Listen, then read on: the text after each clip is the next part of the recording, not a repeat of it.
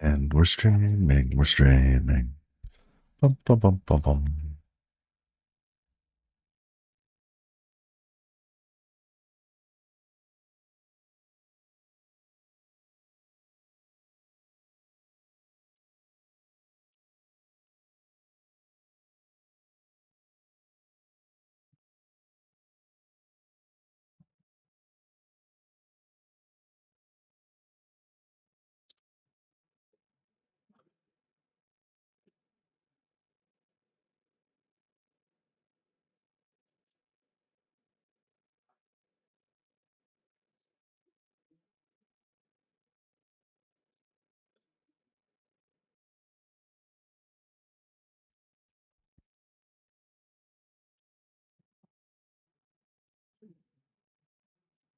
Good morning. Happy Saturday. Let's see what we're going to do today. Dun, dun, dun, dun, dun. Let's do some coding.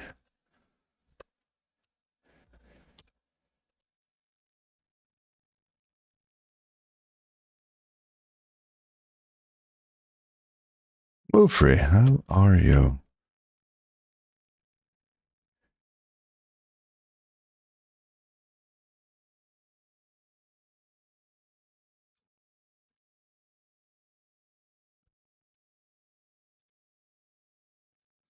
So,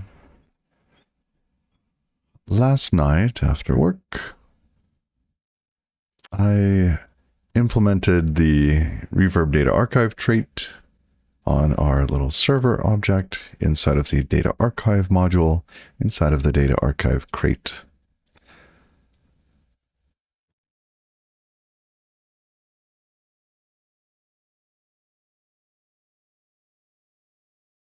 These are all just stubbed out. They have not been completely implemented. They're just stubbed. So it can listen, but it doesn't do anything. When you ask for a stream, it returns you a stream. That's not wired up to anything. When I ask for databases, you get nothing. So trying to build up one side of the service, and then the server will get a little functionality, then the client will get a little functionality, and we go back and forth, building things up. My Saturday is well so far. Spent a little bit, had a little bit of a soak. It's nice and relaxed. Wackiator, how are you? Happy Saturday.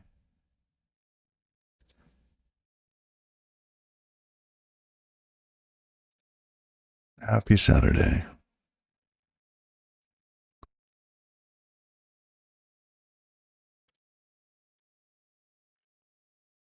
So, we have this pretty much stubbed out. I think we should go to the other side. Let's go ahead and close everything. Close all. We will go into data plane and work to connect. I modified the settings of data planes so it knows what the host and port is. We can connect to it and ask for the databases. Let's see, I have the data archive running, and here is data plane. If we run that, it starts and it connects very quickly. It gets a response back. DB status is just nothing.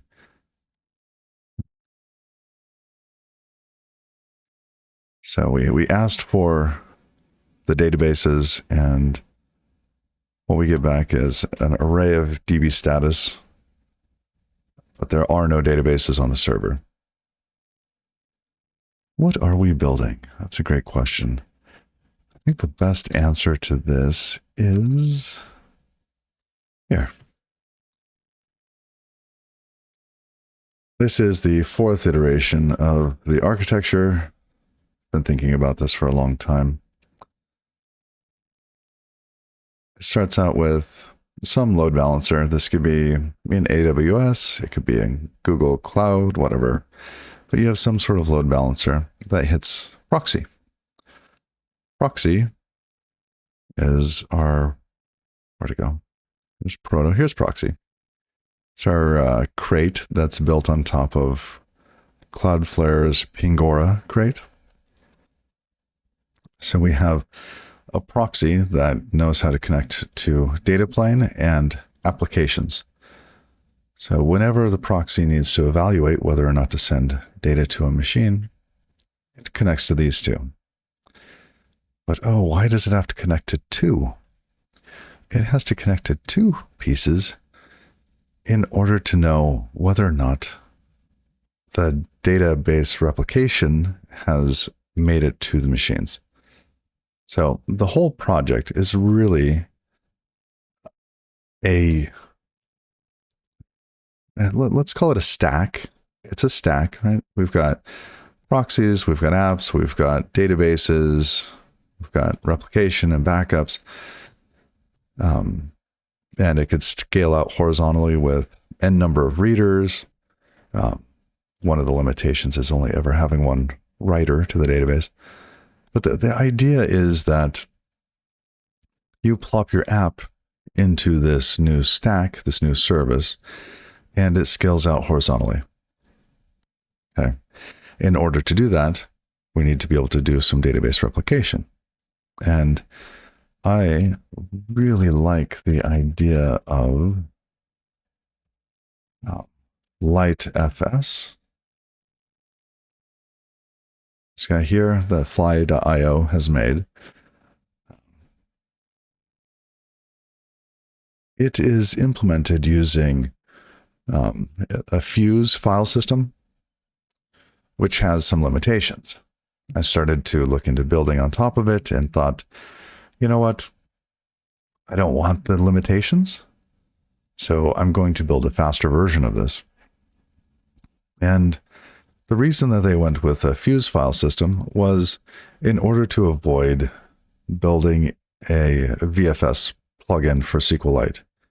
It's actually easier for users if they don't have to bundle or if they don't have to load some sort of plugin. But by doing so, you lose a lot of performance.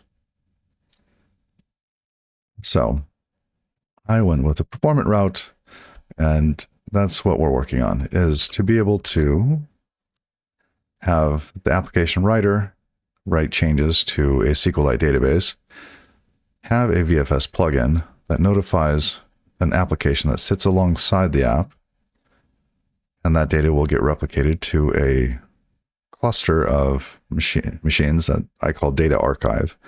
Data Archive will then replicate the data to all of the readers via data plane, where the data will be applied to their local databases, and the application would start up. Oh, we got a first-time chat. Sign up microservice. Well, thank you. You say you like my voice. I don't have chat on the screen, but I used to. Well, thank you. I appreciate that.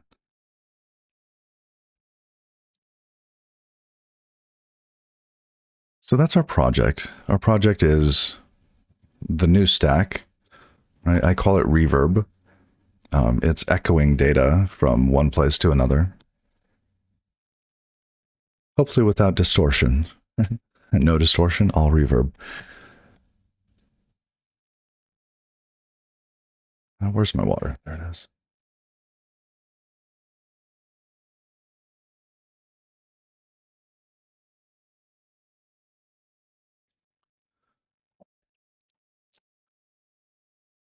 Let's see, Wackiator, you say you keep hearing about Elixir these days. Well, there's minimal downtime. If something goes down, it comes back up. You've been thinking about building something similar for Rust applications. Oh man, and Mufri says Erlang is neat, but it breaks your head. I love Erlang and Elixir. When I first started streaming, way long ago now, right, we're on stream 587. Um, when I first started, I was converting a backend game engine from Erlang into Rust. And there is a project, there are a couple of projects, but I think, Wackator, what you might be interested in, let me see if I can find it real quick. It is called what? Where's my Discord? I need to start Discord.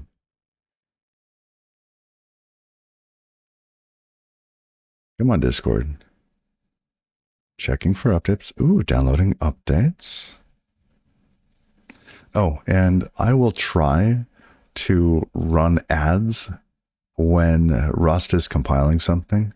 I'll kick off a 30-second ad during a compilation so that we can control when the ads happen on the channel. I don't know how to turn them off. So where is it? Is it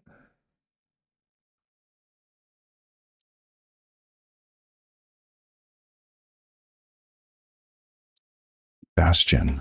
I think it's Bastion.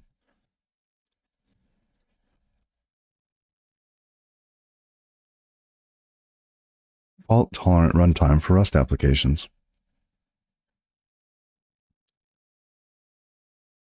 Which does have ads. So that's the what I have found to be most like the Erlang system. You have supervision trees and automatic restarting, discovery and whatnot. Now, you might come in and discover that, hey, like not a lot of people are using it. Oh, interesting. 11 issues found. Huh, I didn't know that they did this. Anyhow, if you look at the GitHub repository, there isn't a lot of motion happening on this, but it's basically like working, right? I think they should probably signify that, it's kind of a 1.0 or something like that. But whatever. If you follow their Discord, people will come in and ask, hey, is this thing dead? And basically it's working for what everybody needs. All right. So basically building a new stack with something that looks and smells a bit like LightFS, but is fast.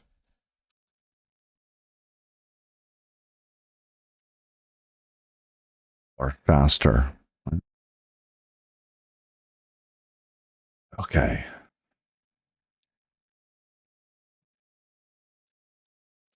So we have proxy. We were looking at proxy. We were going back into data plane. So data plane, it can make a request. It's not all that useful yet.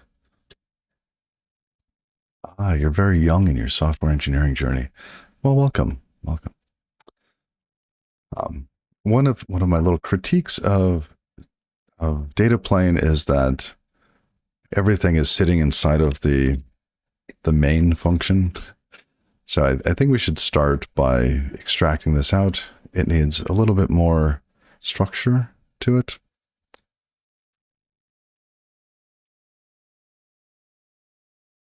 So what do we want to do this? What do we have? We have, our a sprite.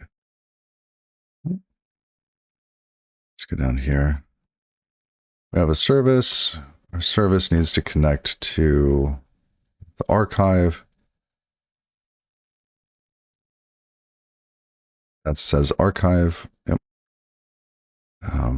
It also needs to listen to FIFO data. So it needs to listen to a FIFO file. the other application, the VFS, will interact with this FIFO. All right, so data plane,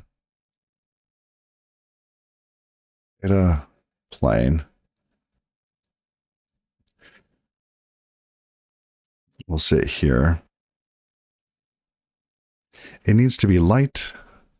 It doesn't need to do a lot of processing. It just needs to shuffle data around. So I think this piece here looks like a UFO, not a plane. You're right. These little tractor beam, a cow. Cows always seem to. That's a cow. I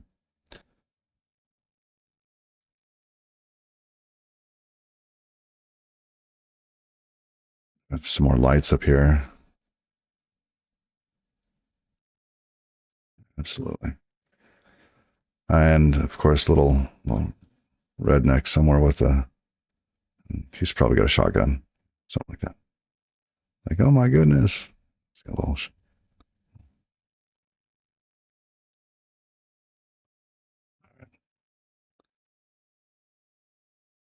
All right. We need to organize data plane into a couple of different modules. It's this piece over here that with data archive that I'm most interested in at the moment. So let's figure that out. What is happening here? We have main. We just log that stuff is happening.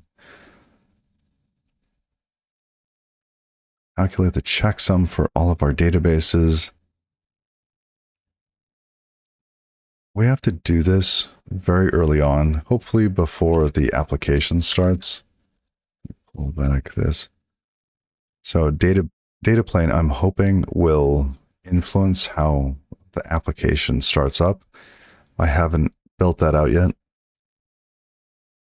but data plane needs to initialize before the application does. There's our UFO again.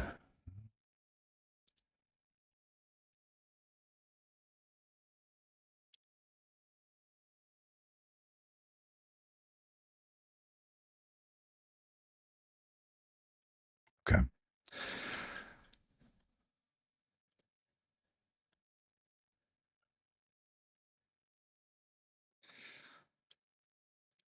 So what is going to happen in here? We need to know about our databases. That's fine. We can have our appdb state. We need some module that represents this, that can have some sort of shared state with the rest of the application, because FIFO will interact with the application DB pieces. Because as a change happens to the database, FIFO will get notified. We will need to send the change to archive. And we will also have to update our checksum for the database and the database page.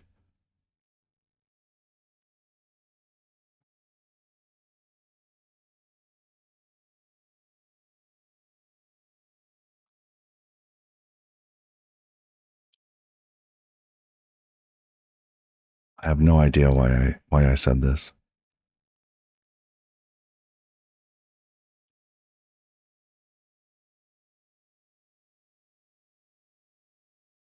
Okay.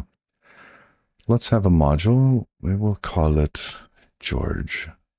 No, call it FIFO. We already have a FIFO module. What are we doing in it? We can create a FIFO. We listen.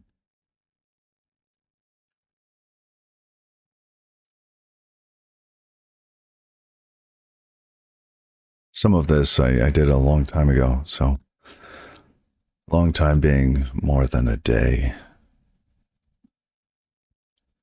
This is in the spawn. Block it, okay.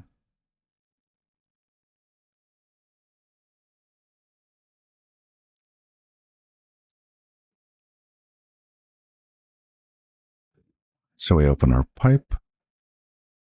We read, because we need to know how much data is incoming.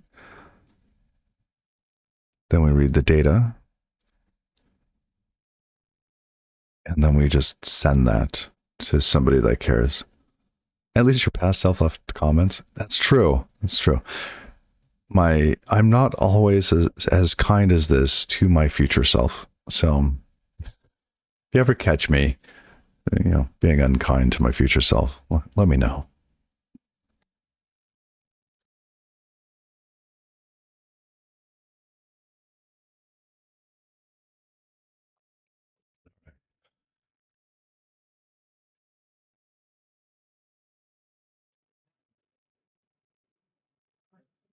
So we open a receiver.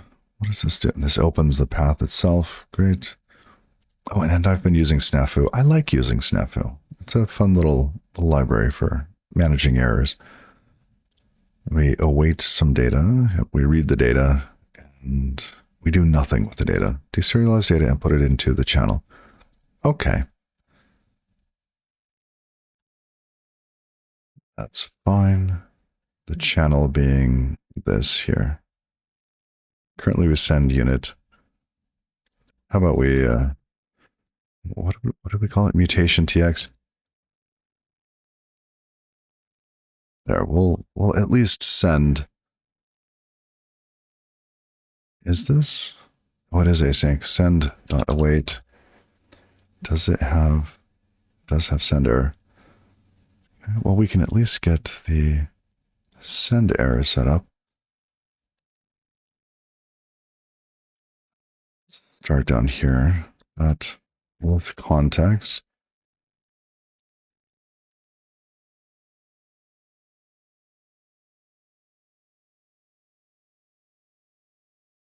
Call it mutation send snafu.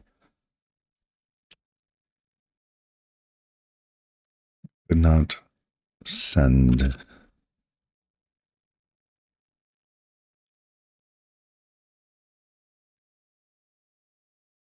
It's not standard IO error. What is it?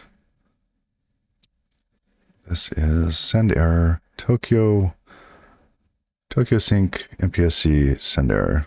Okay.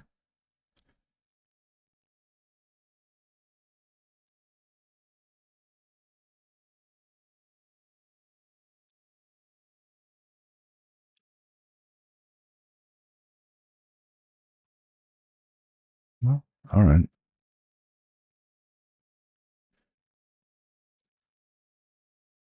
Now this is the actual data. I wonder if we should try again. How does this errors? How does it fail? Receiving half is closed. Fine. That probably means we're shutting down.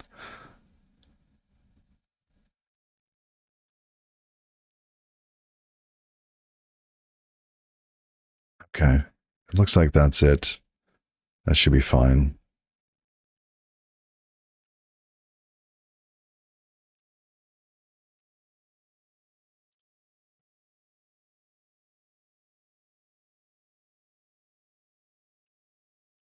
Really? Cannot find struct. Mutation send snafu. We called it, send mutation snafu.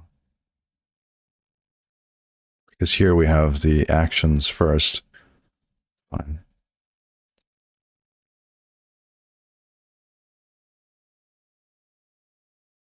Beautiful.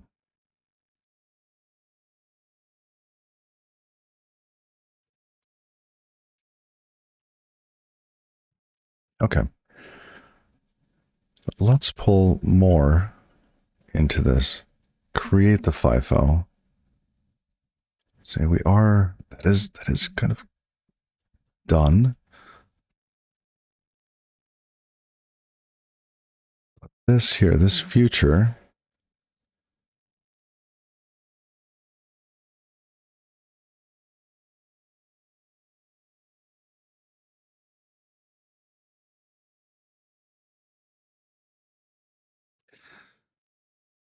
Why do we have one wrapped in the other? Like, why do we need this when FIFO listener is future? Are we just wrapping this for context? Maybe.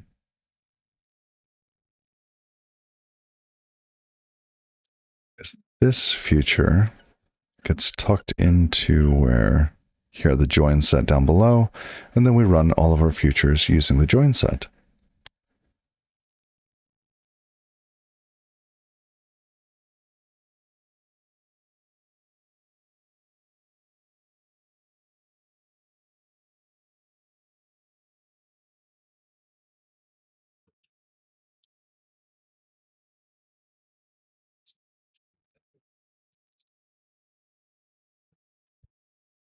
Okay.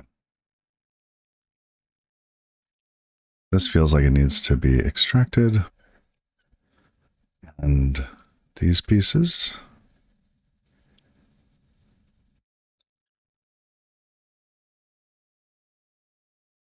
And then some of this. Okay. Let's do the FIFO bit first. Now, in order to do this is so weird. And then we just log it. We wait forever, because hopefully this just runs forever. If, for whatever reason, the file system destroys the FIFO, the operating system does something weird, then yes, maybe we would get an error. I suspect that would be very rare.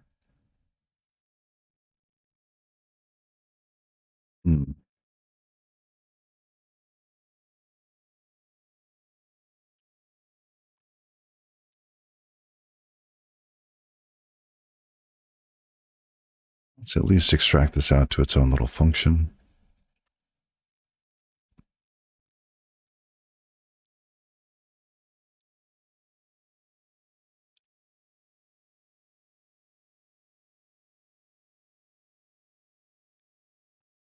Let's call this something like whole FIFO.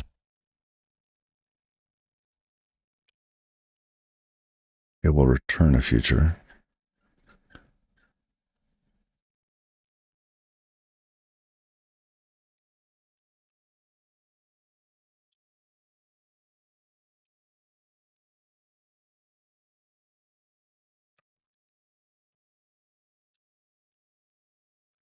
We do not need the async anymore, as this is async. We need the FIFO path, sender, and the error.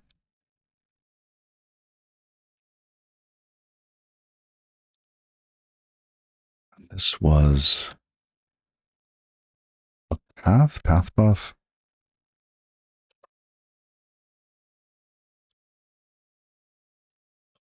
And what was the mutation sender? Let's just say it's unit for now. Oh, well, here. It needs to be one of these.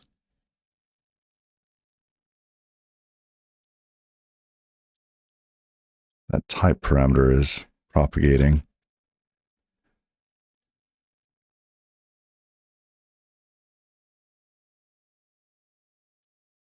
Sync.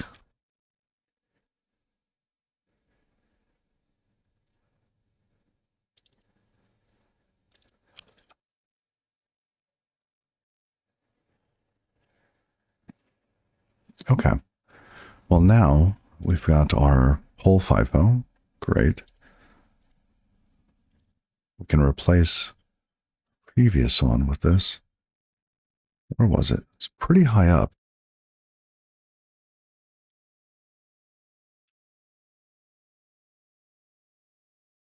It needs mutation center and the FIFO path. FIFO path. It's both of those. Great. Question though.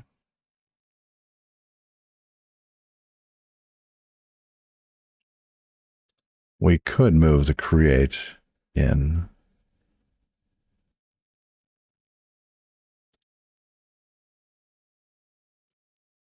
So while this is a future, maybe I like setting up the channel outside and passing in half. For a while, I was creating the channel inside of these, functions, methods, types, and then returning it. I didn't like that as much. I like having the ability to change these and possibly have, you know, some type.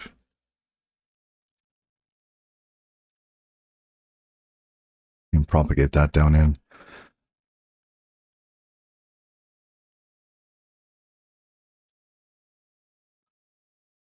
This here, creating the FIFO could be done inside.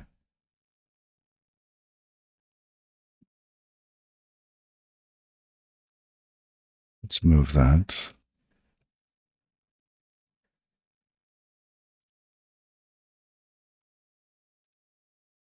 But now do we need the whole thing to be async?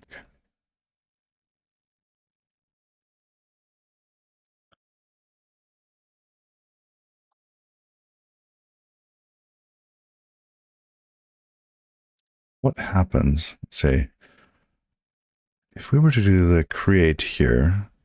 I think that would have been fine.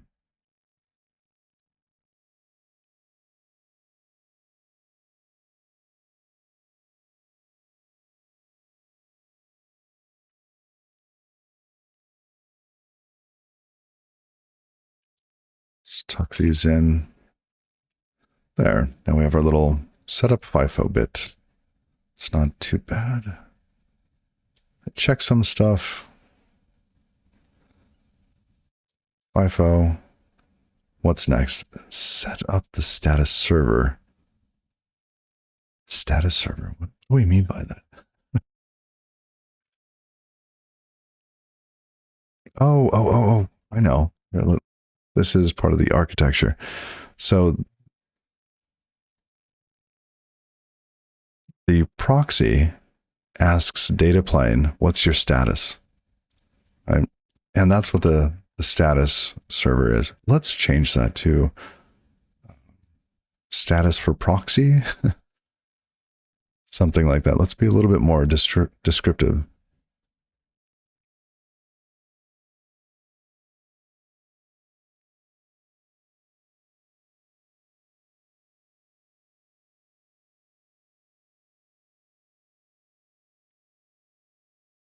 And how does this work? We end up with a channel, which we are setting to true, right? This is debug code here.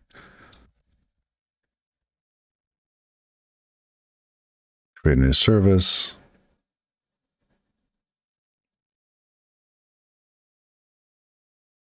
We wrap that. So really, it's not that much code. It's just this section here.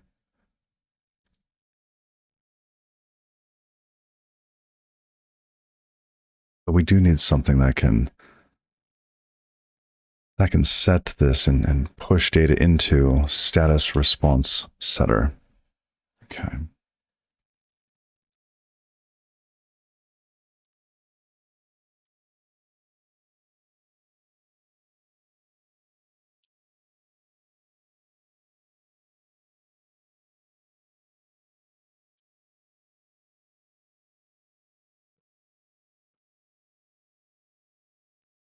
This could get tightened up a little bit.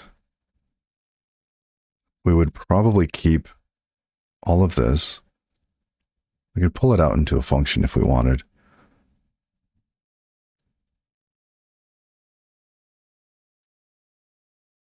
Because we should not be the leader starting out, and we should be initializing.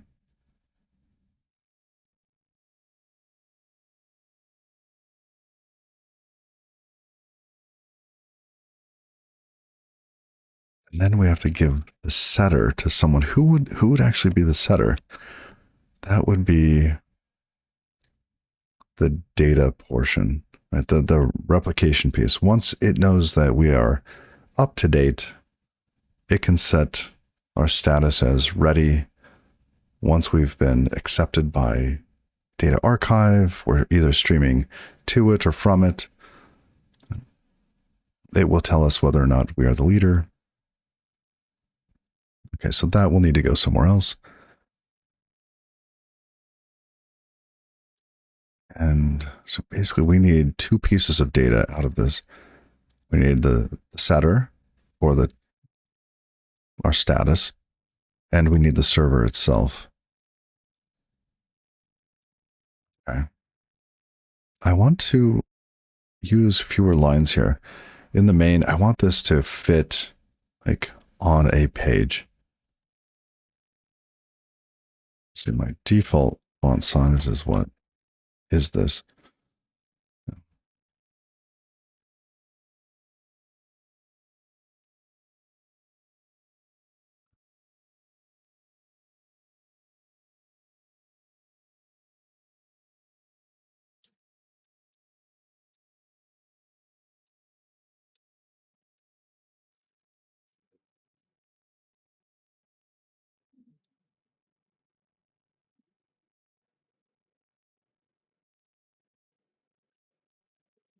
Keep moving.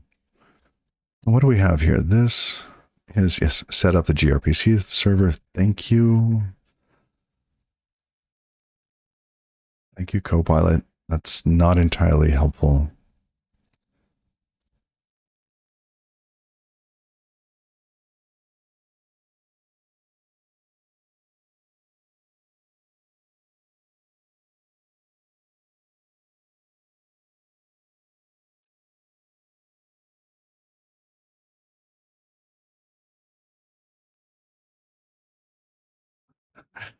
I love this.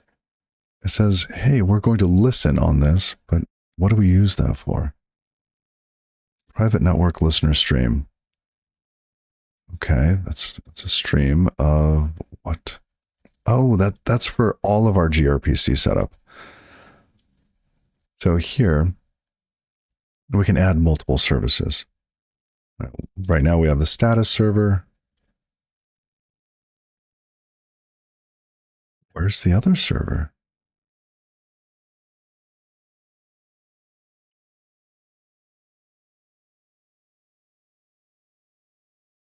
I thought that, I'm thinking of data archive. In data archive, I just added a second one, wherever that is. Here. Okay, great. Too many binaries. Wow, this is a big setup for just our listener. That should be extracted.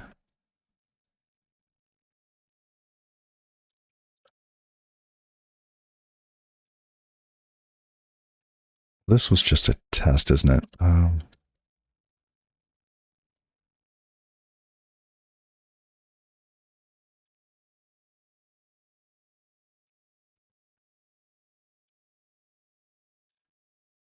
So really, it looks like it's this piece here to here.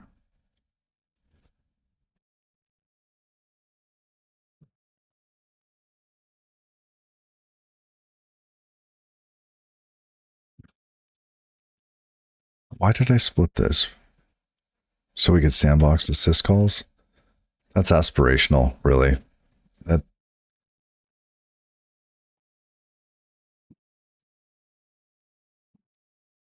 oh, let me let the dog out. I'll be right back.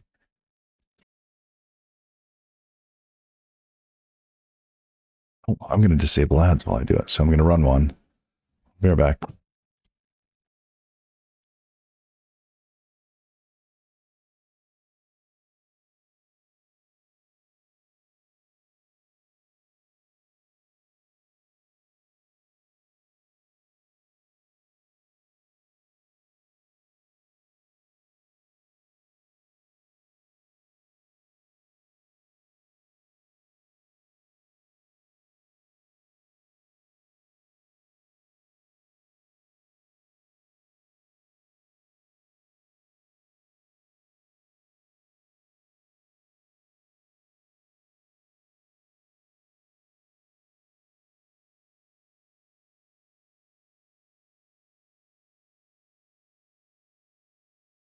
Okay.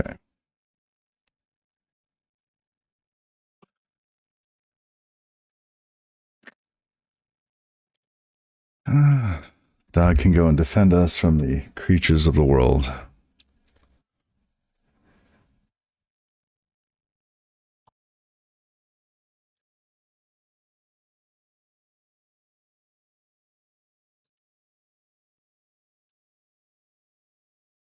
Let's extract this. You know what I miss? I miss extract into function. Where did that go? Is that just not working here for some reason? Inside of Z? I have extract into variable.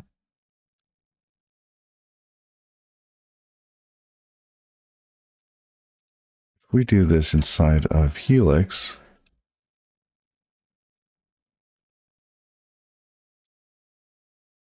what file is this? Data plane main. This is line 140. I know the font's tiny. I just want to check.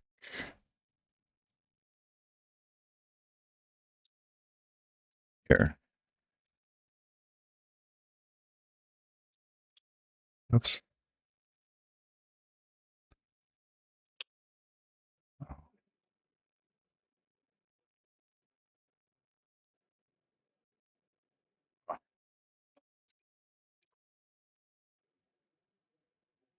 Where did that go?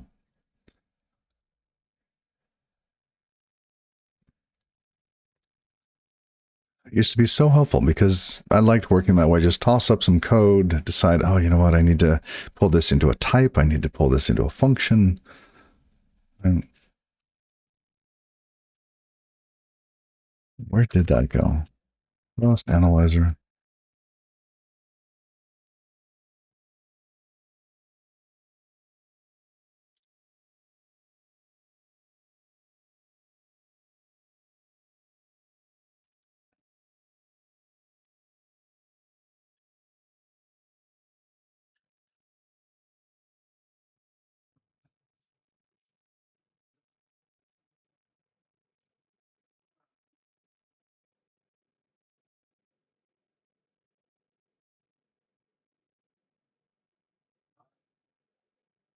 I can reproduce this for files that are not part of the module tree.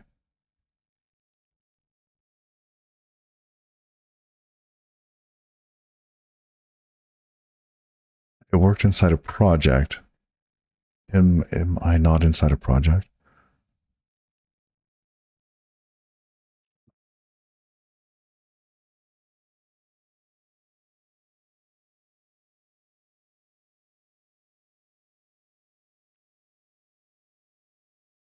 Oh, look at that. If I had Tokyo main, I do have Tokyo main on it. I wonder if that's it. Bum, bum, bum. Huh.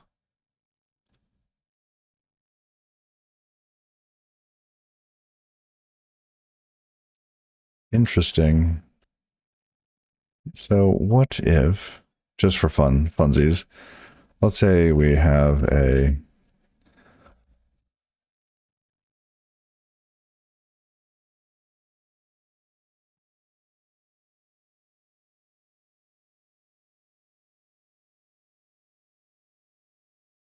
now, do we get it? Let's see. Yep. Look at that. Oh my goodness.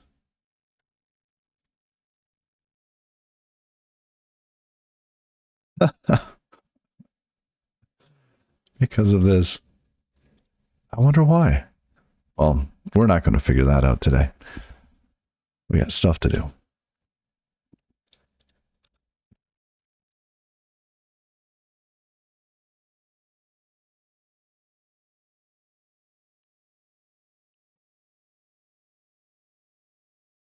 Okay.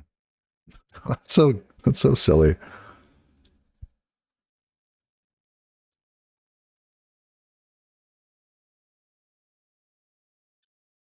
Where were we? We were down here. Looking at the listeners, this piece here, I wanted to extract this into a function. Look at that. Now when we do this, it creates a function with arguments, which I love. I love that. What do we want to call this though?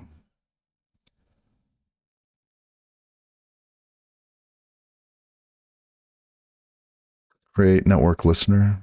There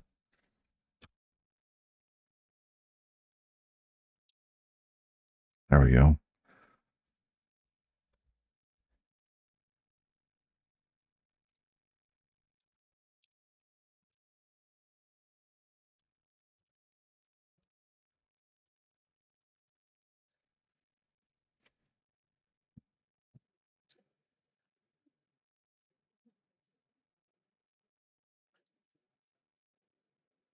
This here, I have this happening all over, where pulling a value out of settings takes up an entire line. I wonder if there's this is bike shedding. I'm not going to do it. Okay. Okay, that is more reasonable. I want it to read like a story. I don't want people to have to reason through the whole thing. So here we create a stream, set up the service.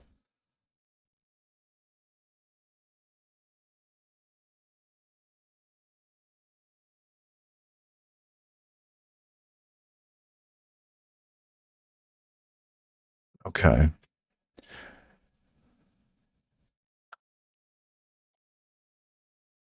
Now this is just for the status server.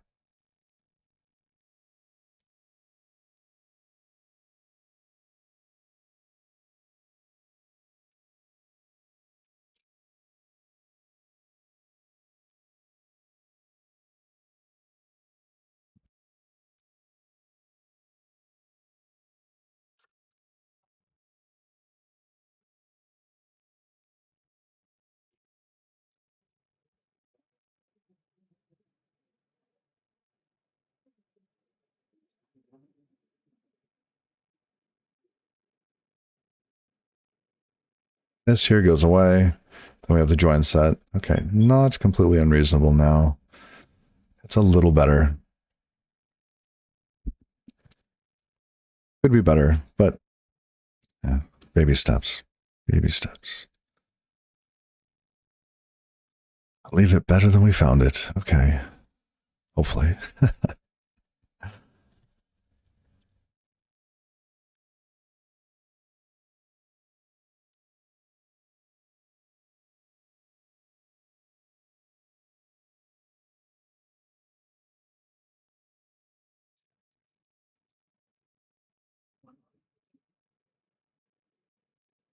Now, the piece that I want to try to work on is what does this server do when it starts up? At the moment, I just have it asking for the list of databases on the archive server. What it really needs to do, let's see, we wrote down a list somewhere. It wasn't here.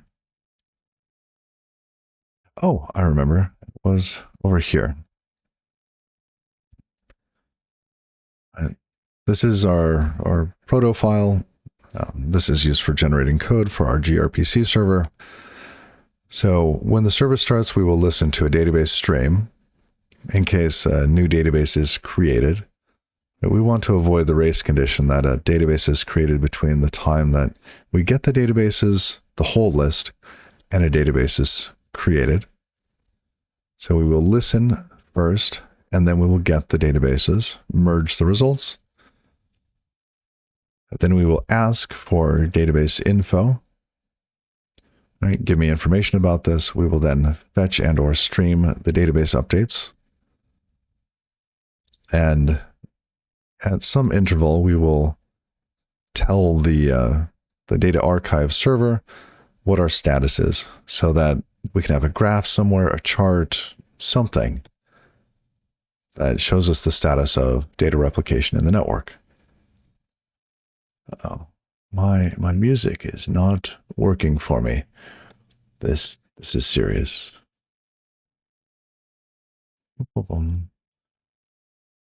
Now I'm not playing music for y'all, but I expect that you guys know how to play music.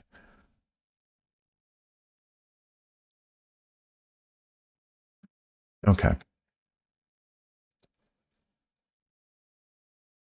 But what do I want to listen to today? That's a great question. I think we're going bluesy. See, I'm probably saving some of you from a blues hell, which, you know, I kind of like blues. Blues. Some blues, some I don't know, blues kind of led into what R&B. I like funk. Man, I like funk.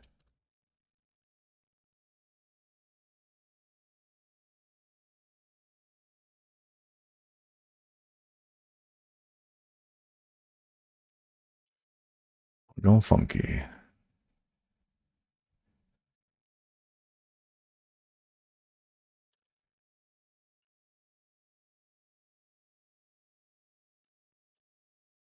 Okay.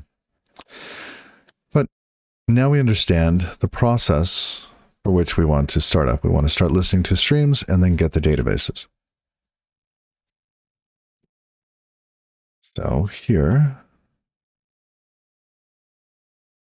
what do we want to call that inside of data plane?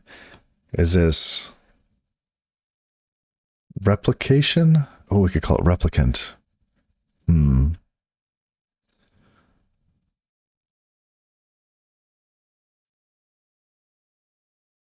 What else could we call it?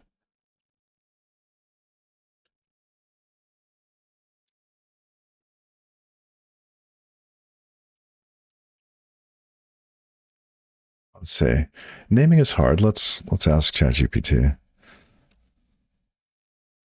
In a project in Rust, project, let's say in a software,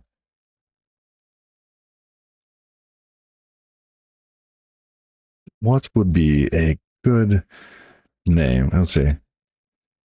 Give me list of 50 names that would be good for a module that, oh, shoot.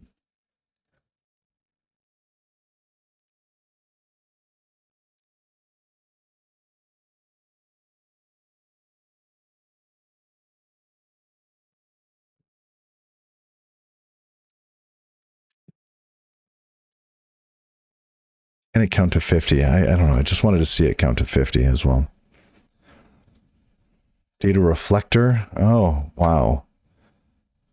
Some of these are going to be junk. Data sync. Okay, not bad. Replicator. Kind of like replicator. Sync manager. It could be like just a type. We start up a type.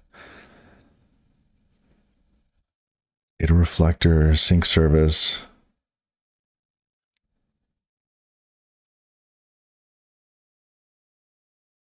DB clone. Let's see. Let's go down to the bottom of the list.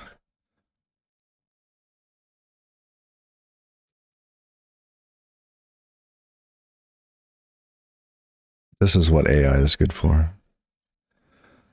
But maybe like a DB sync manager is what we'll have. Let's start to extract some types here.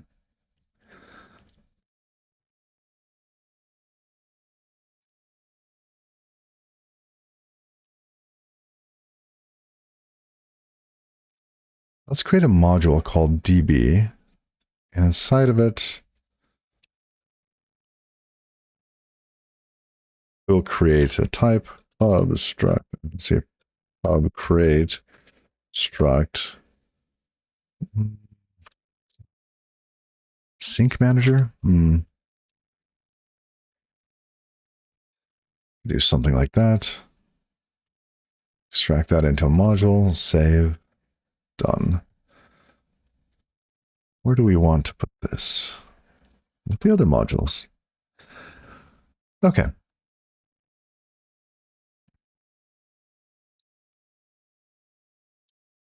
Let's implement sync manager. Sure, generate new.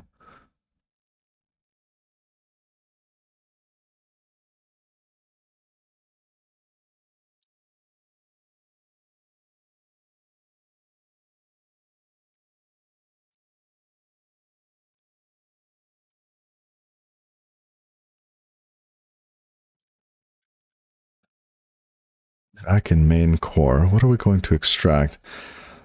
So let's say we want a let sync manager equals, that is silly. Okay.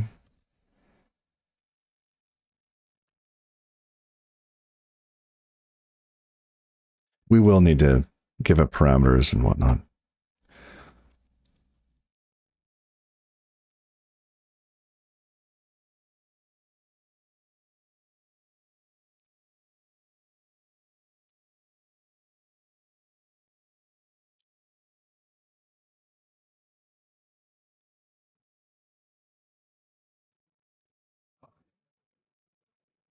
Now, on top of Sync Manager, I want to get the futures that need to run.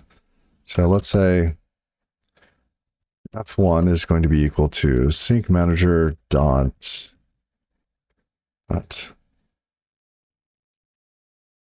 what was it? Let's go back to the proto file. Stream databases. Let's do that. We just want a future back. We just want to get some sort of future. Once that has started,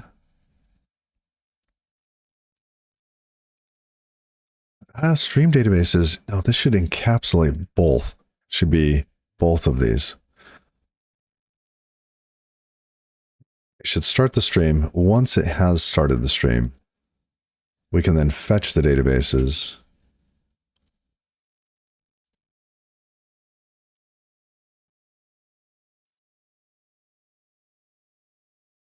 Maybe this is just a run. Syncmanager.run is able to go through this process.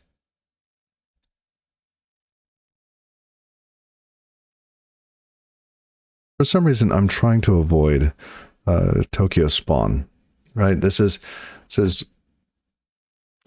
a me thing, really.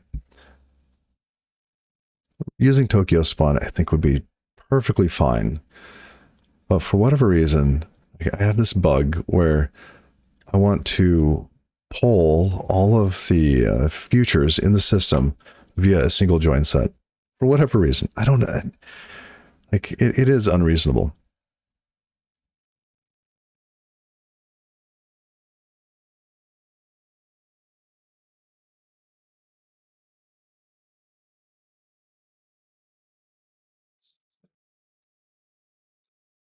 Let's see. I want to do a little bit of research on this. Tokyo join set versus Tokyo spawn. No. Join set, spawning.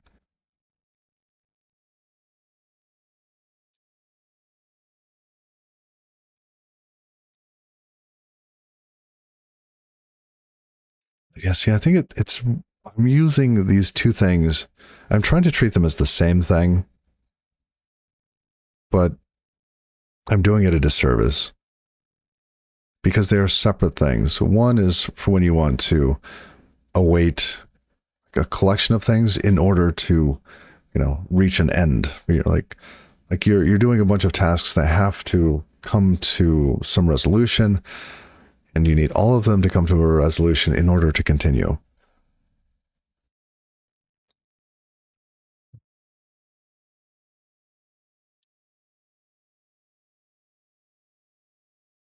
Interesting, though. I want to read this one. Why should I use Tokyo join over Tokyo spawn?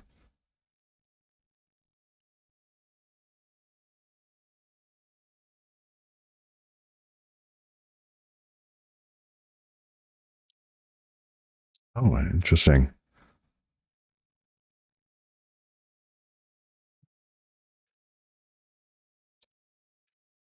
I think I watched this a while back.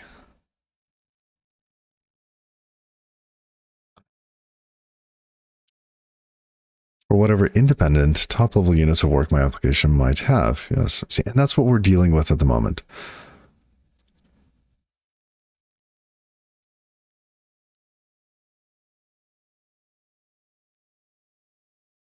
Are likely to need to share references between each other, so the static requirement isn't a problem.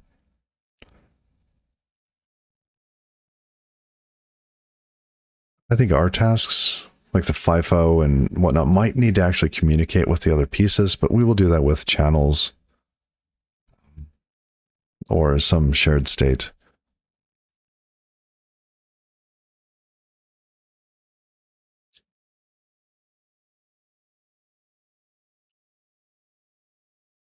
Oh, interesting. Tokyo join.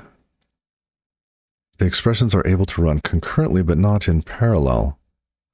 Huh.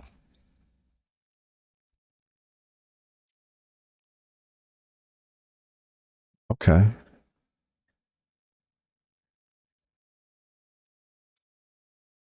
Well, let's remove this self-imposed requirement on ourselves.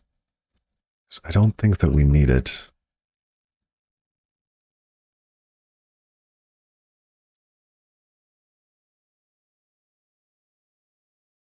Why don't we just create the gRPC server and just let it run?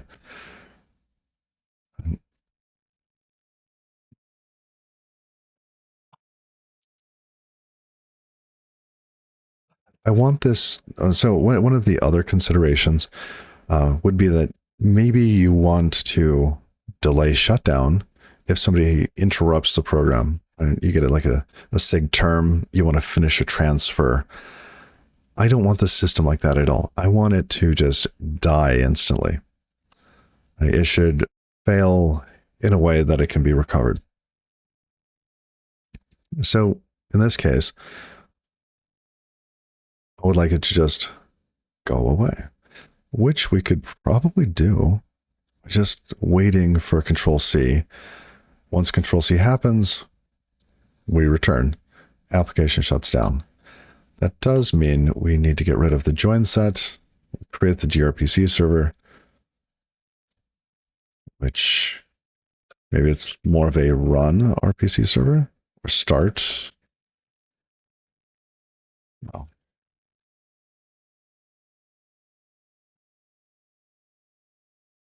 Let's change it in both places at the same time. Start. We will not get that back.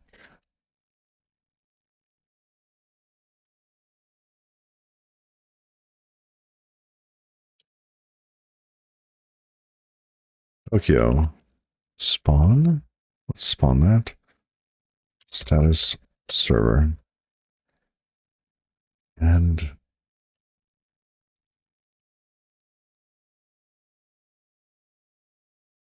this is, does it need to be async? No.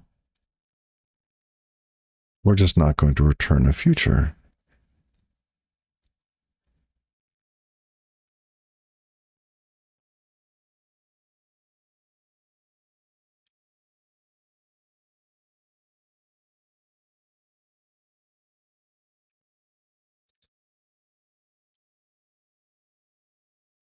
But if this cannot start, if this fails right away, the whole app should stop.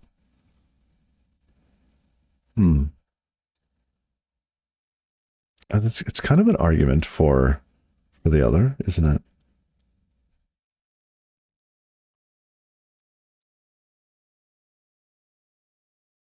Our socket dies, we should bring the whole thing down.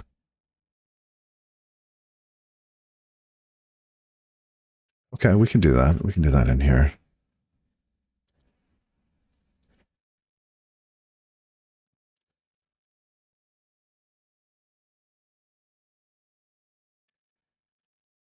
So we could return a join handle.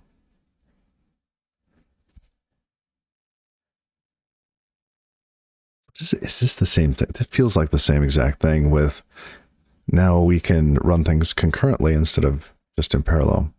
Or not. Um, I said that wrong.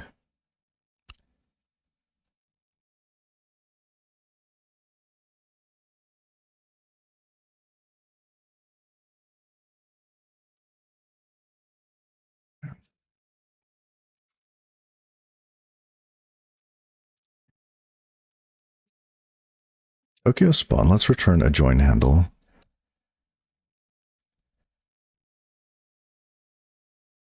Now this join handle should match this. So in this case, we get a result, a tonic transport error. Hmm.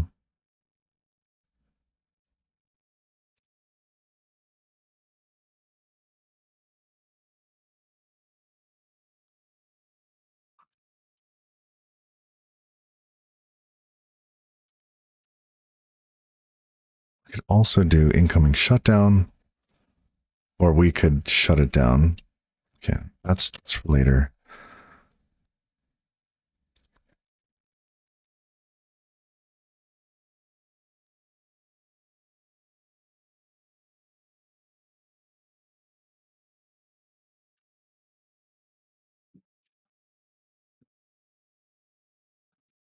Now, so we have a join handle. We could just await the join handle in a join set.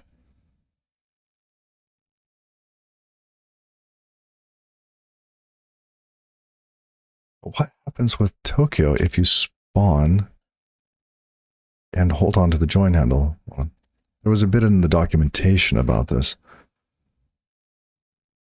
The provided feature will start running in the background immediately when spawn is called, even if you don't await the return join handle. Fine. Spawning a task enables the task to execute concurrently to other tasks. The spawn task may execute on the current thread, or it may be sent to a different thread to be executed. The specifics depend on the concurrent runtime configuration. Got it. It is guaranteed that spawn will not synchronously poll the task being spawned. This means that calling spawn will hold a lock, while holding a lock does not pose risk of deadlocking with the spawn task. Okay.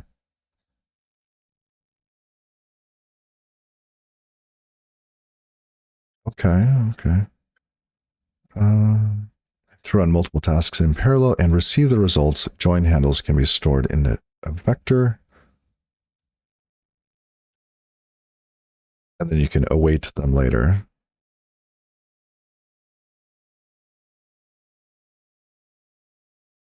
You can also use a join set. Great. Okay. I like this better. Okay. So we will toss this into a join set, or into something that fits inside of the join set.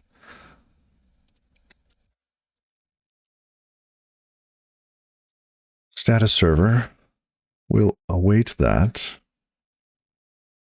Type mismatch resolving. Okay. What is status server going to return? Join handle. When you await a join handle, what do you get? You get a result of a result. Ah, and that's not a tonic snafu error.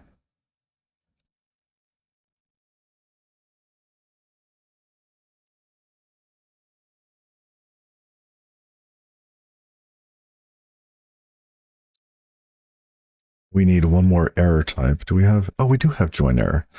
Great.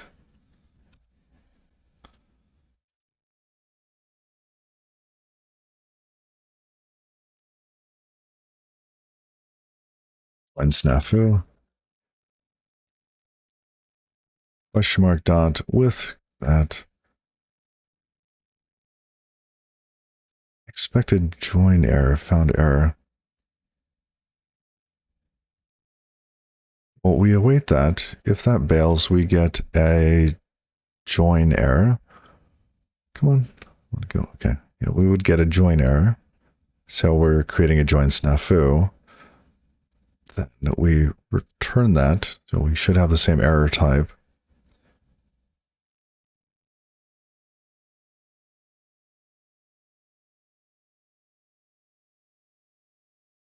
Oh, maybe we need to do a map error? A map error? Because this one deals with the outermost. But how do we...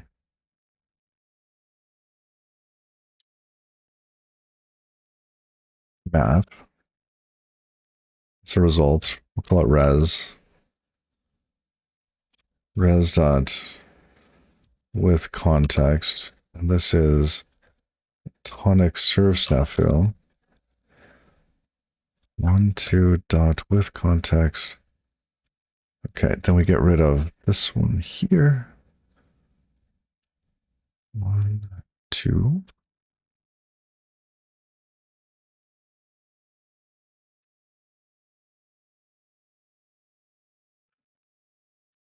So res at this point, yep, we get unit or error.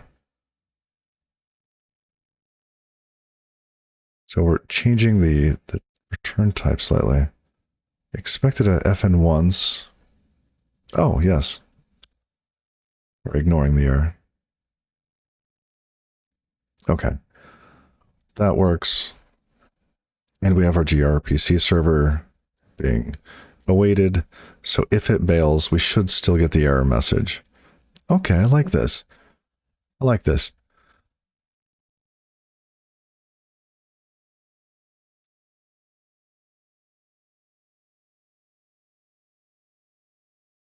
So we start our gRPC server.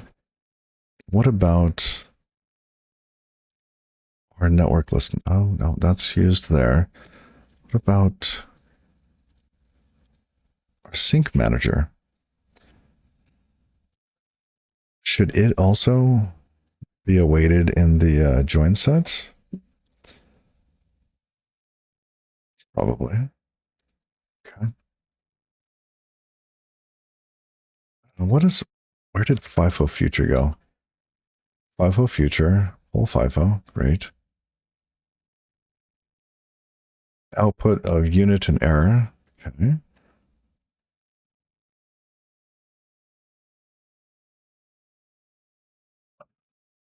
Oh, I see. Actually, it's because these two types are different.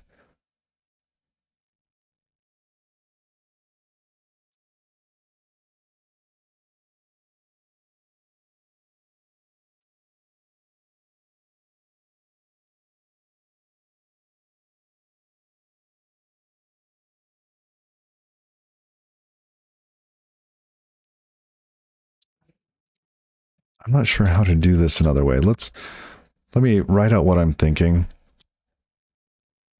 Status server dot await.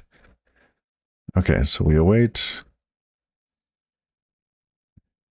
If we get that, okay, great. It doesn't matter what it is. No, it does matter what it is. Because this could be a result as well. This here is a join error. In this case, we want to just raise the join error.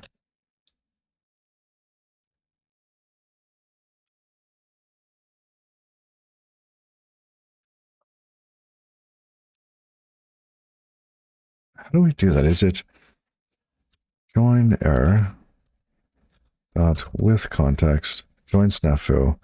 But this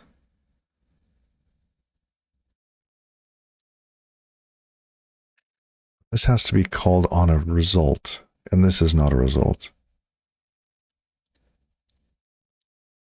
You know what? Maybe the logging was the right thing to do. Say, hey, this is happening.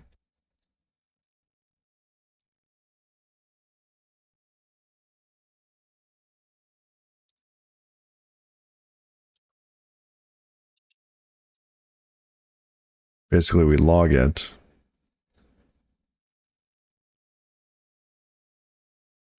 What do I think about that?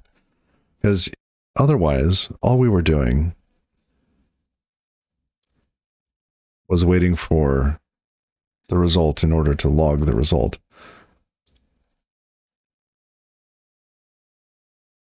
Where we could just, deal with it as we're joining.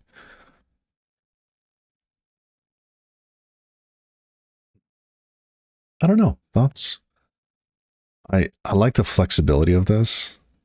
It means we don't have to worry about having the same return type on this join set. It does mean that our logging would be different in different places. potentially. So developers have to be mindful and consistent.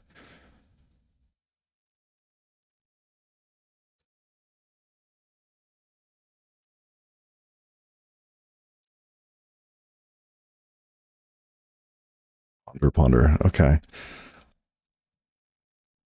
It does mean we end up with a little bit more code because each one would end up logging itself.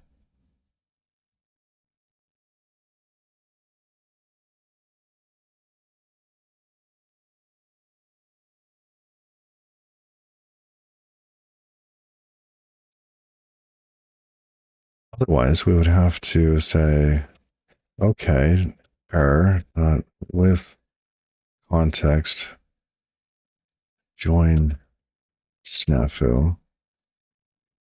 We do that. And here, we say res dot with context. What was the context? This is tonic serve snafu? I don't know. It's a good guess. Oh, lowercase k, of course.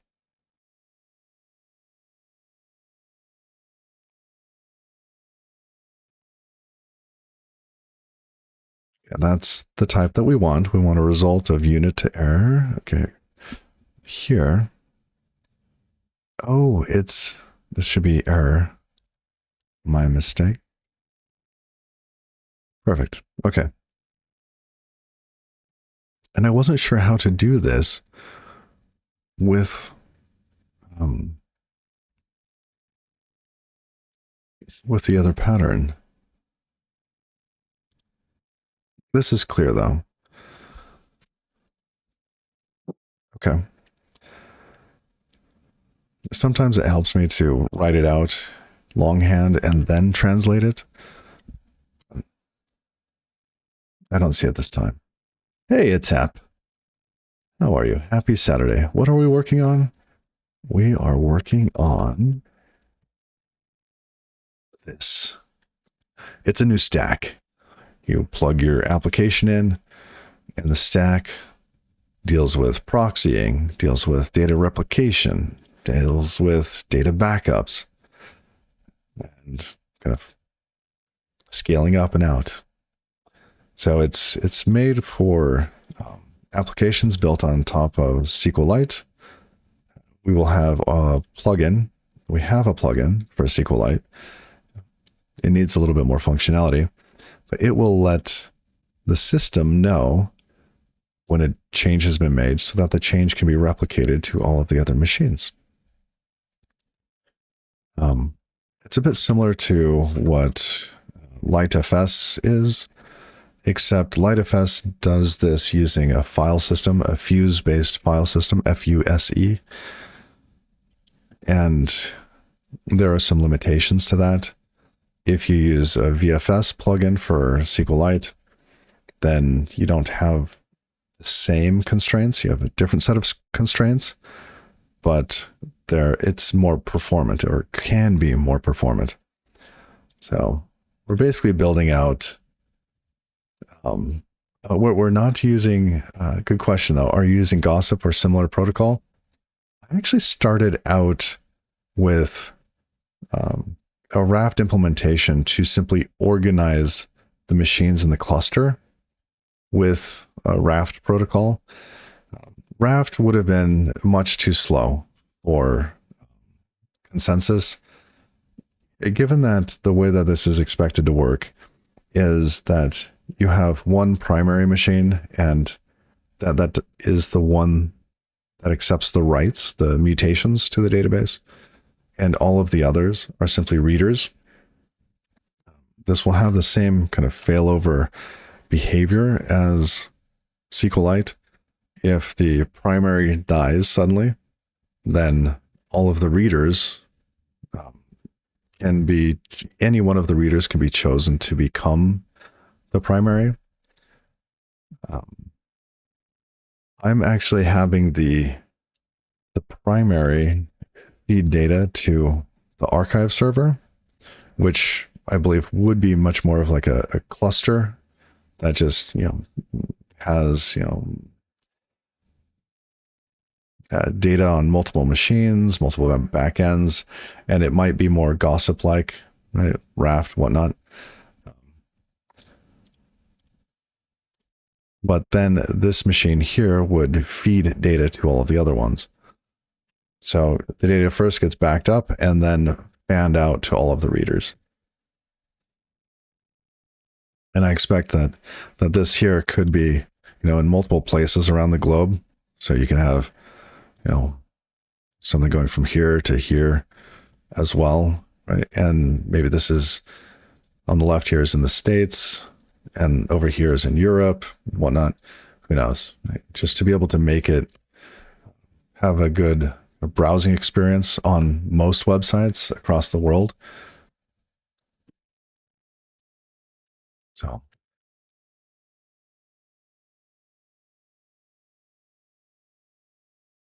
that's it. One of the first apps I want to make for this would be like a website creation tool, right? So you get a domain, you put it into the system, and then you're able to start creating a website using kind of more or less WYSIWYG kind of technology. I want an image here. I want a text there. I want a blah, blah, blah. Using a bunch of kind of templates to create I guess, so long ago, story time, kids. Once upon a time, early in my career, I worked on a product by day.com. Let's see where this goes. I haven't done this in a while, so watch your eyes. Does it actually go anywhere? It might be owned by Adobe now. Let's see.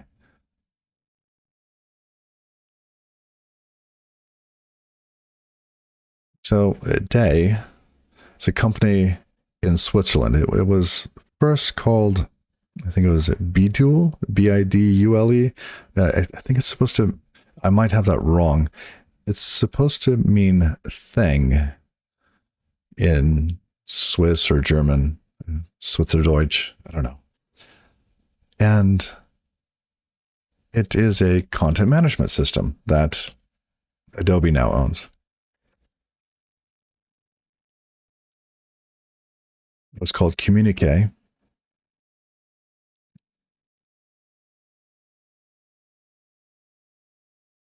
Is the internet broken? Internet, where are you? Google works.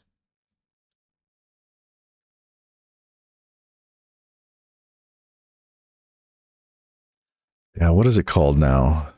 Evolution of Adobe Experience Manager from Adobe CQ5. Yep, CQ.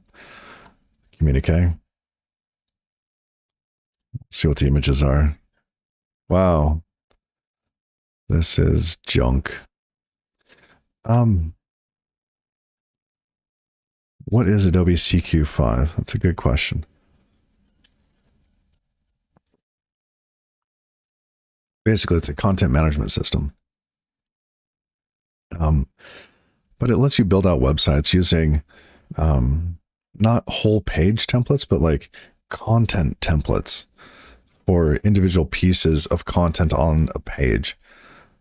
So you might say, oh, I need like a hero element here. So you create a hero element and you can choose different variants of a hero element and style it.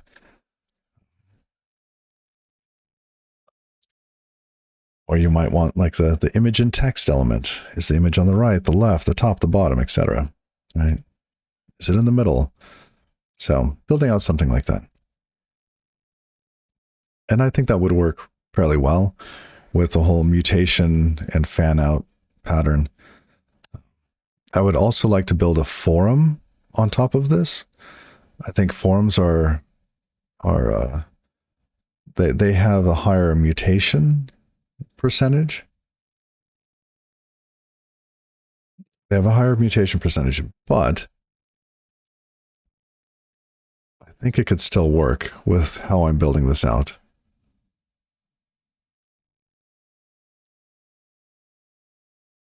Okay.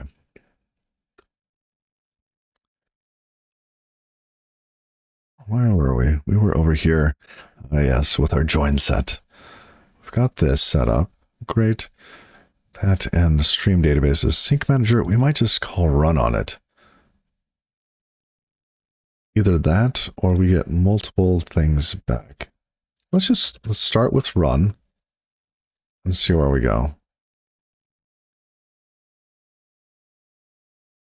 Async function run. Sure. What, listen host name? Yeah.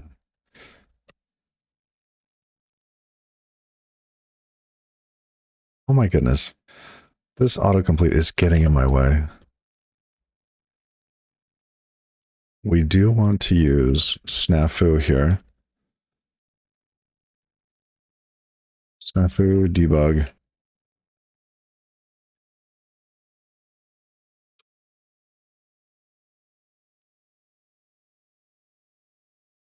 Okay.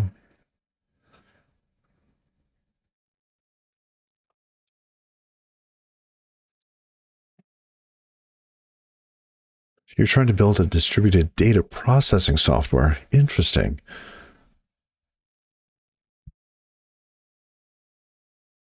That's cool. Is that for work or fun? Okay.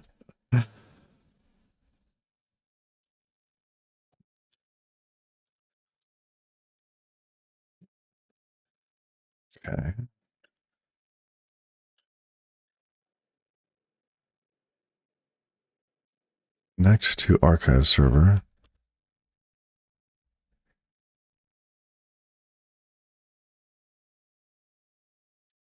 We're not using this anymore.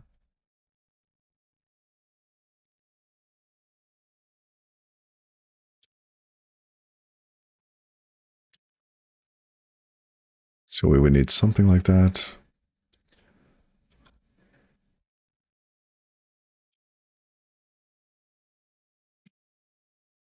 Here we would get an archive client.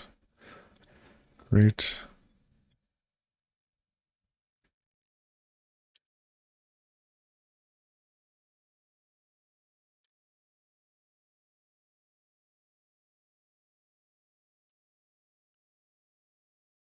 Huh. Where did the other code go? Pull FIFO, create network listener, start gRPC server. Don't care, don't care. I'm looking for the little bit of test code I had sitting around.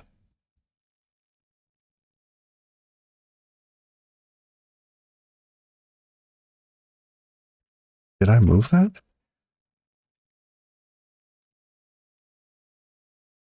So this gives us the connection to the archive server, but then we want to use that for something else.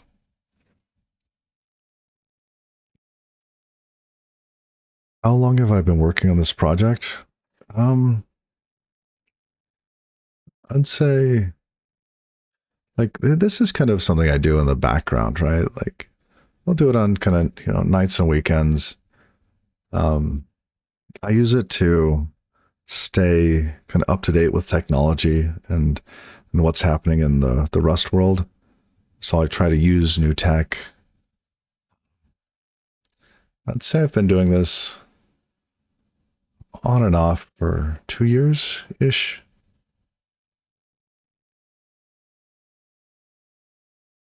Hence the multiple revisions of the architecture. I started out very, very different.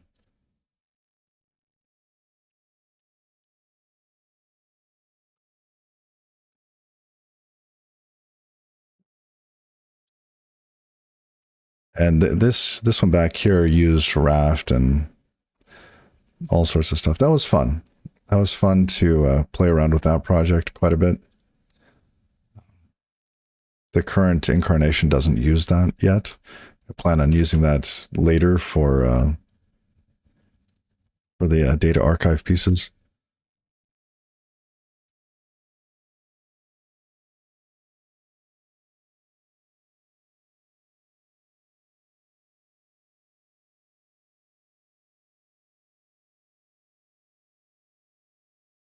Oh, duration. with context. Archive server connection snafu. Let's grab that. Archive server connection error. Got it.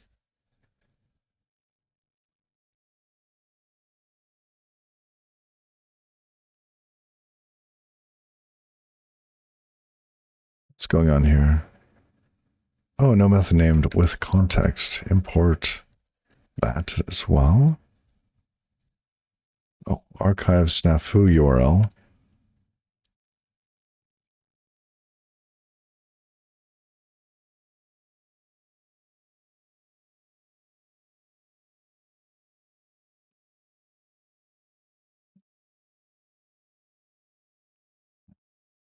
All right, connect to archive server. Great.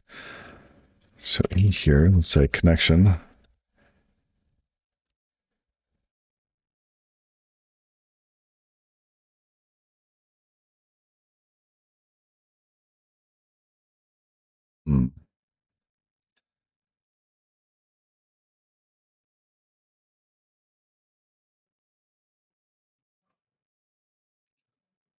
We'll need some data for this.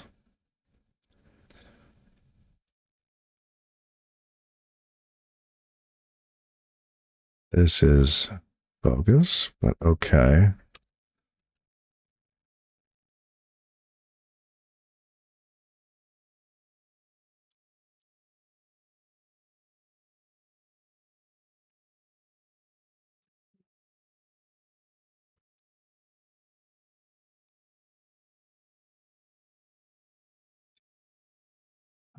Where did I drop that code? Status stream. It's different settings. See, I thought it was in main that I had that code.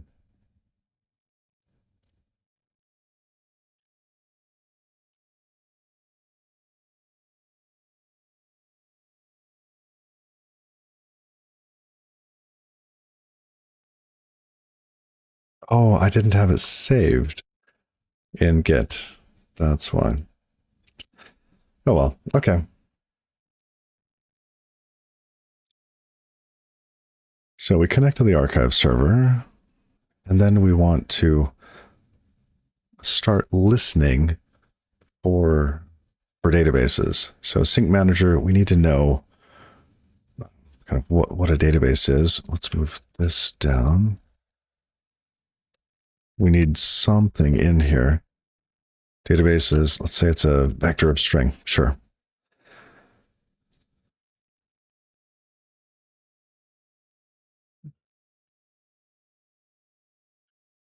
Now, while we do this, we also want, let's see, what's neat about Tonic and gRPC and all this connection, you can use it for multiple requests, and the requests will go over the same connection. So in order to do that, you simply clone the connection, which is cheap, and then use it to make other requests. So, for example, we should probably start a stream. Let's see, we want to do I don't know that we need to set this up on self.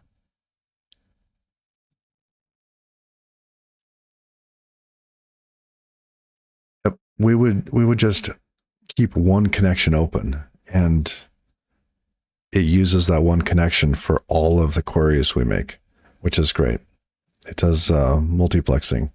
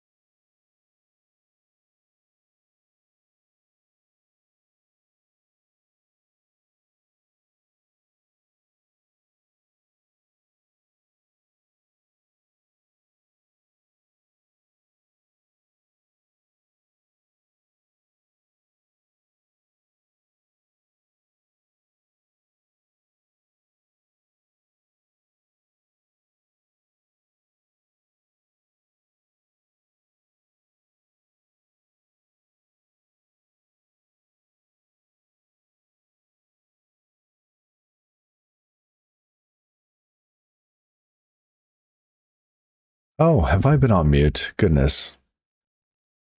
I took a sip of water earlier, left myself on mute.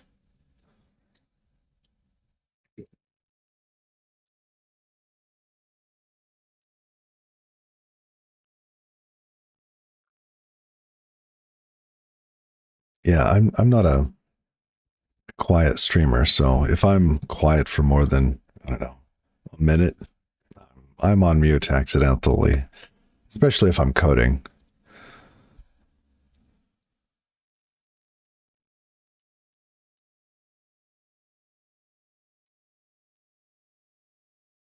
Okay, it's tonic status. Yeah, just shout at me. Connect to Arca. I think that's the first time I've done this since I've started streaming again. Expect more. Okay. Run database stream, message. This should be with context.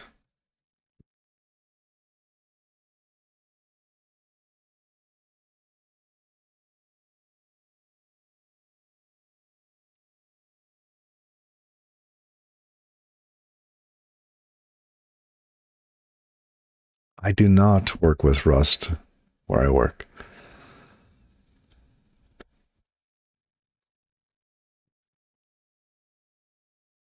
It should probably be some sort of hash map.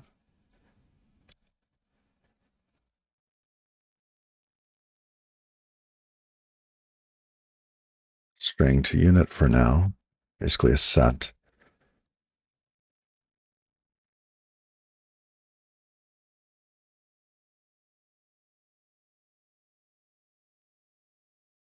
I wouldn't mind working with Rust where I work.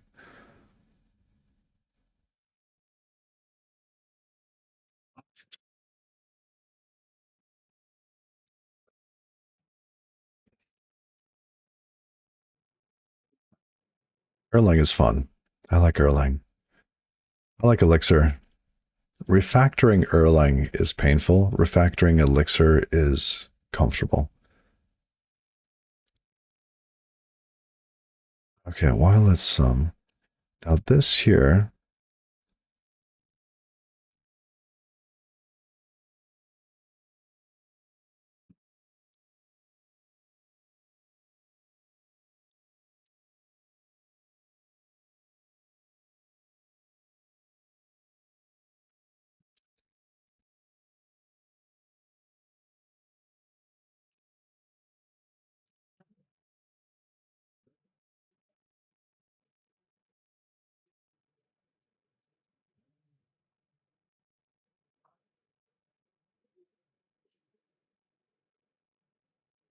Oh yeah.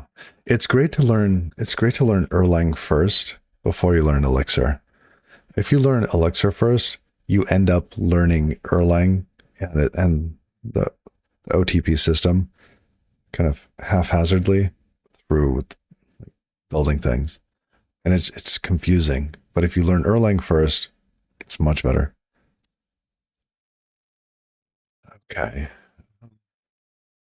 How about this is an option to a unit or thing? And I suspect we will need this to be behind like a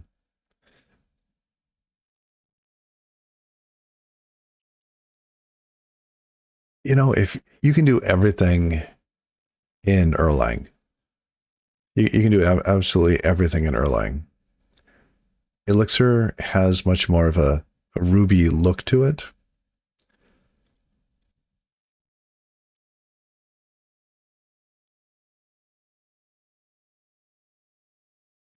But they can work together.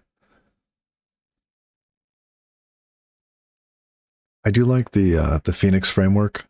It's really nice. Oh, did you say you were working on building a distributed data processing software? Is that in Erlang?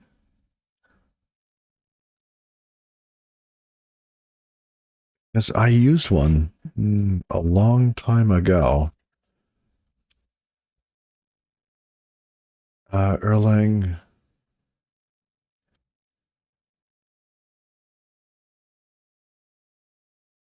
Distributed. Erlang distributed. What was it called?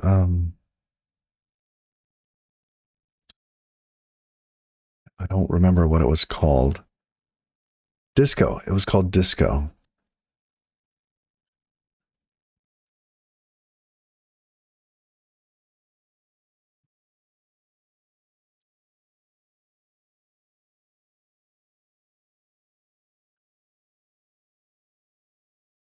Where's Disco? Disco project. Here we go.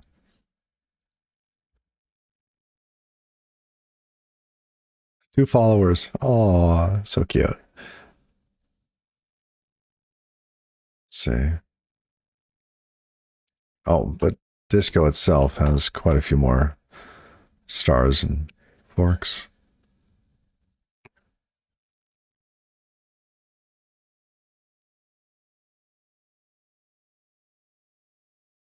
Yep. Check this out. This thing, right? Looks similar to what you're making. 8 years ago is when it was last committed to. So there is that.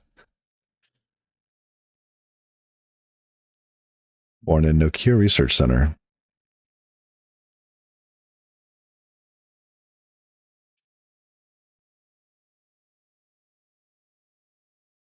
Why not Hadoop? See, and is Hadoop even used anymore?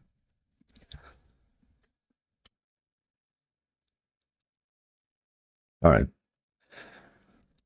that's fun. Fun little memory lane thing. All right, run database stream. What we want here, we want to start listening. Okay. We want to at least get the stream started. As long as the stream is started, we can pull data pieces off of it afterwards. So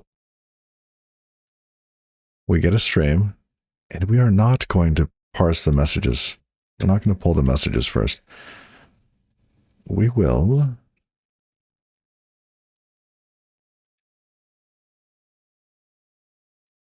connection dot fetch. No, not fetch database. Back here, get databases.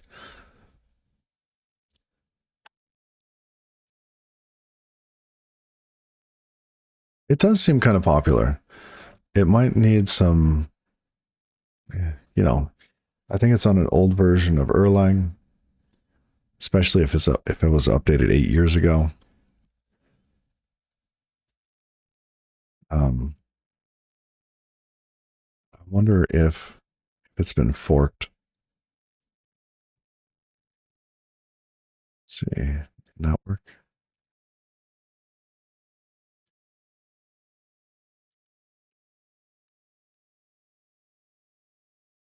Quite a few.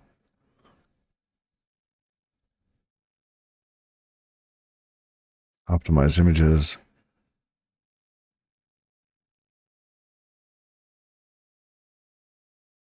Fixed dialyzer errors for OTP 20. OTP is at what, 26, 27 now?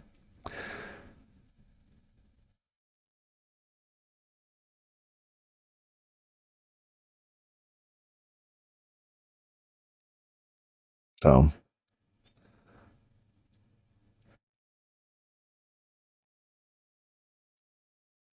which December is that?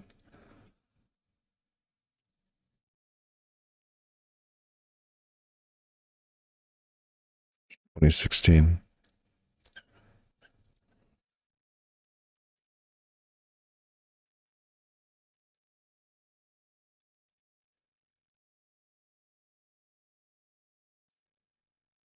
All right, we want to nope, get databases.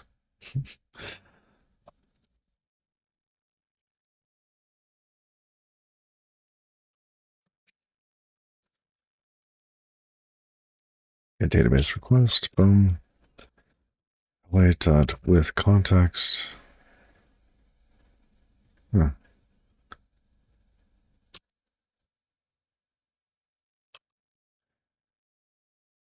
This is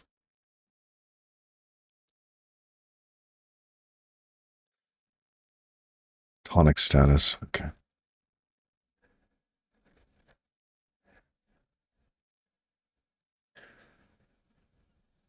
So we start listening before.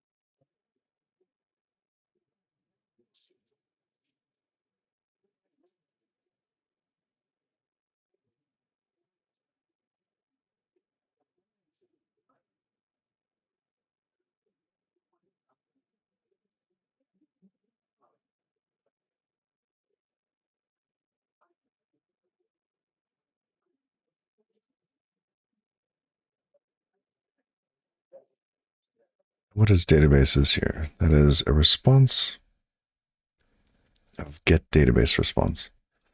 What do we do with that?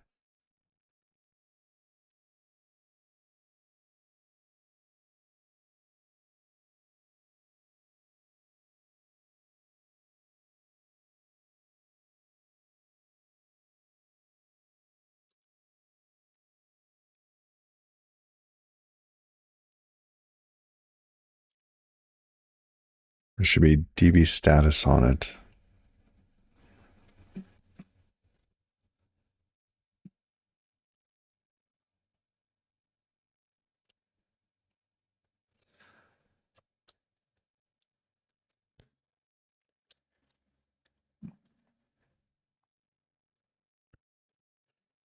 Okay.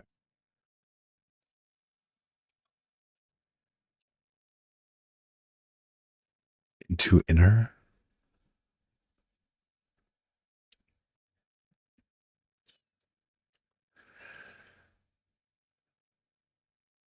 I see. So we can get the different pieces. We can convert it into itself.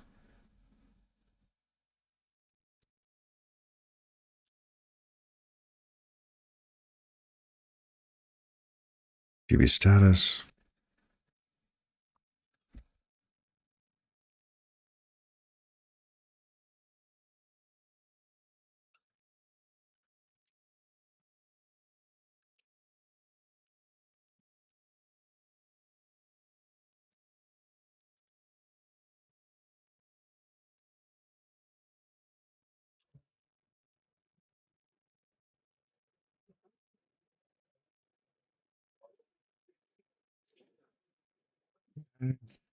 So we get that. We insert everything in there.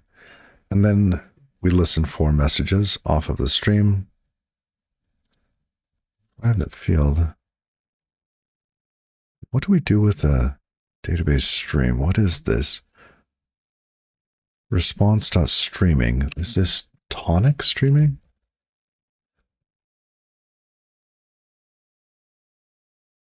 Tonic streaming. Message.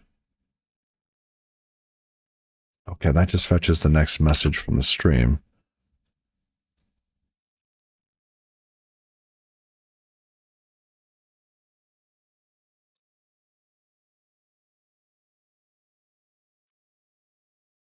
Why does it think that it's private? Oh, it's trying to access that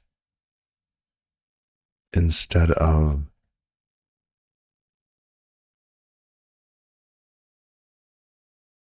Wait, it thinks that's a response? Oh, we need to get the into inner. We need to into inner on that. Let mute stream equals stream dot into inner. Okay. Now we can await. Great.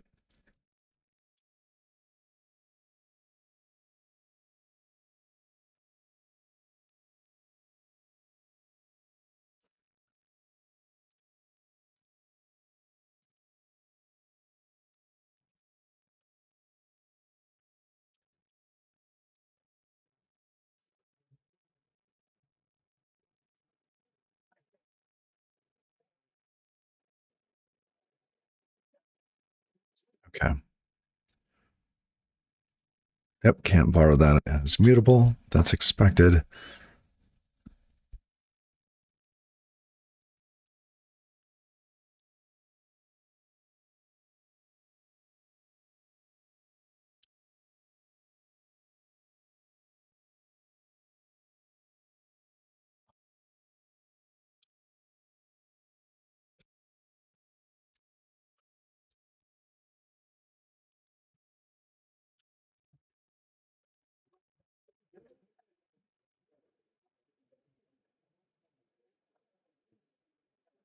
So we want to use an arc on that, and then a Tokyo read-write lock there.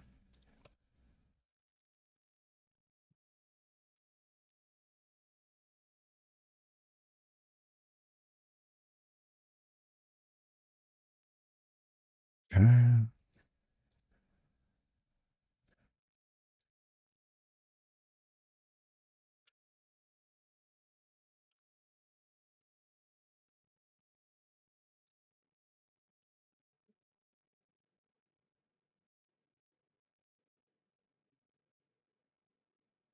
Was this not?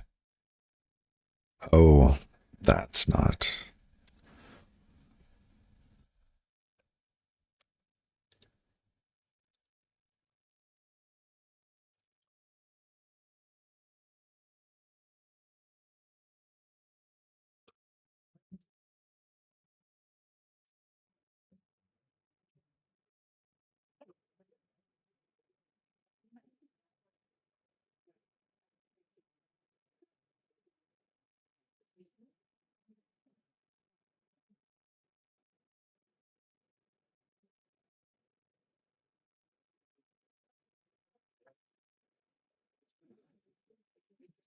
Okay.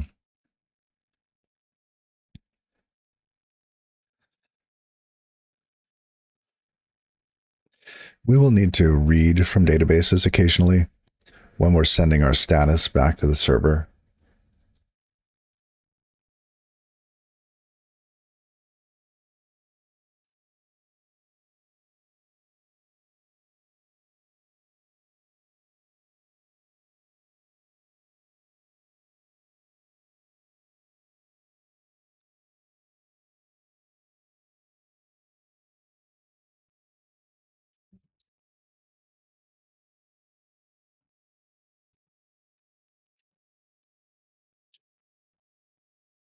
Okay, what about deletes? Okay. So we should be able to run the database stream now. Now, this would never complete. And we would get to this point here and just keep looping forever. We would wait for the next message. So this function would never return. We don't want that. We want that to keep going.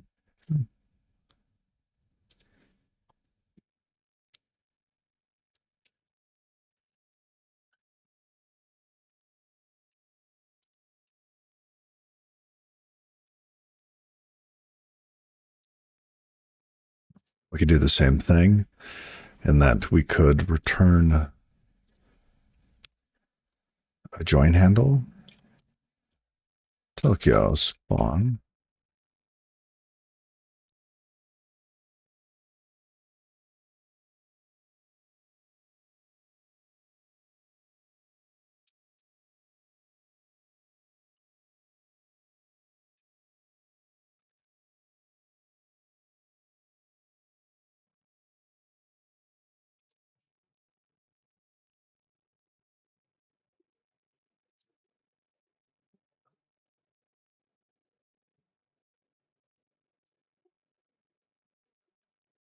Crossroad data escapes outside method self. Yes.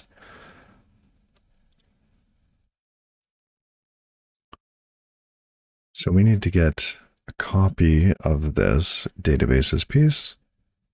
Do we reference self anywhere else? No.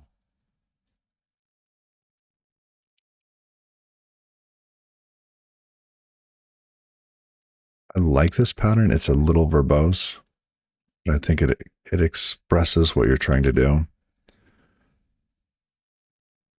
Mismatch delimiter. Really? Did I get one too many? Or not enough?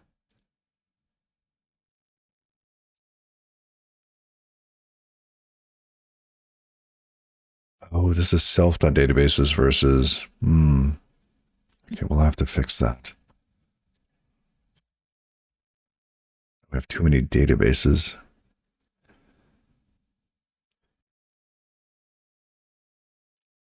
Let's say DB response.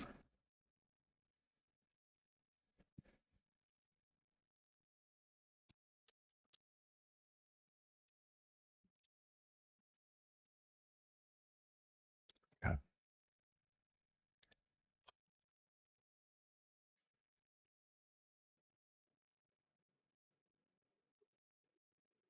What's it complaining about? It's borrowed here.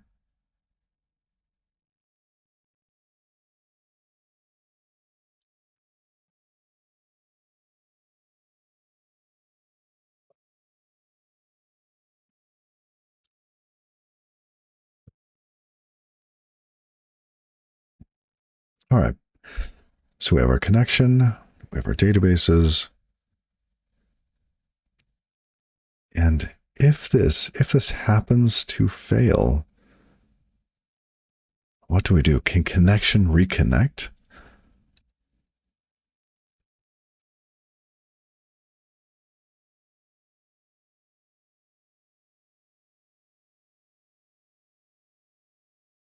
Borrow into updates.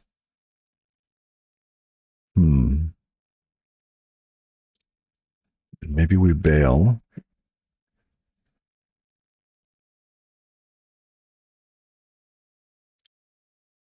Because if there is an error, we should see it in some of these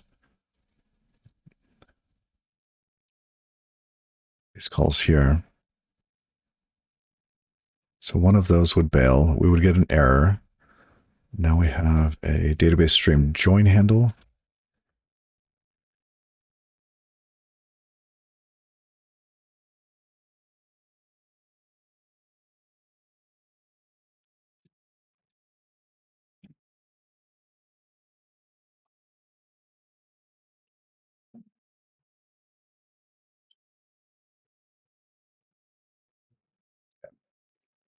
We have our join handle. Let's return a join set.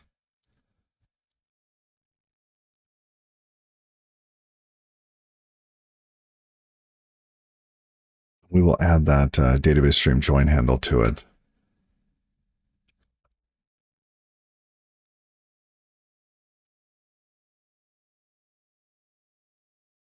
Because if this fails, I want everything to fail.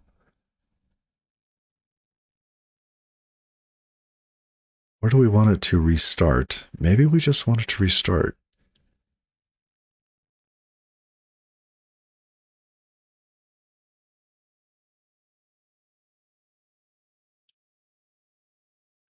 I could see restarting.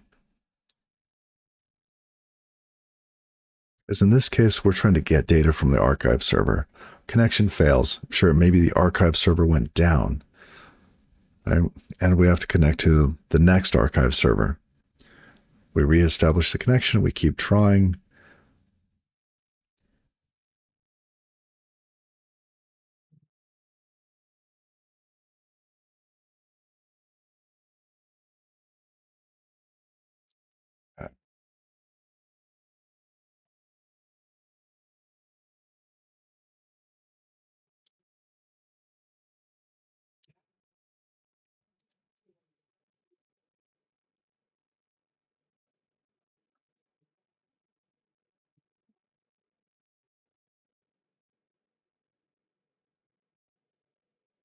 Let's put that back. That there.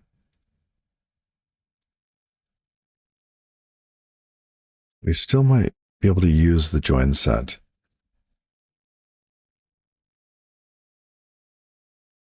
As we could start this in a task. Let's say this is the task.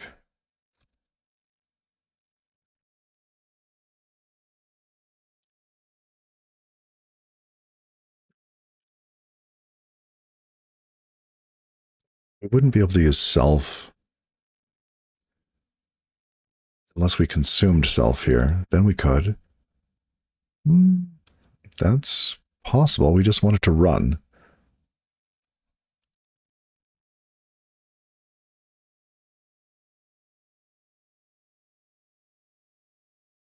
And we could loop in here.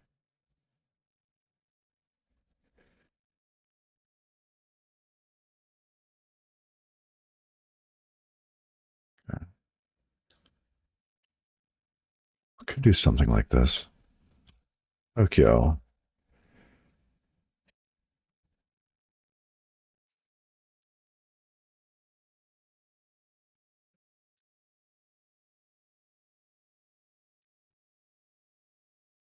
We could return this join handle. Our join set insert is private. Insert? No, it's like a push or an append or something.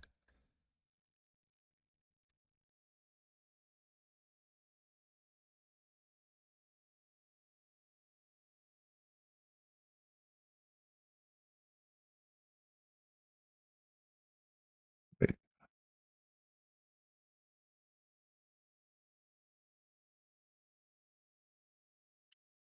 Spawn?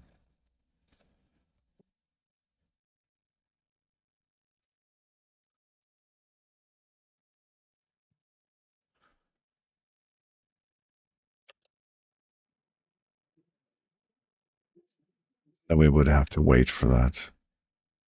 Okay. All right, so I'm trying to figure out which pieces need to be restartable, like this.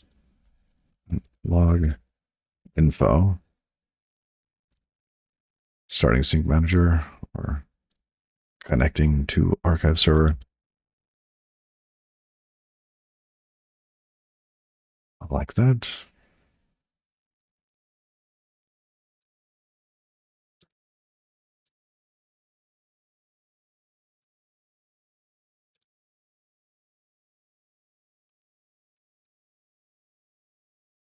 I don't understand this one. What's happening? Await join handle. Oh, yes, that is a join handle.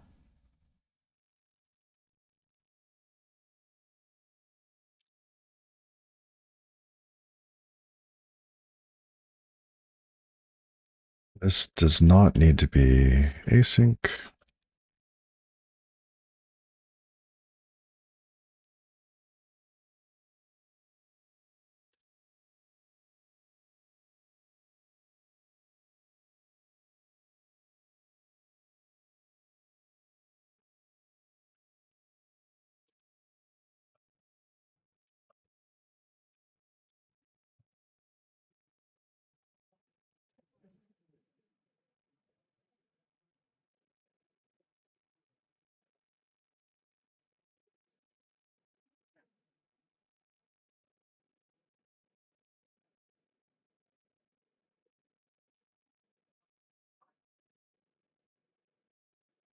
Joiner joins Snafu.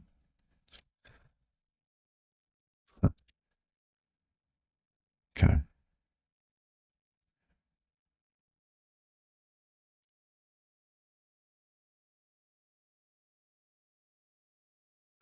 Oh, we just get a join handle back. We don't need that. Got it. Got it. All right, so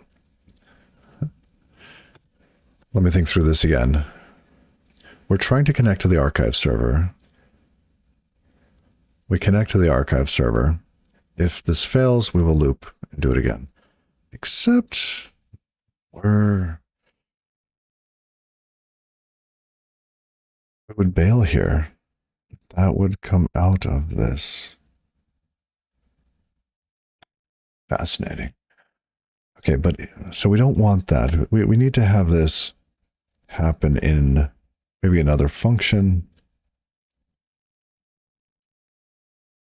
We could call that something like stream databases, or who knows. We are consuming self, so we could still put it off of that.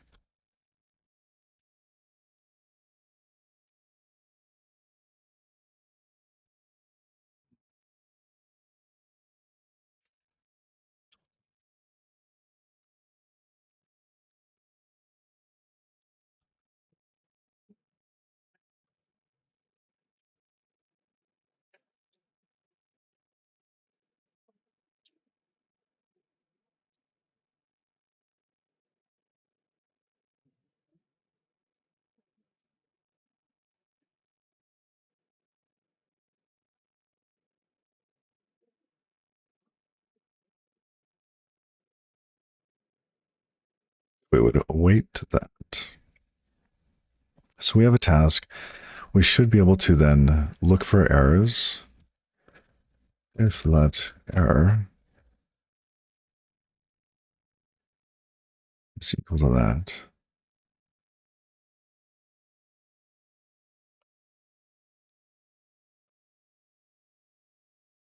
we log that out. Great.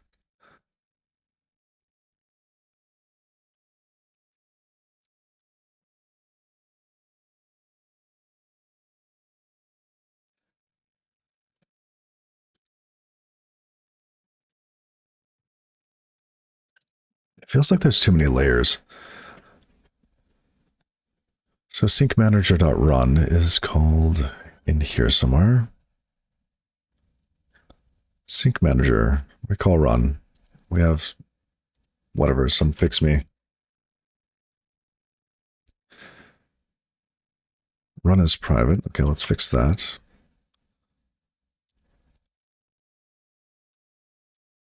That consumes sync manager.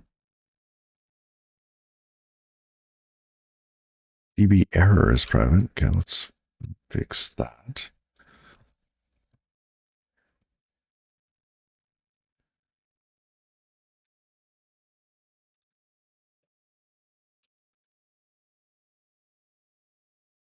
There is no handle that we're listening to here. Sync manager will just continuously try to reconnect and get data. That seems reasonable. Is there a case where we would want it to shut down the rest of the system?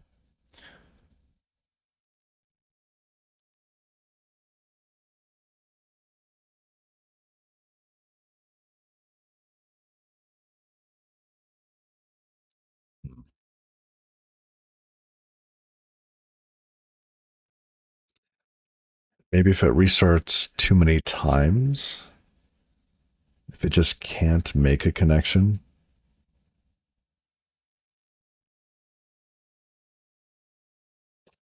Yeah, that's a possibility.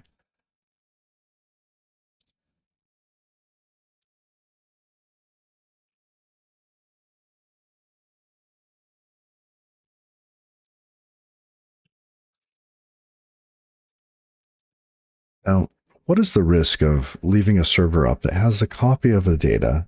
It is only serving non-mutation requests, just read requests.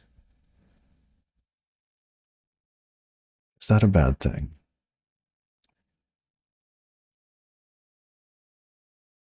It might be an okay failure state.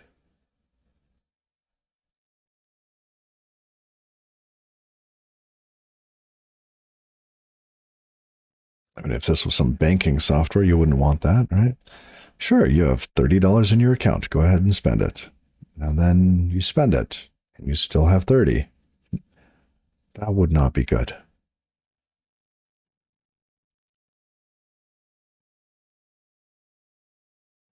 Easy money. I don't think we would want that.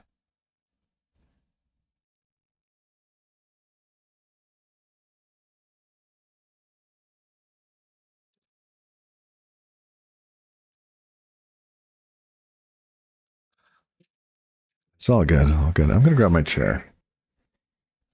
I've been standing for the past 2 hours here. Am I talking CAP theorem right now? Not really. Just failure modes.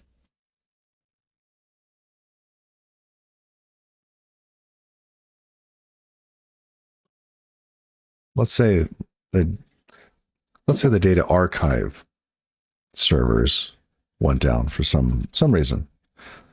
Going back up to the latest version.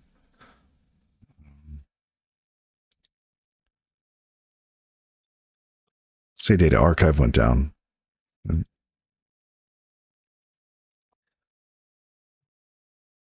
You would want to stop maybe the writers from taking mutations, because if you had something, let's say like a forum or like a website builder, it would be odd to let you make a mutation that you wouldn't be able to see changes for. So if this guy went down, you'd probably want this data plane on the left for the writer to be able to signal to the writer, hey, something's wrong. Right? Maybe the proxy would handle that. Right? Data plane says there's some error.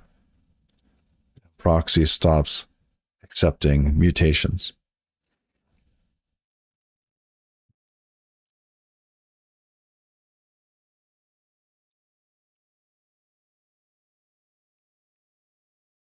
But it seems like you would still want any website to still be available, whether or not you could make a change to it.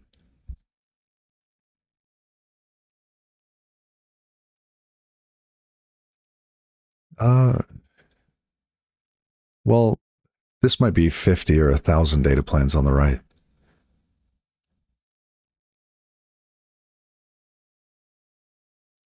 So I'm trying not to fan out from the single one here, as that could cause a bit of load on this machine. I'm trying to keep the load off of this machine. Yeah, I think that's probably the better answer. Some intermediary data archive. Basically build data archive so that it has less chance of failing.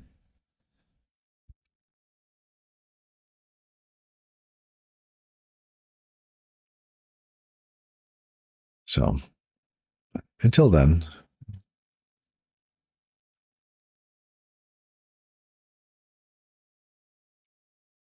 so we can run that. We have a loop. I was considering returning a join handle here.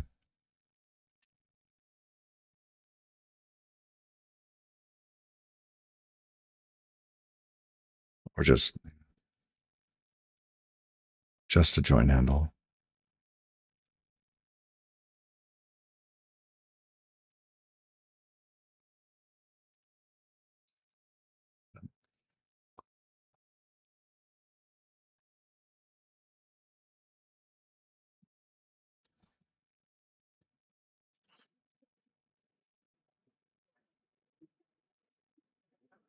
It never return. It loops forever, right?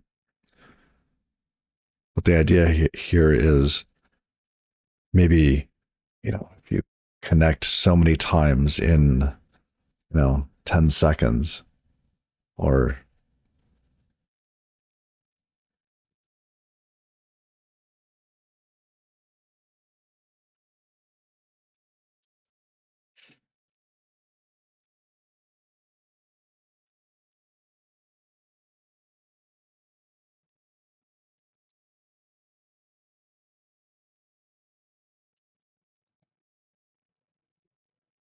so it could just await a second. Just hammer on the connection every second.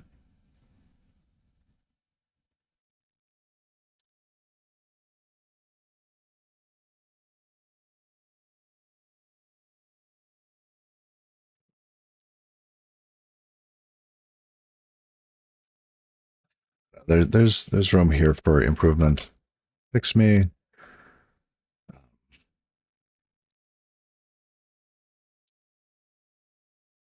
How do we handle errors here? What if the archive server is down? Did we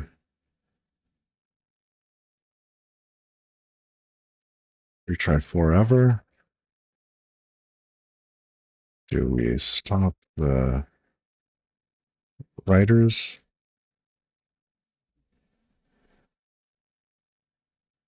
Okay.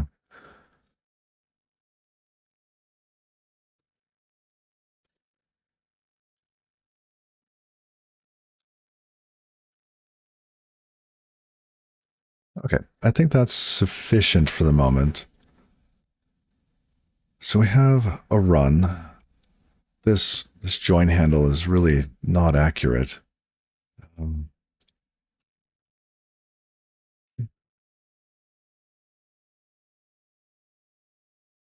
yes, I know code following that's not reachable.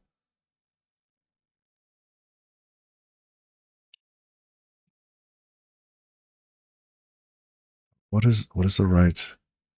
Yes, I know that's experimental. Is it unit? Because there's no actual return type. No, the never type is still experimental. Save. Yeah, it's still experimental. So in this case, where we have a loop that just loops forever, the return type is still unit, even though it seems strange. Okay. We have the run. It'll run forever. We'll run the sync manager every time through the loop. The sync manager makes a connection to the archive server, starts to stream databases, the database information.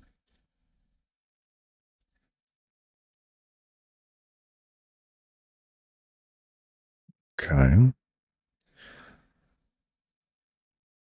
I feel like we need more than just this. We need a task, a queue or something that we can work through saying, these are new. Go deal with these. At the moment, I have that hidden behind an option. I don't really like the idea of something just iterating through this hash map over and over again, looking for an option. I would rather have a queue of work. So maybe we set that up.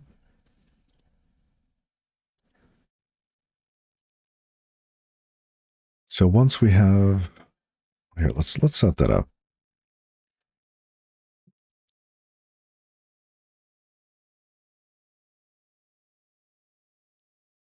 Let's say databases to sync equals Tokyo sync channel. No, we want Tokyo sync MPSC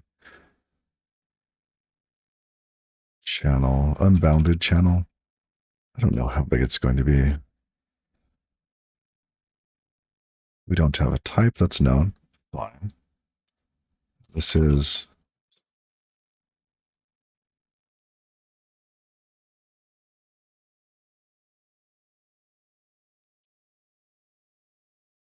let's say it's TX and then RX. So database is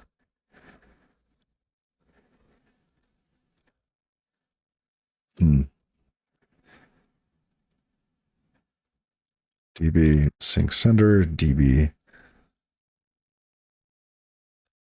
receiver. Let's do TX and RX. And here we want to give it a TX. What will we send? Will it just be the string? So we can look it up in the hash map. Let's go with that for now.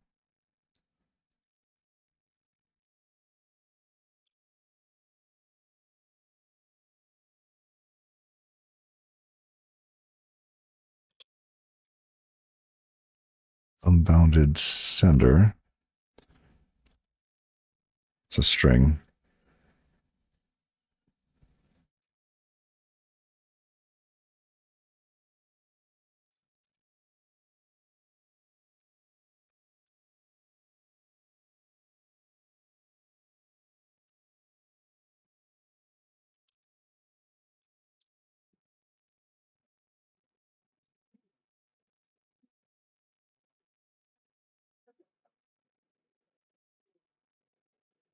That's right. It's not a future.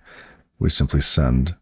Then we might get an error if the receiver has closed or dropped the other end. What do we want to call this? This is what type of error?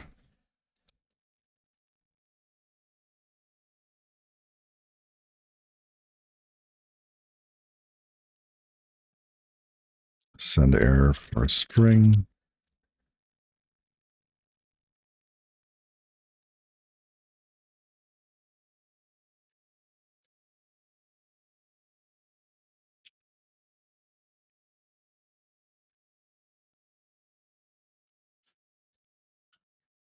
Okay.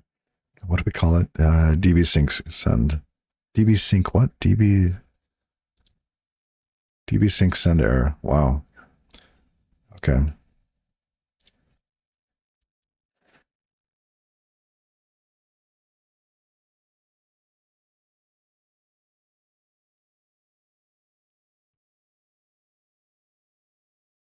Snafu. Okay. Question mark on that. So if we can't send, that means the other channel has been dropped. And, well, it's okay for this to crash. I'll do the same thing over here whenever we get one.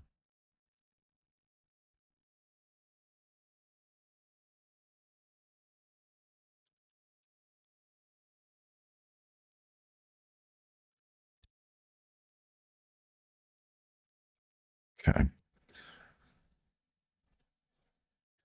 So now we have something where we can feed this work queue to something else.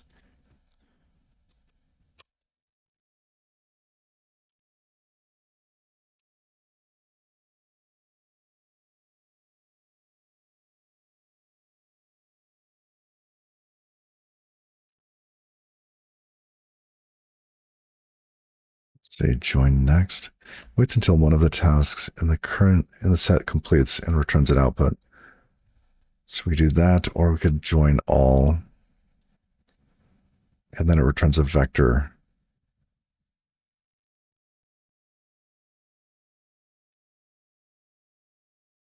That we should probably. Oh, I'm surprised this doesn't have a must use. It could be results. It could be anything.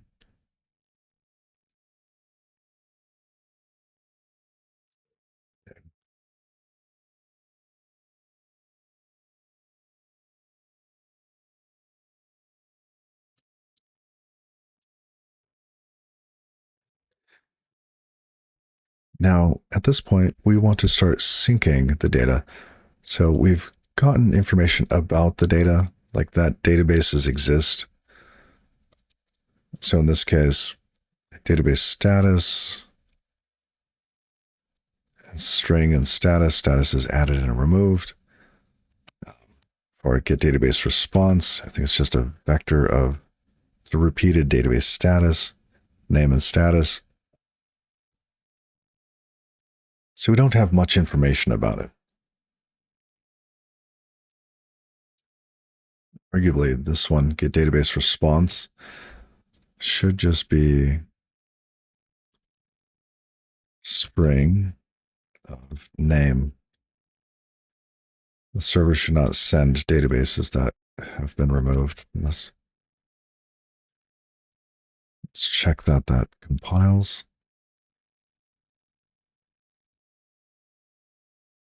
We'll go check HP data proto. Great. Okay.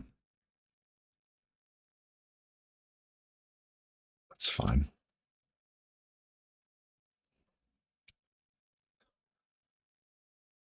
Let's go back here. That should have caused an error in here.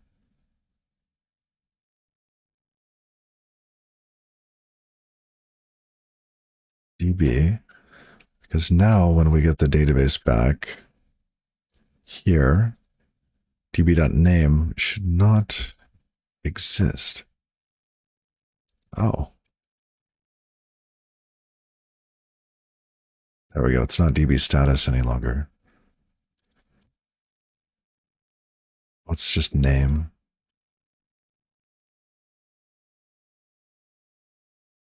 DB is a string.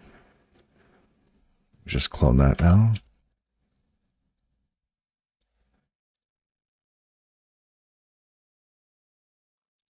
Let's be a little bit more explicit. DB name.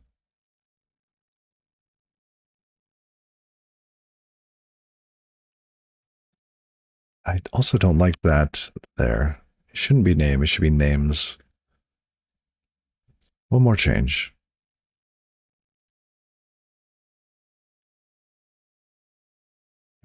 Names.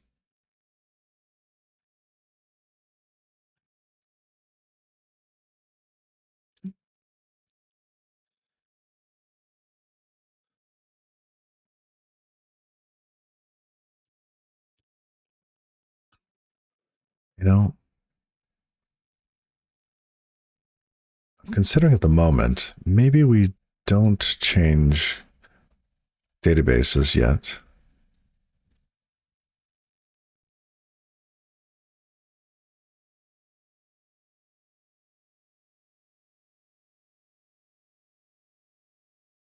Hmm.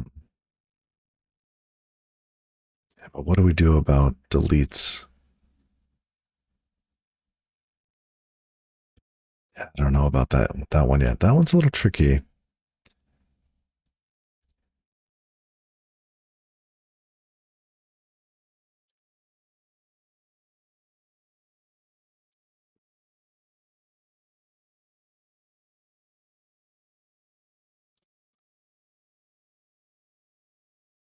This one, we get much more information. We get to know whether or not it's been added or removed. This one up here, we just know that these exist. So we start listening. Let's say something gets, we get this response, and then before we can process everything, something has been deleted. Should probably signal that somehow.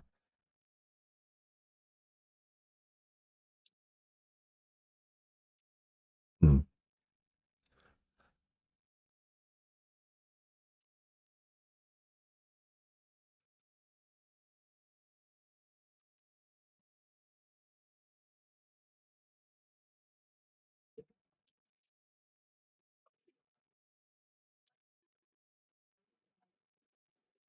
I'm not sure on this one because we've sent work to be done.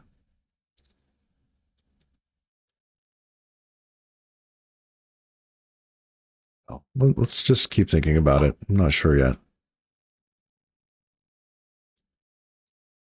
We no longer need that. Okay.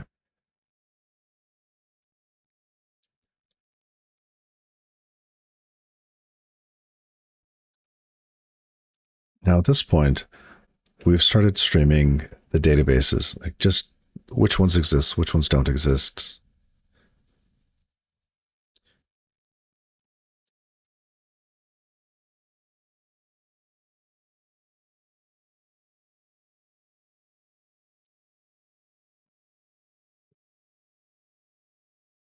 So at this point, we have this DB sync RX. It just has a list of databases that we need to sync. Let's start to create that. What is that going to look like? We will end up calling get database info.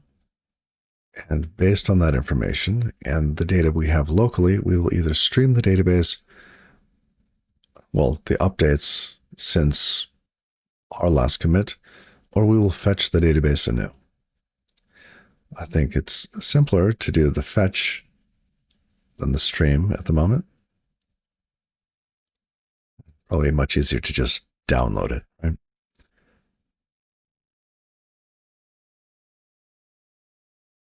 A fetch database request.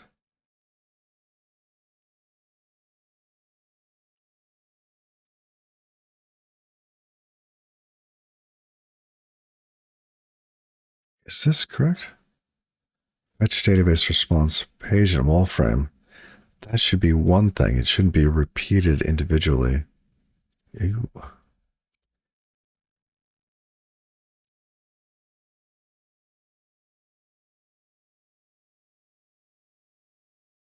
Fetch database page response. It's these.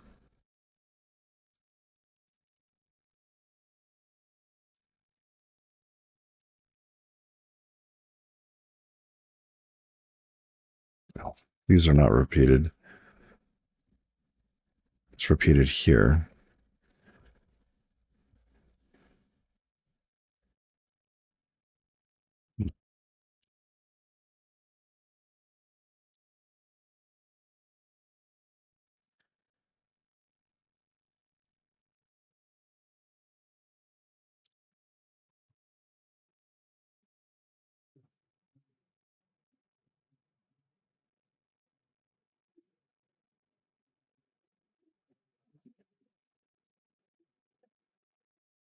Sorry, I saw that. I just had to fix it. It was incorrect. So we will fetch the database information. Tell me about this thing.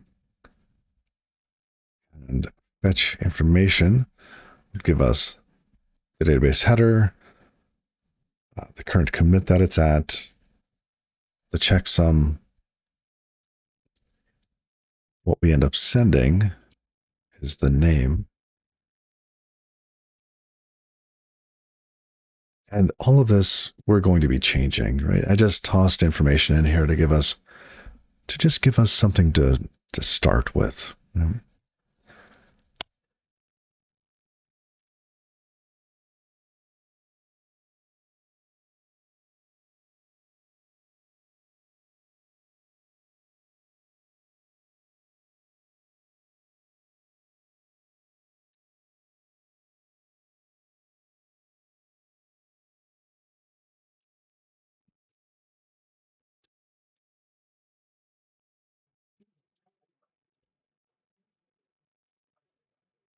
Now, one thing that we could do is fan these out.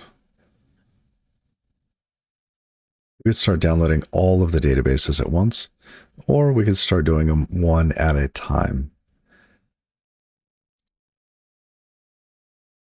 Doing them one at a time would be nicer. It would be less bursty.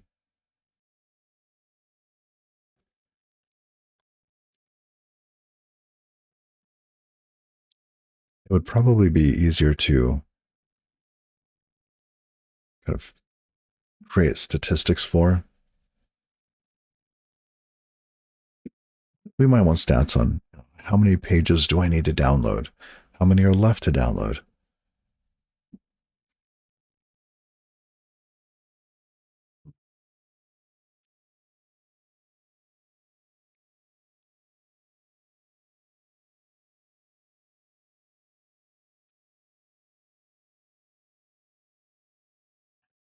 Let's build the one. If we want to change it later, we can. And the one that we will build is sequential downloads.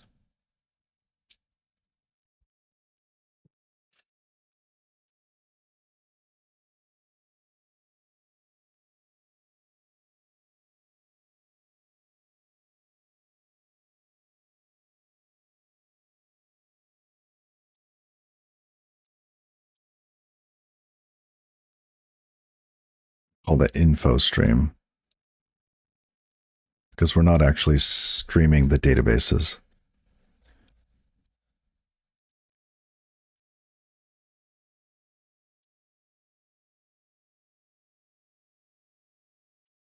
Ooh.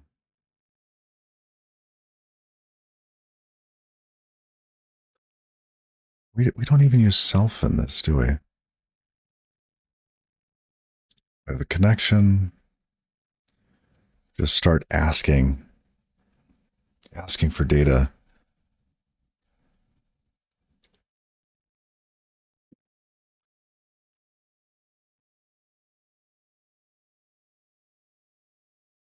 Okay.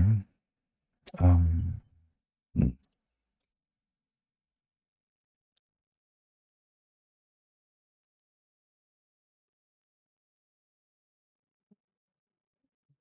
DBSync RX.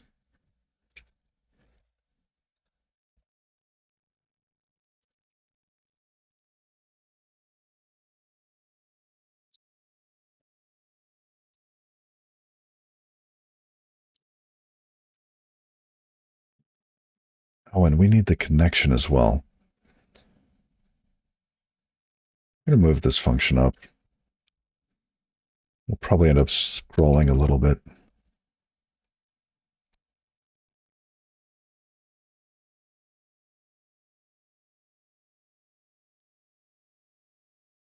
Okay.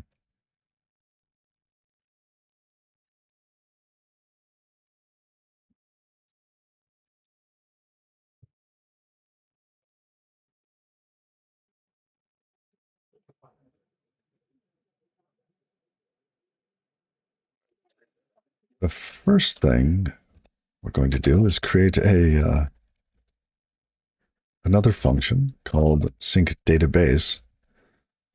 This is probably async.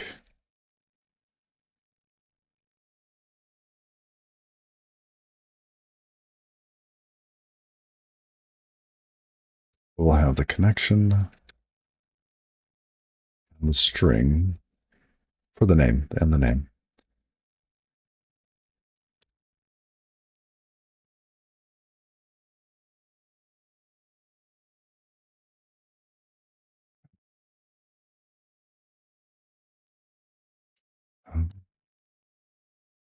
Where's our format error? This? There.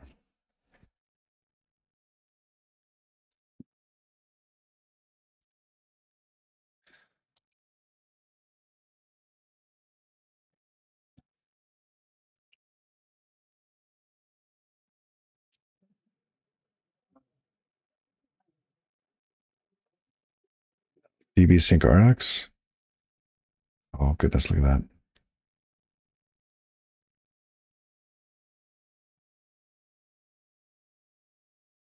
It's cute, but it's not it. All right. Let's Oh,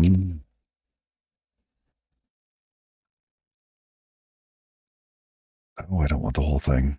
Got it.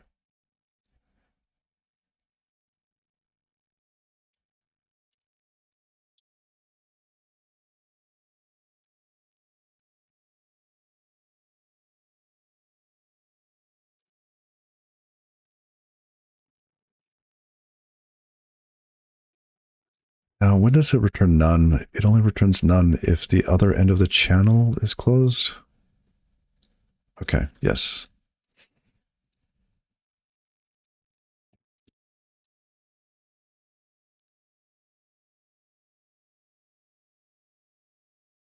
Sync database. Now, this is going to be for the initial sync. Once we get the initial sync done, we will spawn another task, which just keeps it in sync forever. That would be, where was it? Stream database updates. So we're interested in these two pieces at the moment.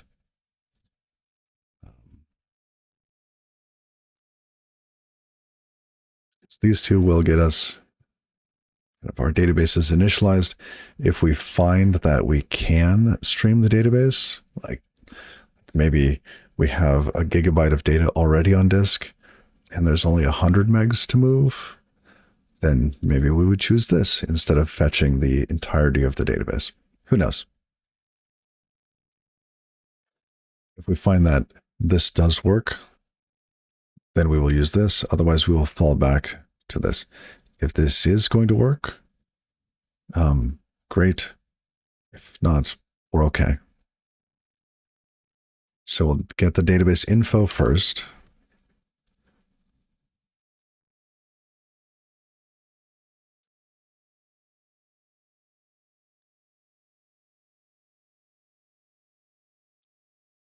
Connection.clone.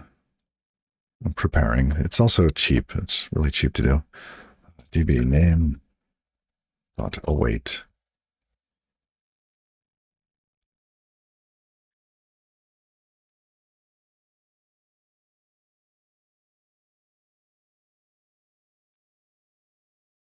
Sync database is right there. Oh, because yeah, this is I don't know why. Most of this stuff doesn't even deal with self anymore. Maybe it will once we get down to a certain level. But in that case, maybe we just pass the data down that it needs to mutate. This here is it's a weird facade at the moment. And I got lost. Oh, here we are. All right, so let's get the database info. Really, some of this Copilot stuff is interesting. So I take a moment to look at it. See, it thinks that I need to look at the databases at the moment. I don't.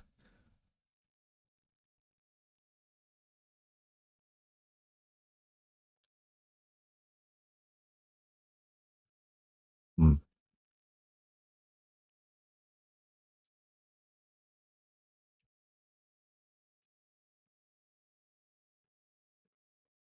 That and our database checksum information, which we calculate as this program starts up, it's not in here yet. We will probably need that as well.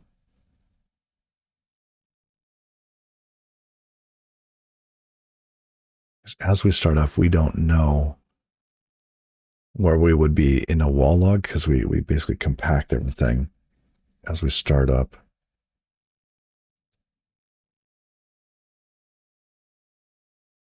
Okay.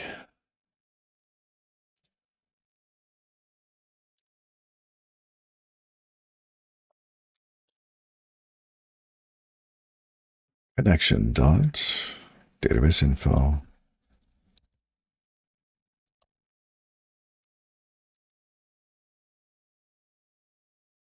Database information request.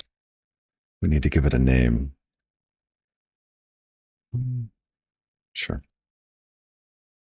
Name. Wait.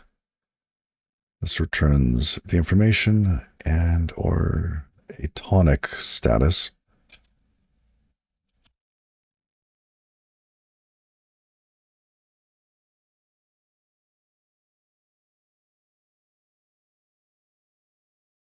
Okay.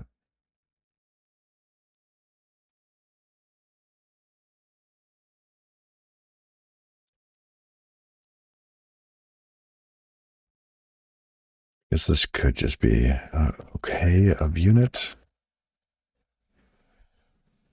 DB connection, great. Now that we have the DB info, we either need to fetch a difference, right? What are the options? Possibilities are one, we do not.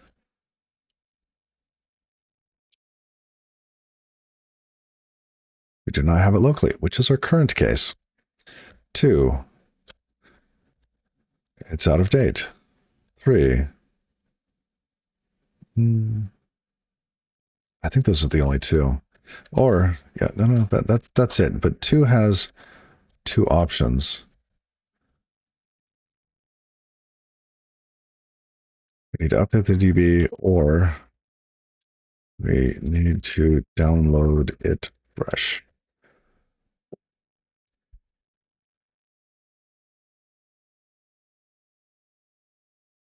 Okay. So first, do we have the DB locally?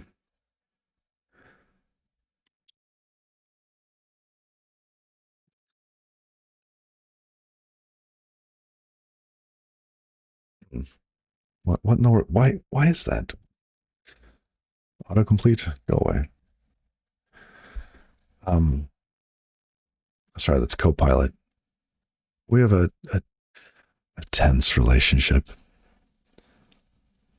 Sometimes I like Copilot, sometimes I don't.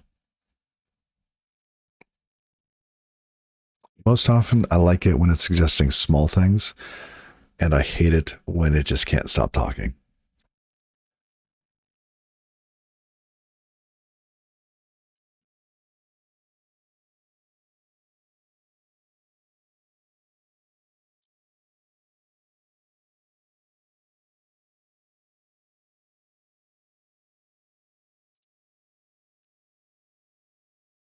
Okay, where's my water? There it is.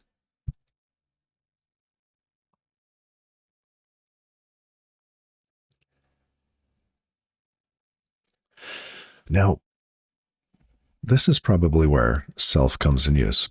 We don't know where the databases are.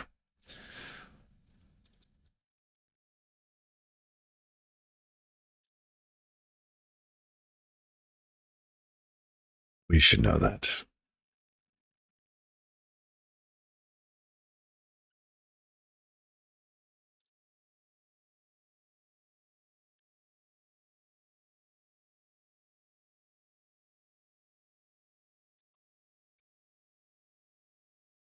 We need to know where they should be.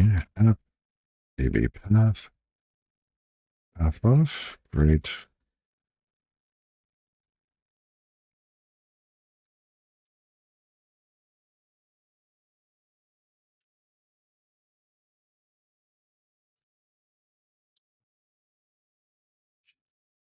Find all references. G, Shift A.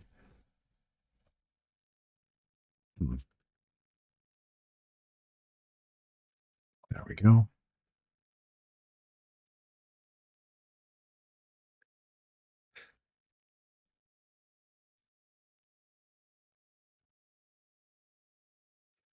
Didn't we already have this? FIFO path, applications dbdir here, app dbdir. Whoa.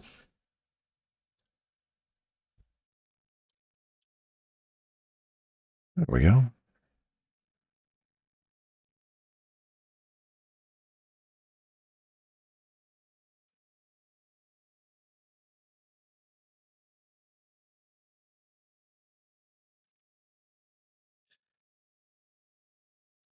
Got a text from my mother. Hold on a sec.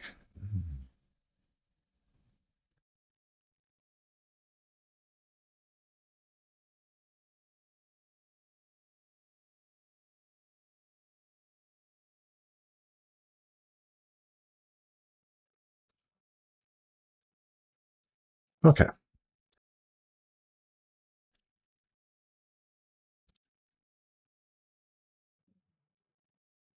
So now we know where the databases are supposed to be. At the moment, I don't really support subdirectories. Maybe that will change in the future. So we have appdb path here. Great. That's stored. Now we could use it here. Lovely. Let's create a function. Function.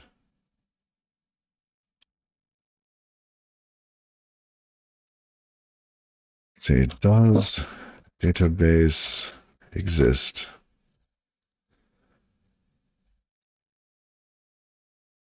Self dot appdb path dot push. Does that doesn't mutate it, does it? No, it does. Dot clone dot push. We push the name onto it.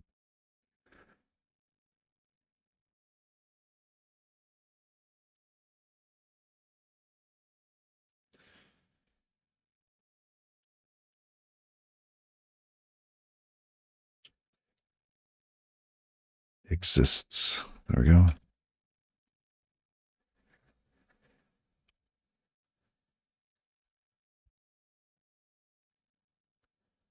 Oh, it returns an IO result. Ooh, of course. There might be permission issues, etc.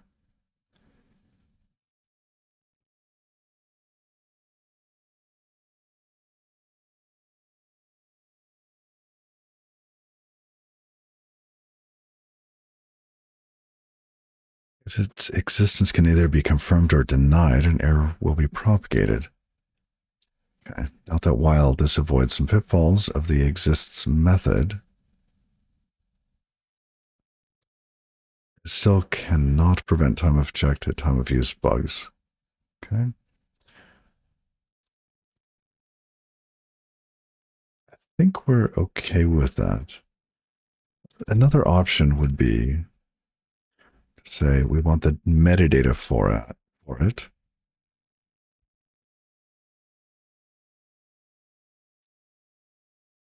We do not expect it to be created while we are creating it or updated as we are updating it until later, and unless you're a reader, right? But that happens after initialization.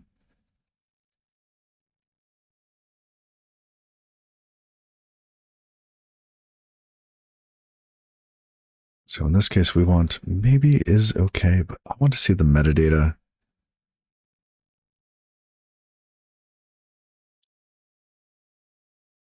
Match block.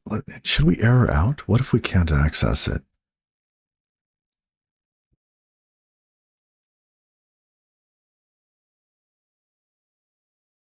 Let's have an IO error.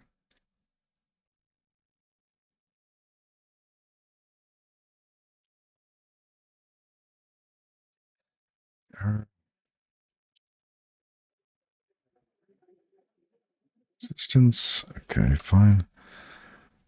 DB existence error. That is way wrong. This is a standard IO error.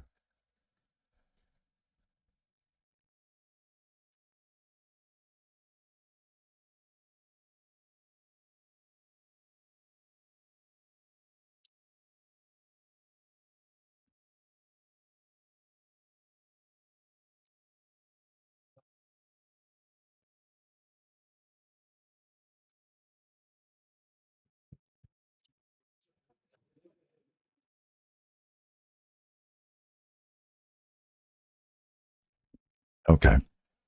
So now we have the DB path. What's a unit? Why is it unit? Clone push. Oh. Okay.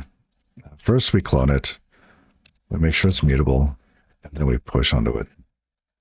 DB path push. Great. Now we check the metadata for that path. If it is okay, then metadata dot, what? No, I just want to know, is file. Are you a file? And then we'll say, yes, you exist. If there is an error,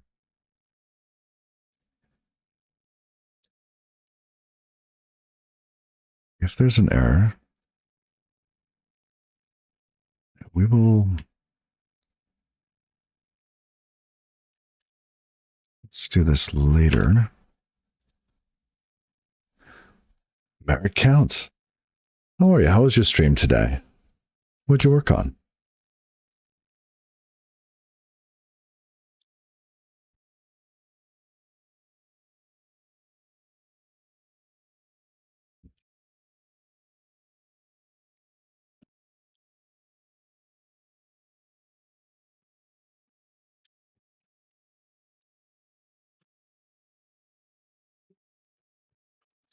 Hey everyone, and welcome.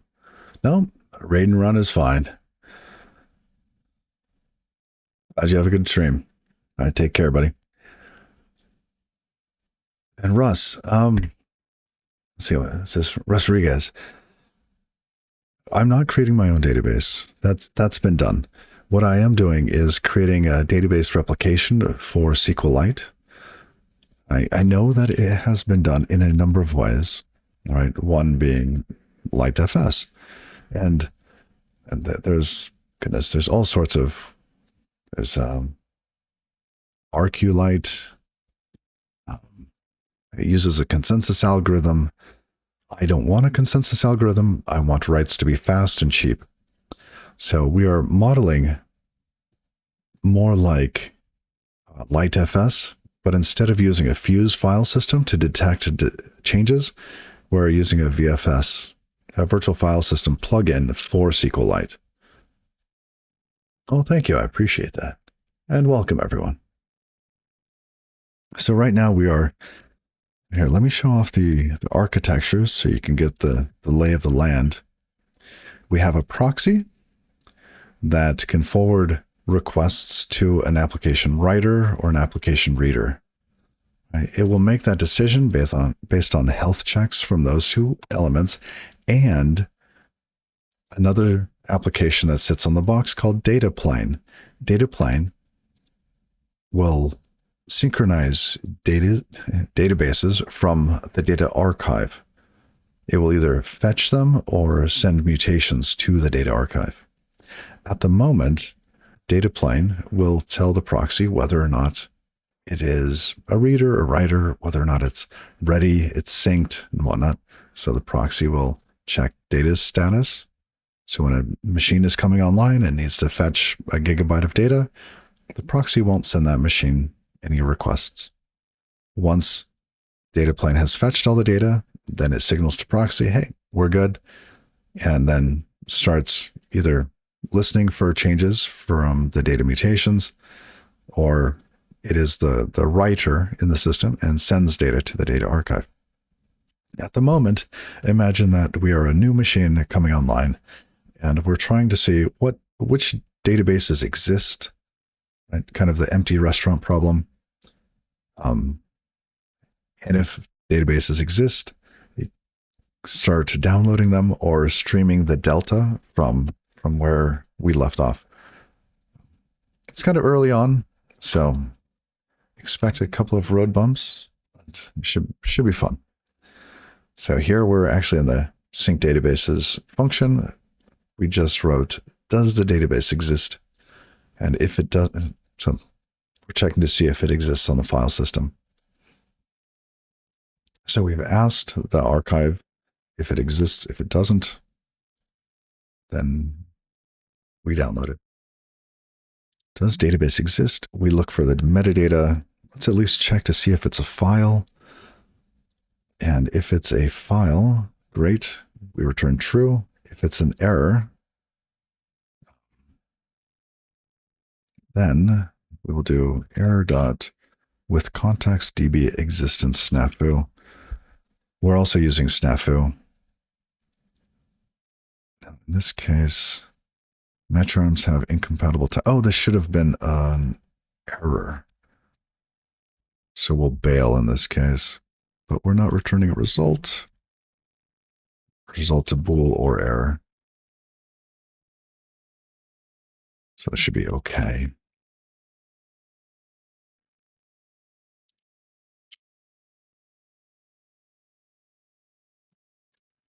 Found enum result metadata. Does error?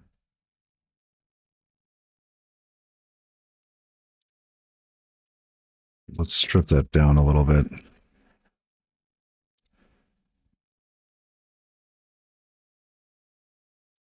There we go. Now we've changed the OK type in the error. It's no longer metadata. Great. So we can check to see, does the database exist? Self.blah. The database name.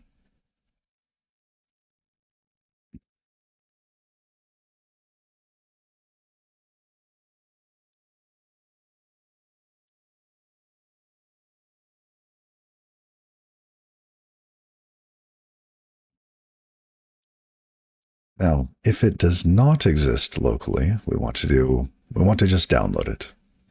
And given that the system really hasn't booted yet, this will be the first case we encounter. So let's work on that.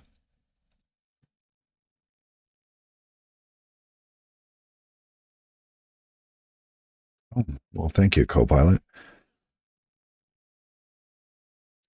We do not have a download database yet. We need the connection and the database name.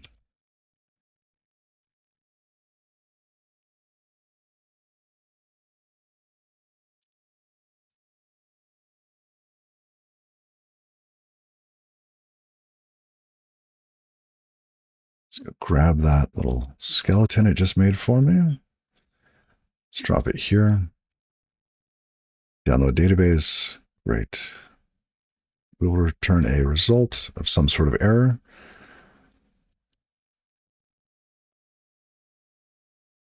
Let's connect. So we are using gRPC. We're using Tonic.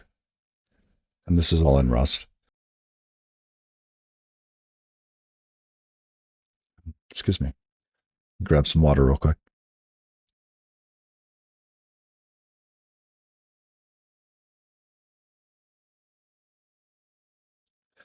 Okay.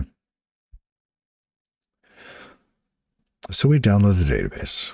Great. How do we do that? Connection dot. And what functions do we have? We have fetch database, which returns a stream of fetch database response. Fetch database, interesting. Why do we need to give it a commit here? What is a commit? A commit is the name, the salt, the checksum.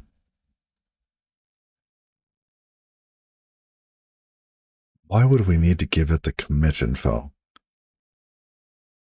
Because if we know that we need the database, just give it to us. We have none of that. So, and this here is a work in progress. So let's clean it up. Just give us the name. So we send the name, and then the response, we get repeated number of database pages.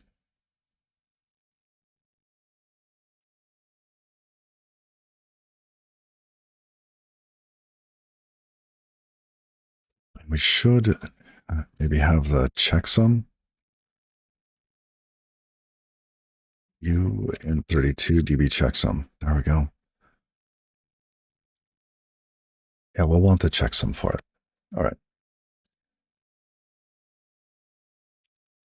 Fetch database. Fetch database request. We need to give it a name. We will not give it a commit.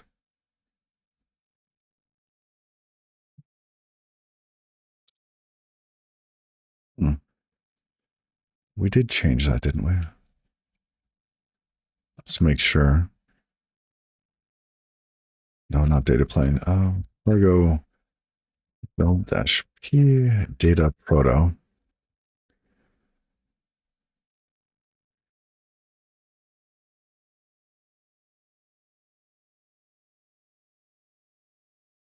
Ah, we have an error.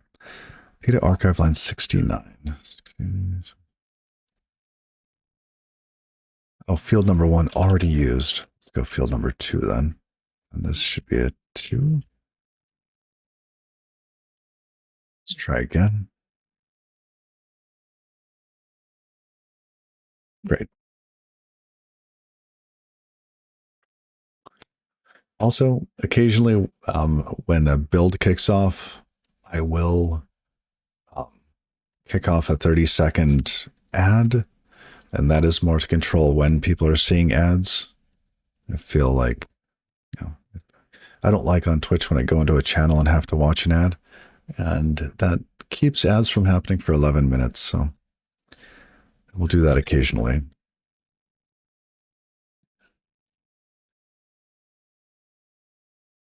Data stream. So we have that. Great. Go back to data, download database. It only needs a name now. With context, Tonic status snafu. Great. Wait, did I need to await that? I do.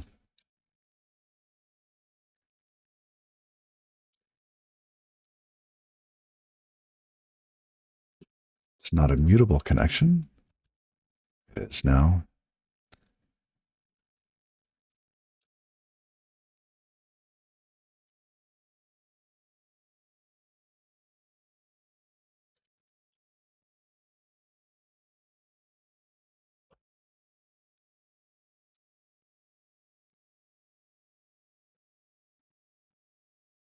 what do we call this at DB? Look, we're getting back DB info, DB data, DB response. Oops.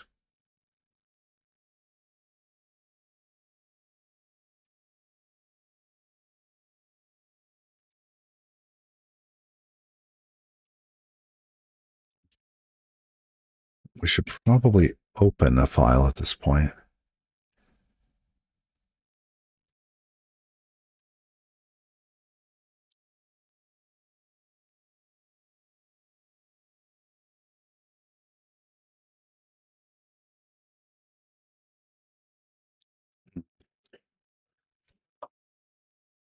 DB file is going to be equal to self. Join. Does join even exist on that? It does.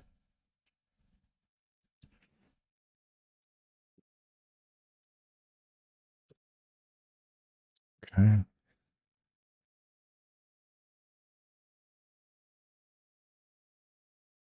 All right, that works.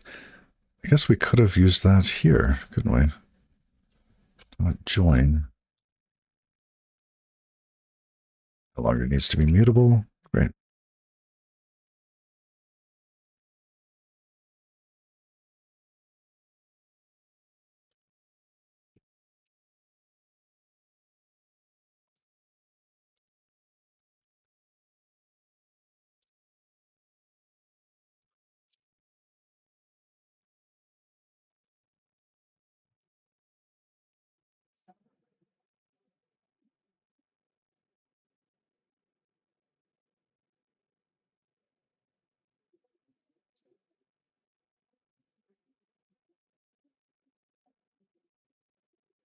There we go.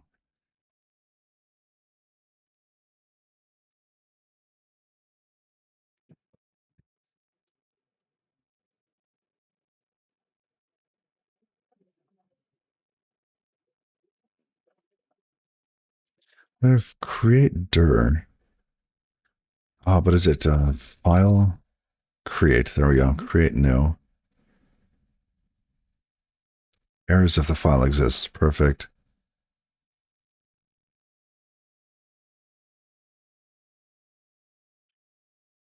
Perfect.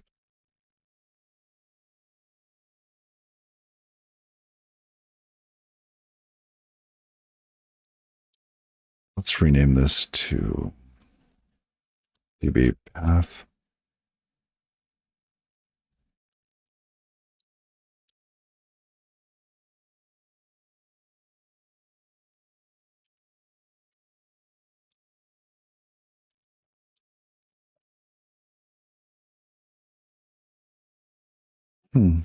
Oh, Tokyo file. Do we want that one? I think we do. Do we? Then we have to await create now. Yes.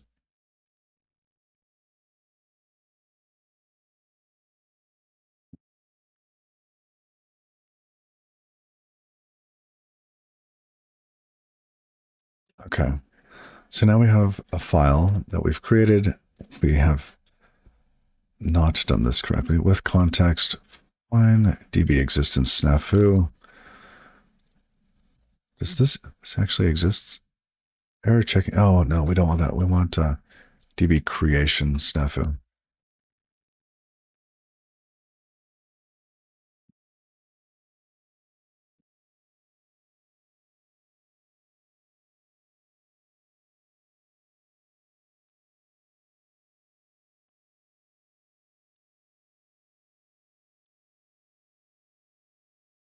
We are creating DB file. Great.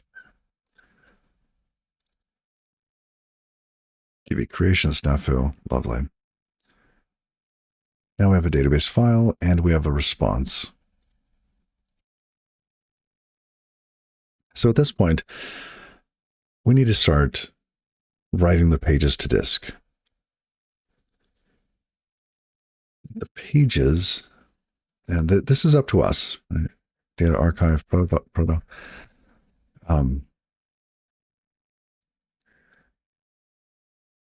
We'll have the database page, which we could also include page checksum.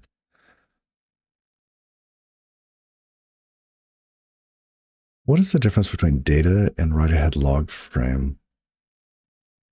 Are those the same thing?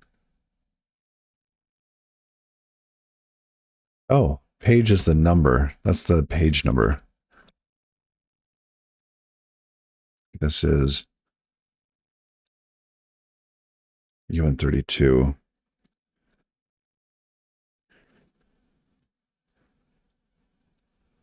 That's better. Page number. The bytes, I call it a wall frame. It's the write-ahead log frame, but it's more of the page data.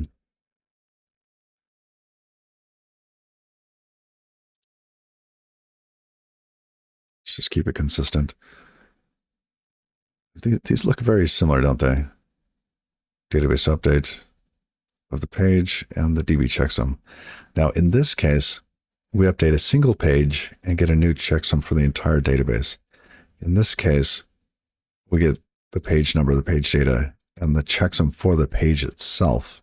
And then later, we would know the checksum for the entire database.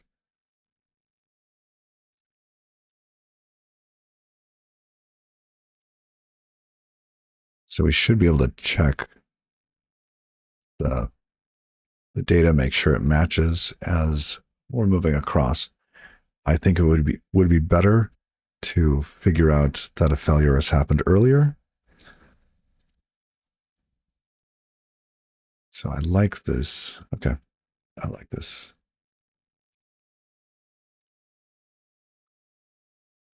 Now some more water.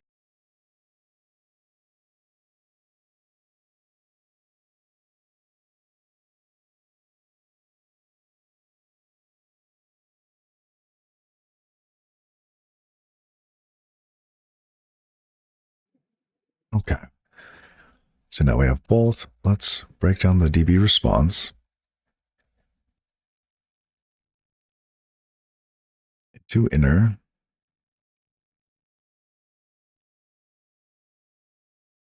It's getting put into a, what is it? It's like a DB data equals blah. Into inner does not fail. Great. Oh, what is this? Tokyo.io.copy? Tokyo. I have not heard of this.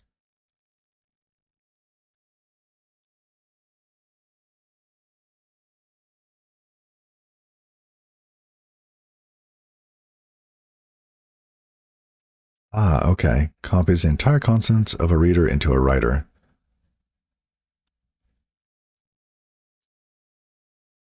Great. FS copy. Ah, that's path-based. Interesting. Okay. Look at that. Copilot gave us some info.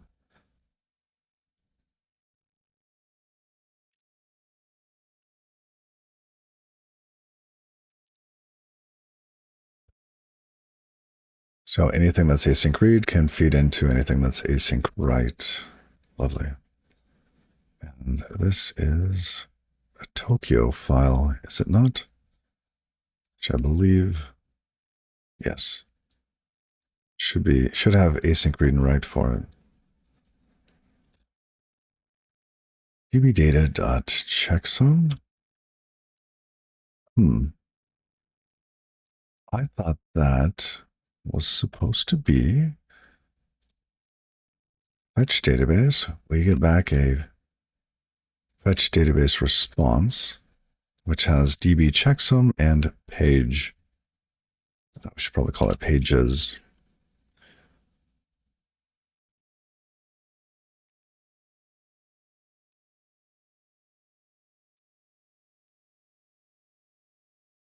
Let's make sure that compiled. Okay, that works.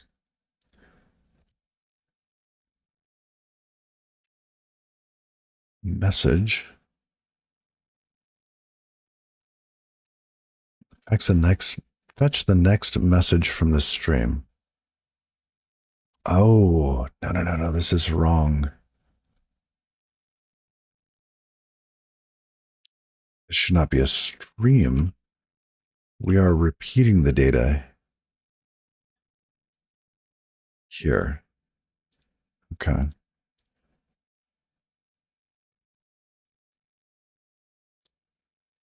I wonder if this will be too large.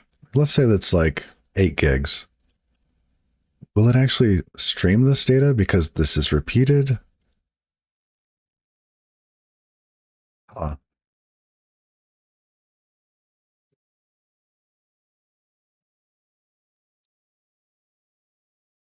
Fascinating.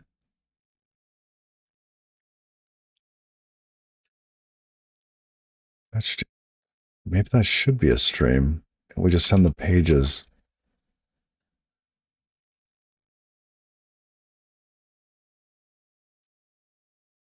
We don't want the checksum every time then. But we have the page checksum.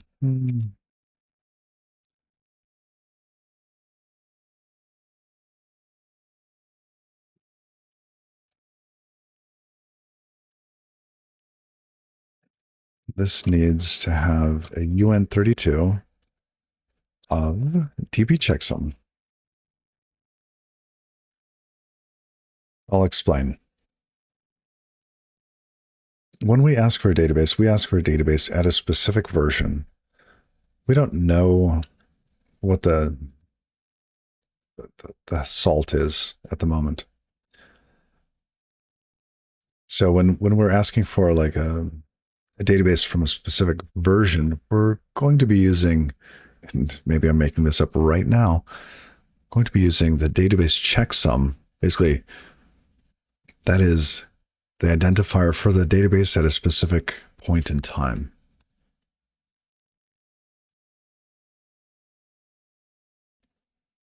Okay. So we will say, give me this database at this point because you just told me about this, which means we don't need commit.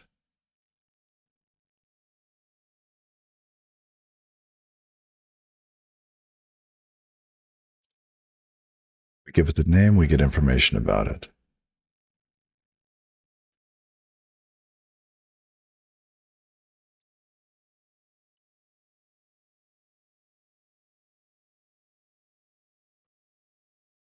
So first we get a list of databases. I don't want this information being up here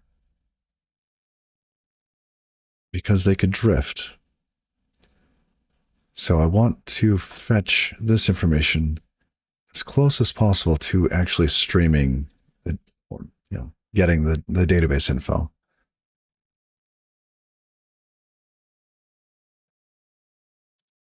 So then we would know that, hey, this is at this checksum, fine.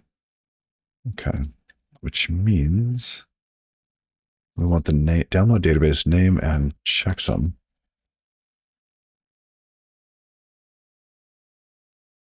CU32. Okay. Checksum.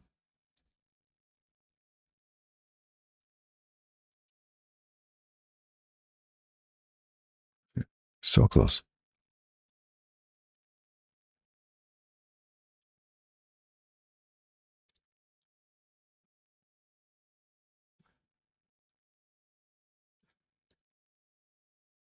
I did call it DB checksum.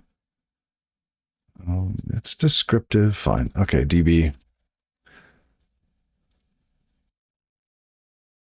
I think I was actually confused by Copilot. Now, download database. We need to know the checksum. DB info.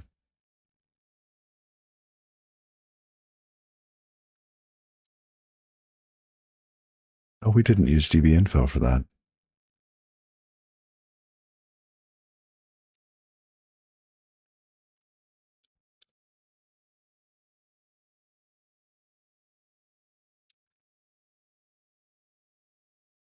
So when we call sync database, we're given a name. Okay. I think we skipped a step. We did database information request, which is dbinfo, but we didn't use the response from dbinfo.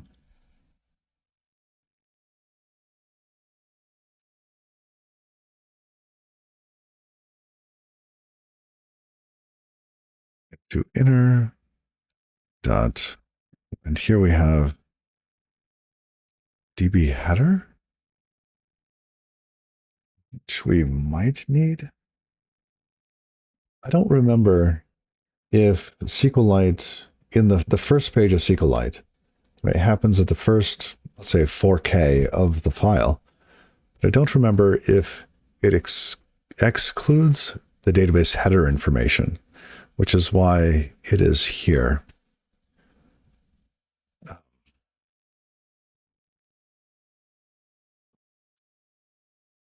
We can make it include it.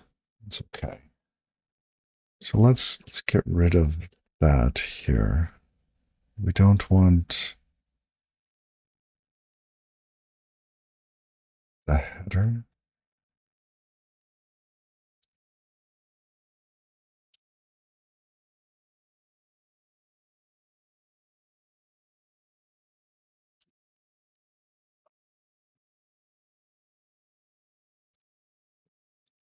I don't think we want commit either. Just want the database checksum. I am relying more and more on the checksum than I thought I would. Okay, database header.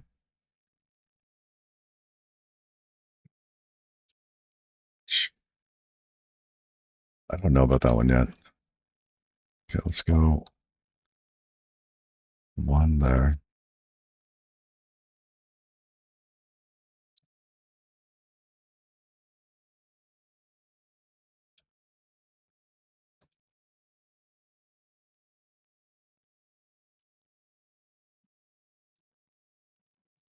Maybe we do include the header like this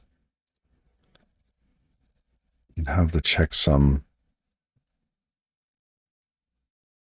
I'll see, but the checksum is going to include the header. If we don't include that header information with the page, then the page checksum will be off. It's when we, where is it? Let's look at our database checksum. Pages, we do not special case the first page. Previous rolling, resize. Resize is never used, it's fine. Huh.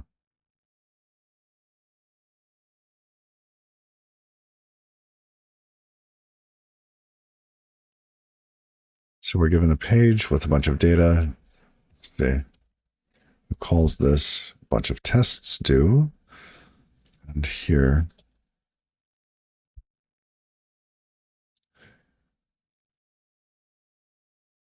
so yeah, we just give the whole thing. It doesn't matter if it's page, the first page or not. We send all of it. Okay.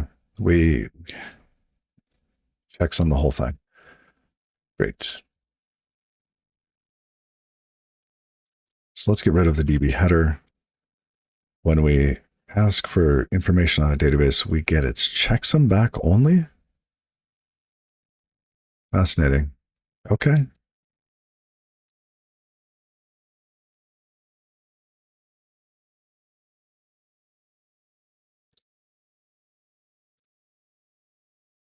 Guess we could use that to do other things. Anyhow, where were we? We were syncing a database. Sync. We got the DB info into inner dot. Did our protobufs compile? They did.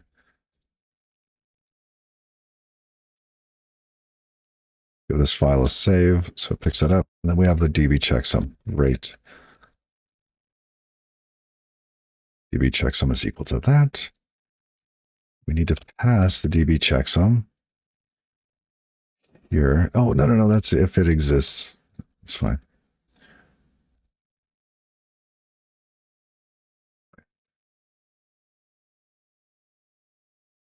DP info, we get the name back, string. Oh. Name and DB checksum. Great. Borrowed value moved here. Oh, up here?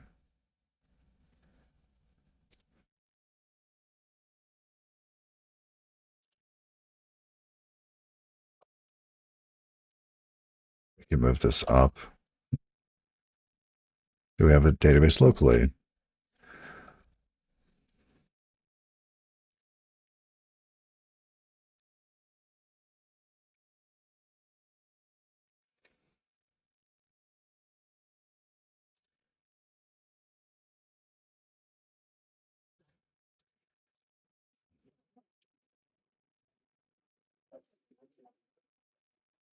I don't like that. I want it down here.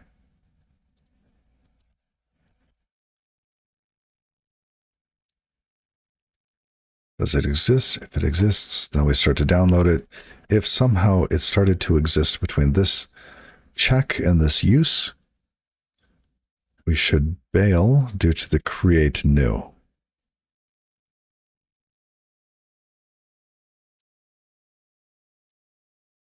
Purposely put this after the request so as to not populate the file system with empty files.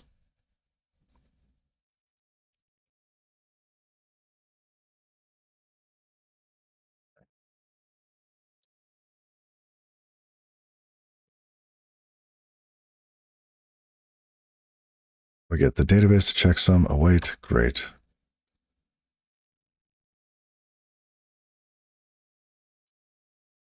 Is this wrapping at like 80? Why is it so tight here? Is this because of me? I probably did something. Oh, maybe I should do this off screen. Hold on a sec.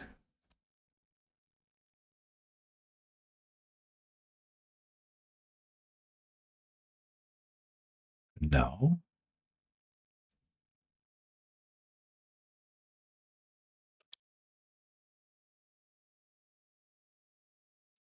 Okay. Do I have a... Why is this wrapping at 80?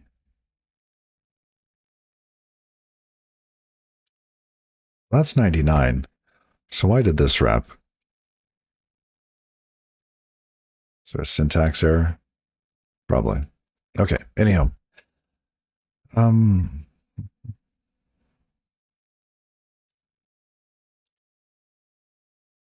There is a syntax error right here.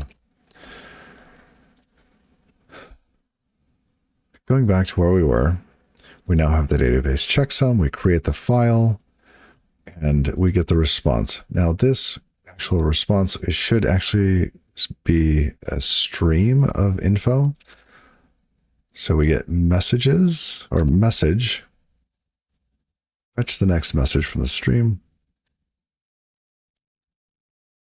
And we await that. This is async. Great. And does it return option?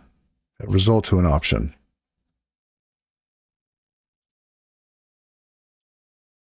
I'll let some data is equal to that. We do something. Okay. Now we need the right kind of error here. With context, just going to use our tonic status snafu.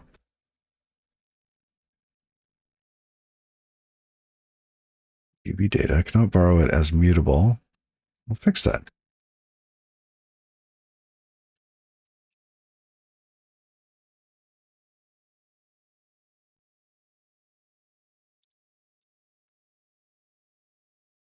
And here we have pages. Data.pages. Wait, that's not what it should be. Each one should be a database page. Fetch database response. it's not repeated anymore, which means we can simplify this and move these three elements down, get rid of this type. So we have page number, page data, page checksum, nice and descriptive.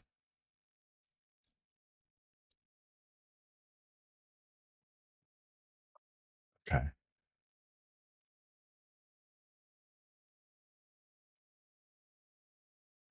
Let's ensure that it built. Okay. Yeah, look at that. We have some data, we have page number. So we can go to a specific place on the file system and then write a bunch of data. I wonder if we should use like memmap for this.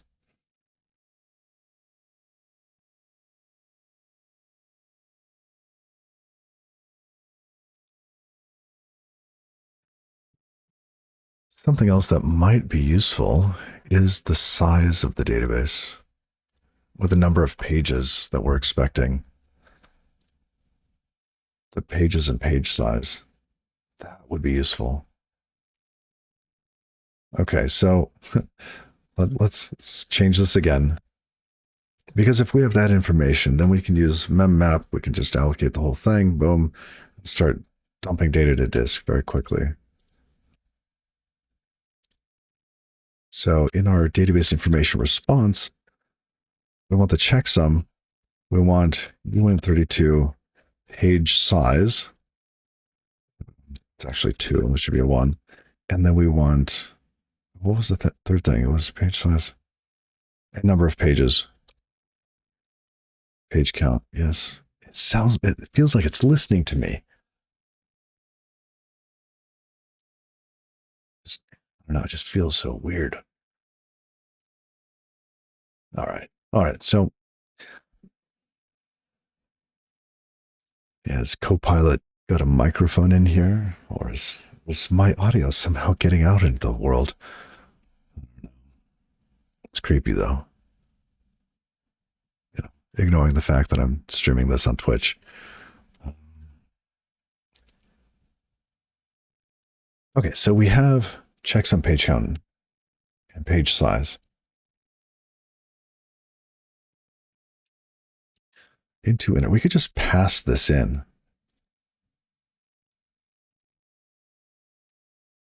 Info. All right, now we pass a DB info in.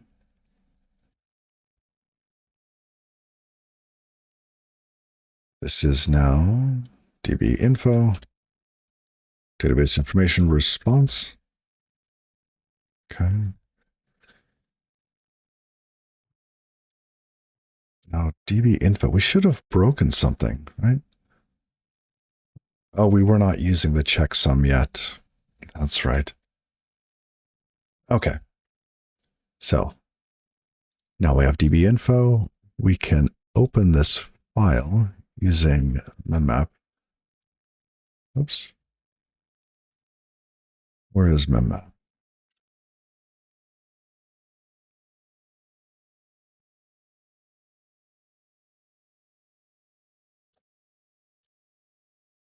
I've only used this rarely, so I want to check how I've used it in the past.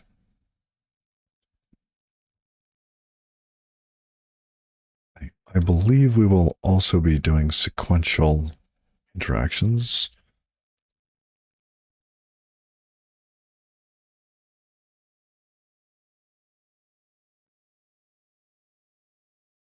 So we open a file. We've done that already. And then, oh, you know what? What's not going to work though?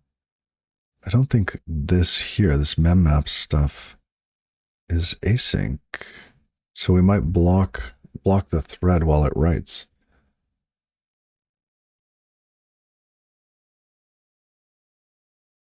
I think that's okay for this because we're starting up. Hmm.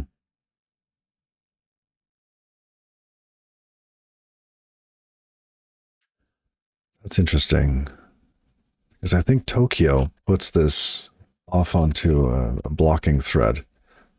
So if we have Tokyo IO, let's see, file, Tokyo FS file.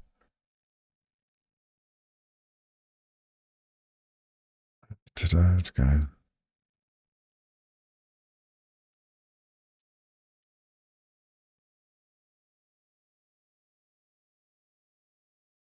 So it implements async write, and let's say we go to, let's see which one. What do we want? Flush. Let's look here. So pull right, we get inner. How do we know if this is on a, oh, here, blocking task join handle, spawn mandatory blocking. So yeah, so while doing file IO operations, it kicks it off into a blocking thread, so it doesn't block the current thread. So maybe we don't use memmap, we just use Tokyo async file IO. Yeah, let's do that. Goodbye, memmap. It was nice. I do use that when check something the whole database. Okay. So we have our file, right? Where is it? DB path, DB file. Here's our file. Open the file.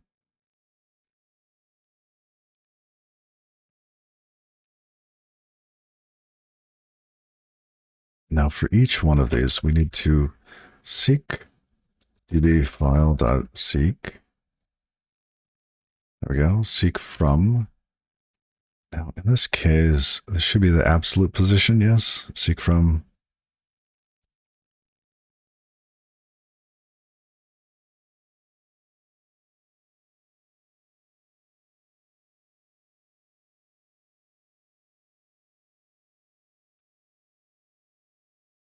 It will yield and then yield a new position in the object and the object itself.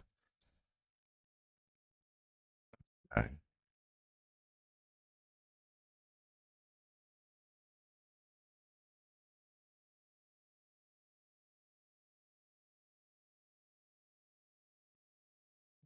Open. Oh, I was looking at that. Seek from start. Got it. So you can seek from multiple points. Got it.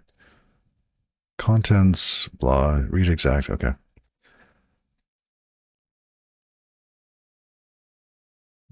Now, do we use this seek from the standard IO? This one. Oh, we'll find out.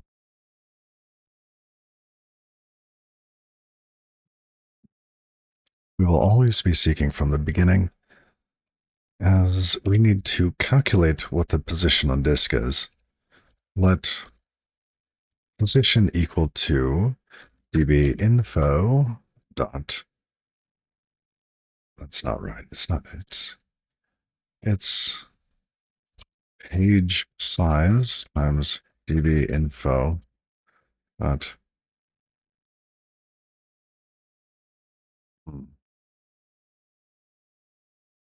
Page size, page count. No, page count is, I guess we don't need that anymore. We just need to know what the page size is.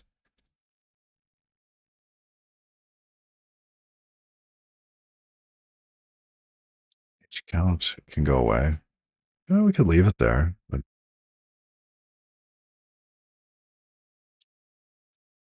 maybe that would be useful for telling the file system how much data we want.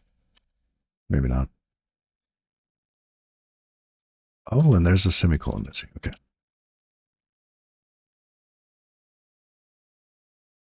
Page size times data dot page number. Now start wants a U64. Interesting.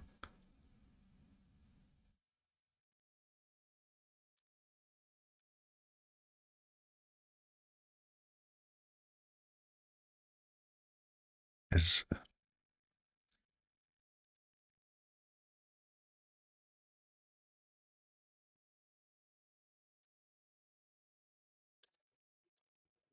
so we seek to a position.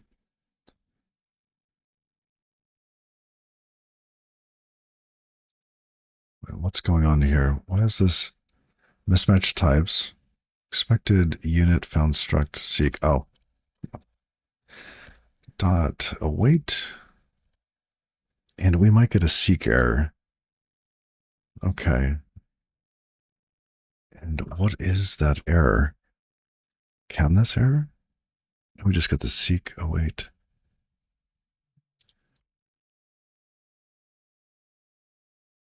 Seek.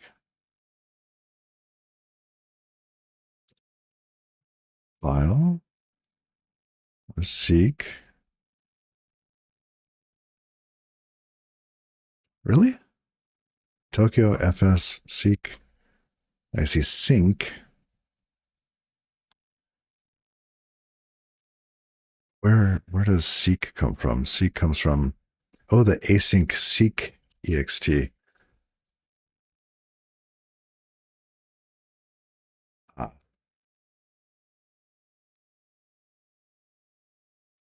we get a seek object back, which is not documented. Okay.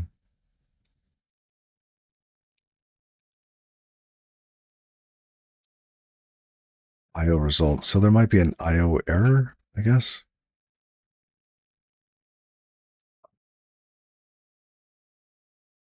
Maybe this will help. Yeah, result. Okay. Let's create an error for this. Seek error. Standard IO error. Yes. Snafu. Let's see. Display. It's fine. With context.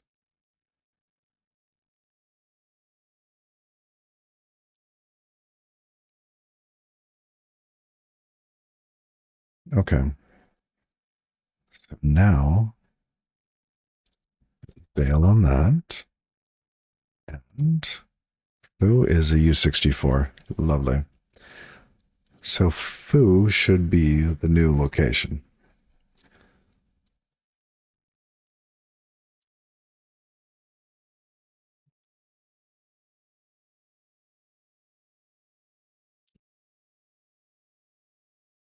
What if the actual and expected positions are not the same?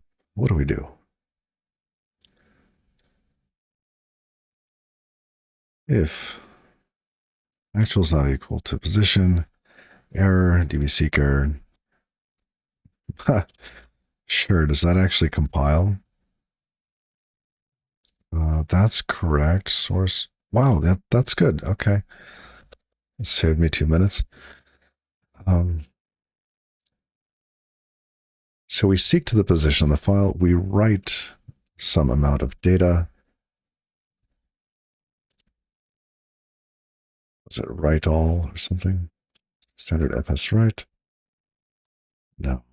No, it was the other one. It was Tokyo IO.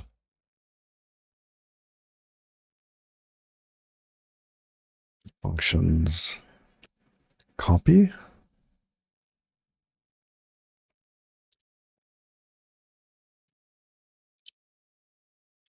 Tokyo IO copy. In the reader, what is it? We have data dot page data that we're sending this to DB file.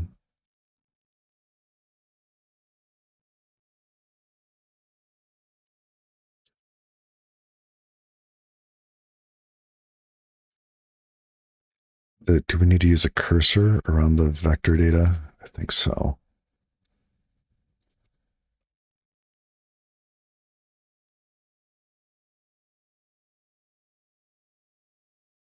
Standard IO cursor, new page.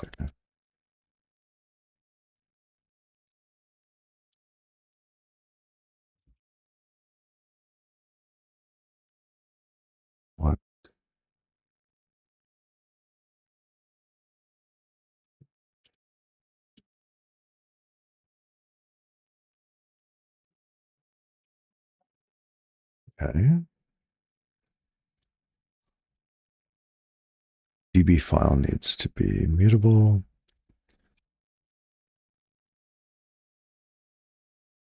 What is the error we get?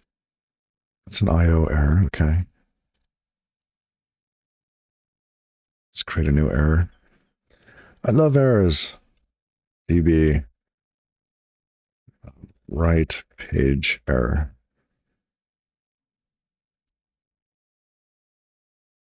Snafu error. Writing data to the DB.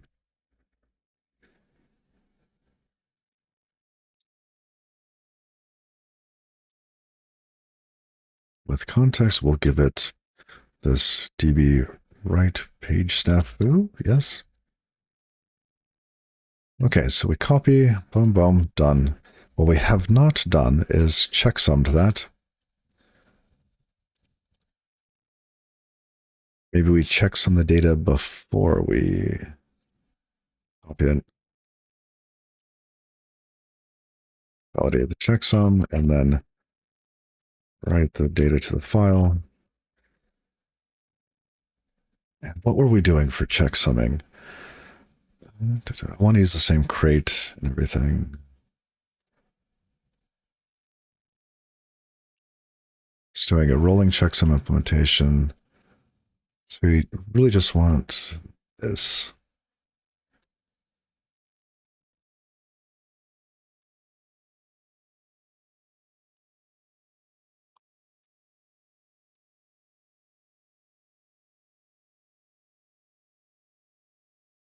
We need this crate to be available. Data plane. What was it? It was.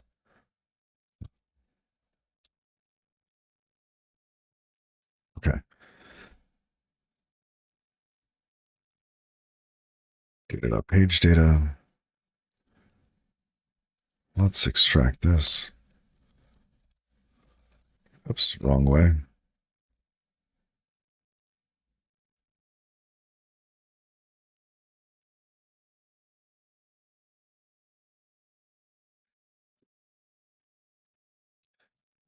Let's also pass the checksum into it. Where did it put that? So far away. Let's call it validate checksum. Or now with more validate checksumminess. Okay. Here's our data. This is. No. You should pass the page data in. Silly thing. Data is going to be. No. U8s.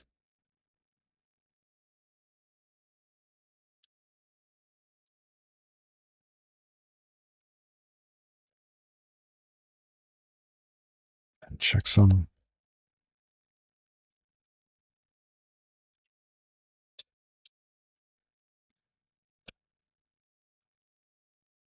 Finalize. It gets us the actual.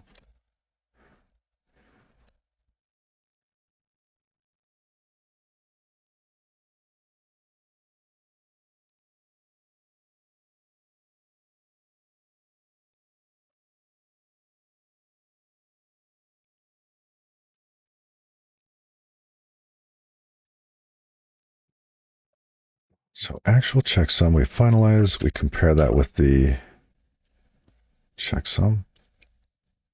Well, I spelled it wrong. Okay. Validate checksum.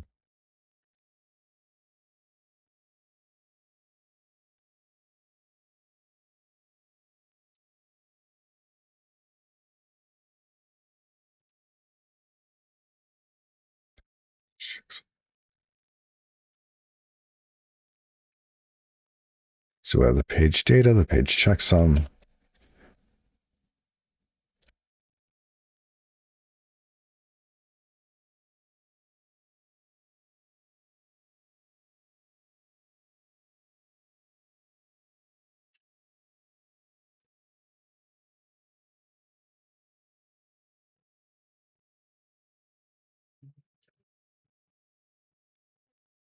if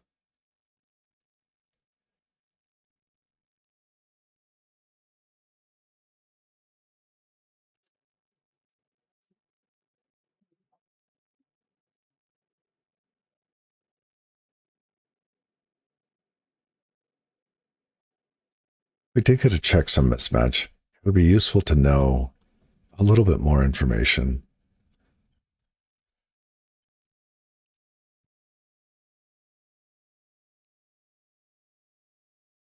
Checksum mismatch. Oh, come on. Mismatch. Okay. Um, we had this with expected and actual.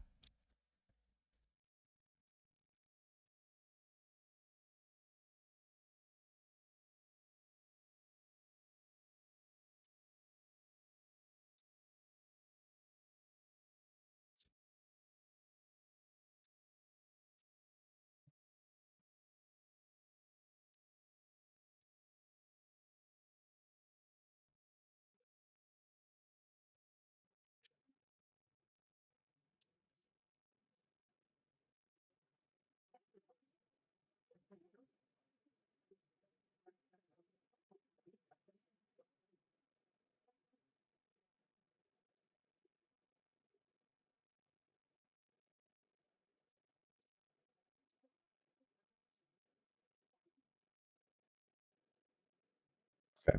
So if it fails, we have our checksum mismatch error. No variant named checksum mismatch error. Really? It's right there. Checksum mismatch error.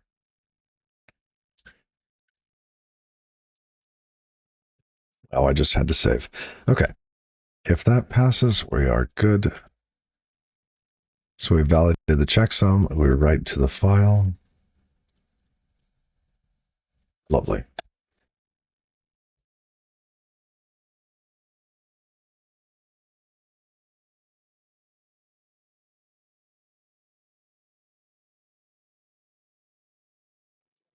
Okay. We copy the data. Do we fsync or do we not?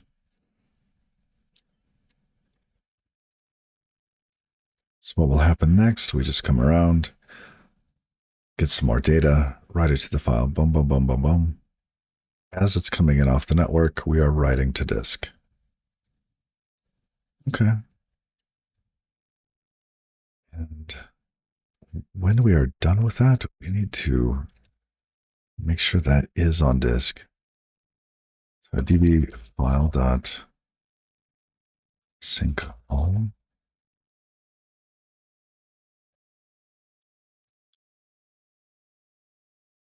Great.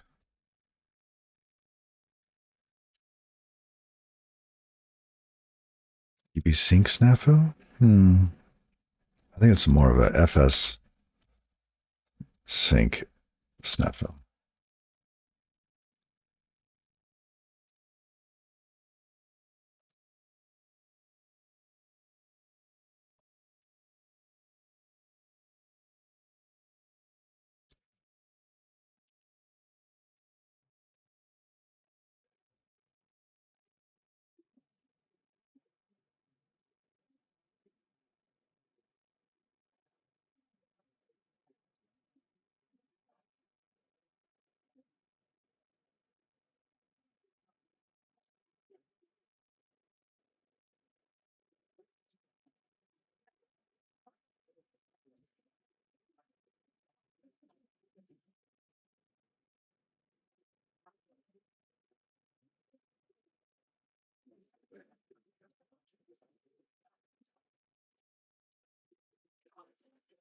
So that will finish. That should be our download database. We download the database. We still need to do these pieces.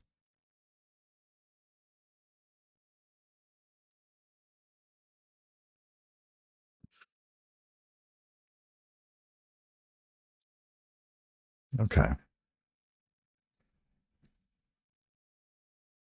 Well, that's good. We don't have any way of testing this. We could, well, that's not true. We could just write some unit test code. That would probably be reasonable. I could see that being reasonable.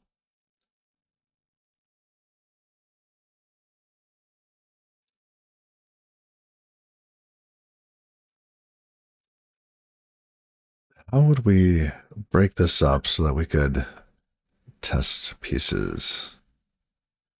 What are the important pieces that we would want to test? And how do you write tests for like these things? How do you stub that out?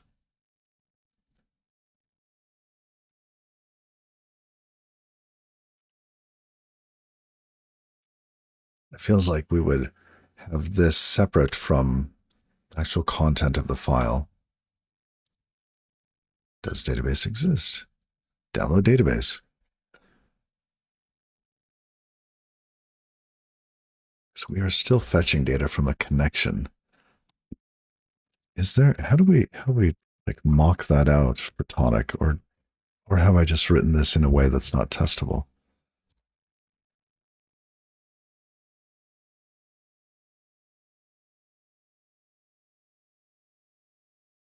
How do I integration test Tonic application?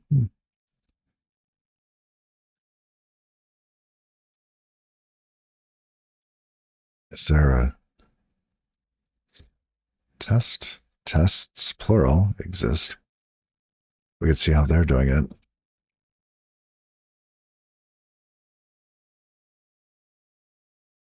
Interop tests implementation. What is this? Tonic interop. No readme.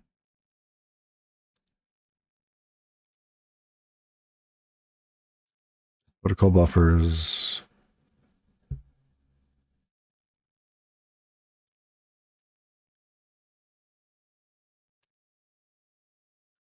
Test assertions. Test assert.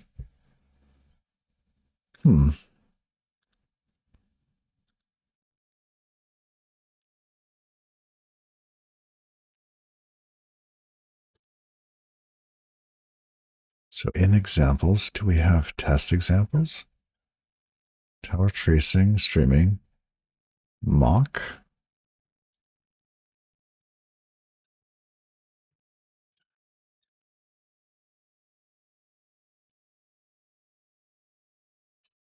Okay, I don't see mock stuff in here. Tower service function. No. It's in the name of the file.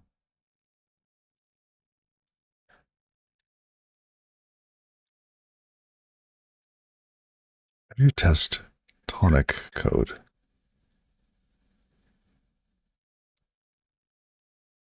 Tutorials, hello world. Does hello world add testing? Application setup, greeting, rating your server, blah, blah, blah. On tests. No, that's not a test. Tonic async main.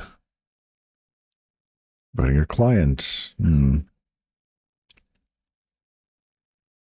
Word test does not exist on this page. Yeah, let's take a step back.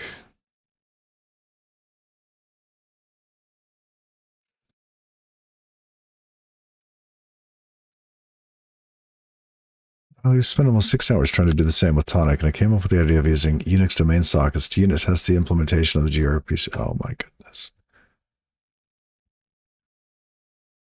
Really?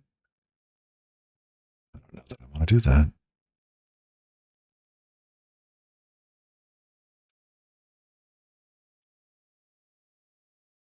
No, not there.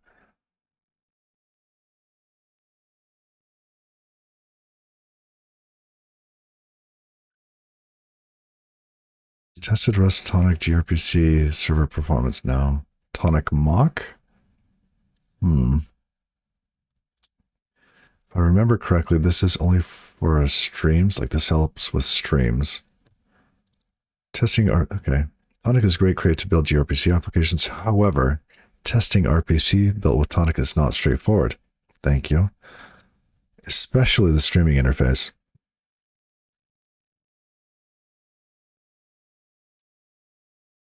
Okay.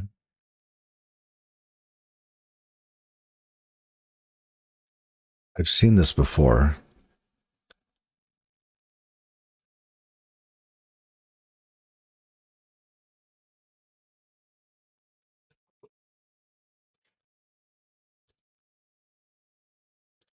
Let's look to see. Let's go back to their homepage first. Okay. Testing.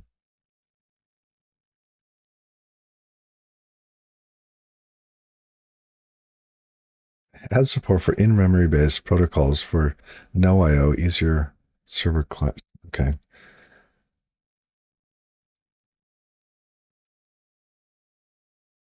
Oh, here we go. Improve documentation and tooling around integration testing of services. That.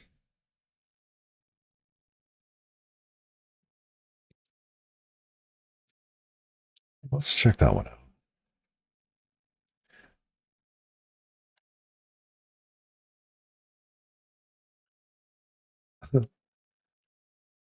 Hmm.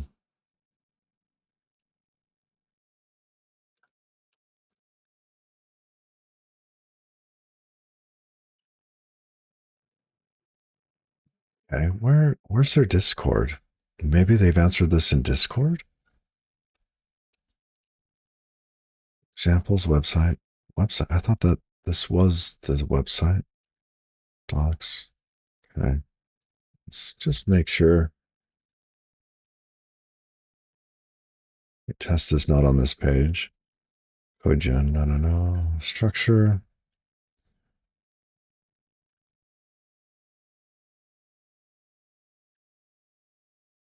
Okay, to the Discord. Chat. Oh. Just give me the where to go. I don't want Discord. Discord app launched or streamer mode's enabled. Great.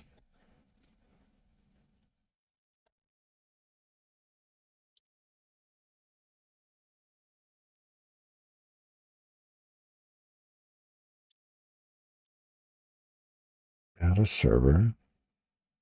Let's see. Join a server. I need this URL.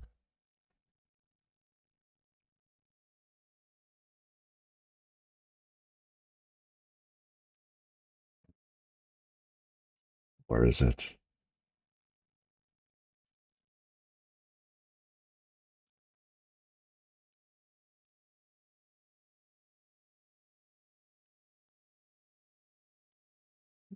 No. Sorry, just looking through it before I pull it onto the screen.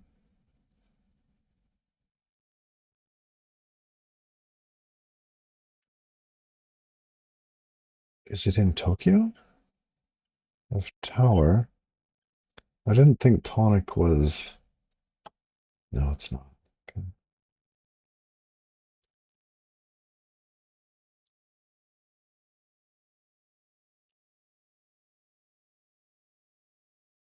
Huh. I thought I did this. Apparently not so well. All right, so here, let's go back to Tonic. GitHub Tonic. We take this link, copy link. We say, hey, we want a new one. Have an invite? Yes, we do. Look at this. Join server. Oh, there's a new one? Where? Stop teasing me. Oh, that's Rustation. No, that's not it. No. Pumpkin, Fly, Iggy, Valence, Cinepie. These are just streamers.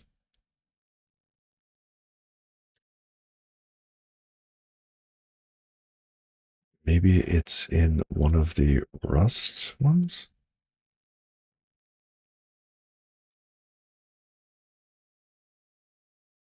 I haven't announced in there forever.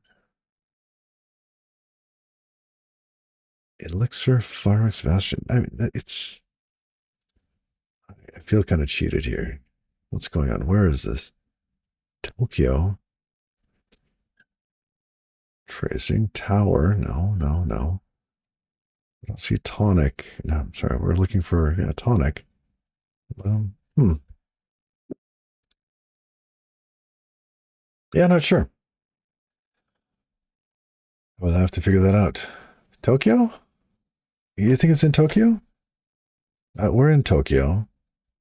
Okay, so what am I looking for? I'm looking for the Tonic Discord. So, and if we go back further, I'm looking for a way to test. Hey, what's happening? Yes. So we've written a bunch of code. It looks like it compiles. I'm not sure on that. I suspect it compiles without much effort. And I was looking at it thinking, you know what? Tests would be nice. How do we test this? And I do not see a way to test Tonic or code that has Tonic littered throughout it. So, for example, download database makes a request to a connection. Yes, we could do the dependency injection pattern on this and pass in a DB response, have something else actually make the request.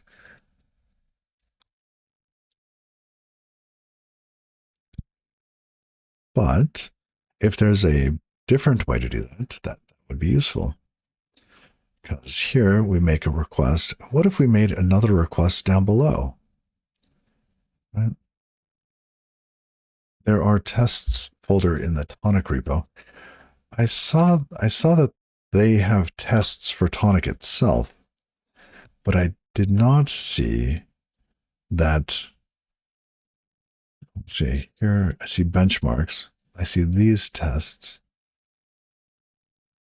Oh, let's see. Let's say I'm going to pick one. Web source lib. What are we doing here? We're implementing test for service. Service is some sort of server. Client stream. Okay. With utilities. Whatever. Let's go into tests. gRPC web. Tokyo test. Test request.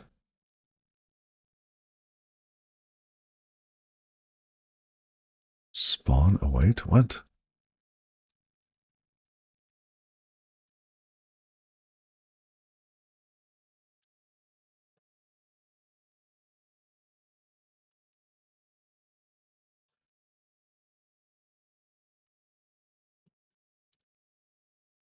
Yeah, it looks like it's a dummy server.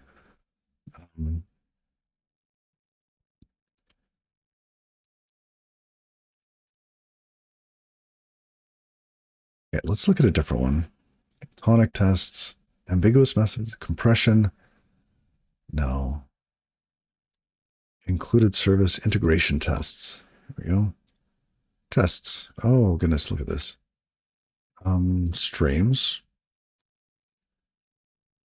Tokyo test. Status from server, stream with source. Async trait. So they're implementing that test stream. And what is test stream server?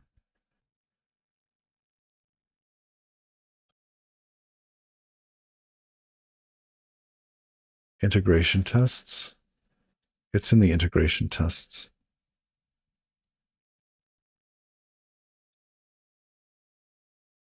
And if we look in integration,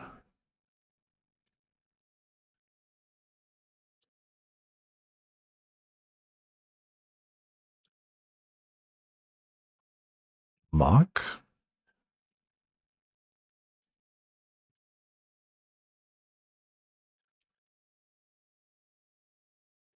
This is basically that other crate.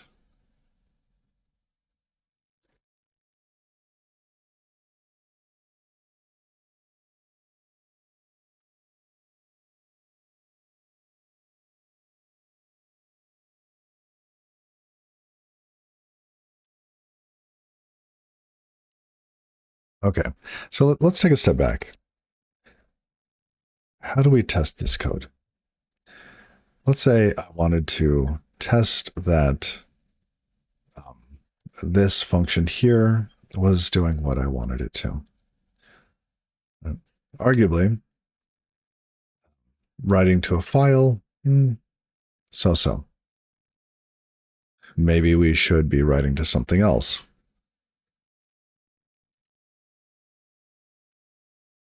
Pretty fine.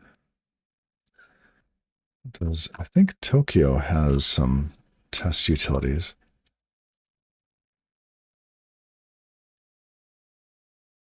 Tokio, where's Tokio test?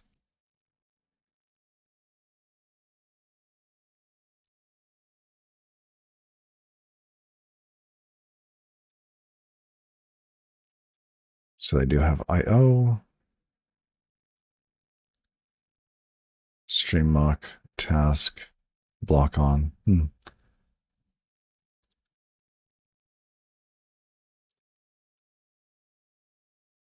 Is this something? Let's see.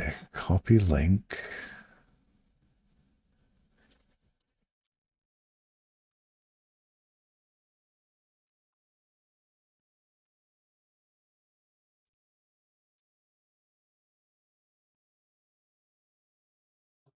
It sounds like it so far.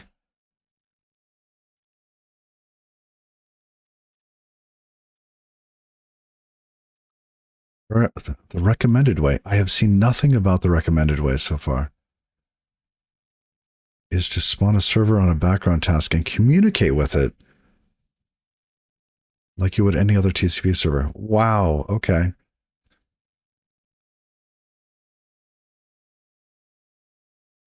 Then you can mock the transport using Tokio IO duplex like shown here.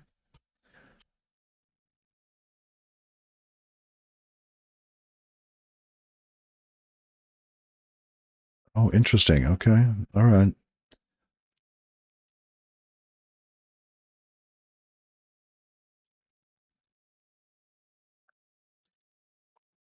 Sorry, maybe if I communicated a bit unclear there. Okay. I know, of course, it's a bit more complicated than just firing off an HTTP request. Of course, I meant from a client which has the proper methods generated in them. Sound promising, and thanks. Great.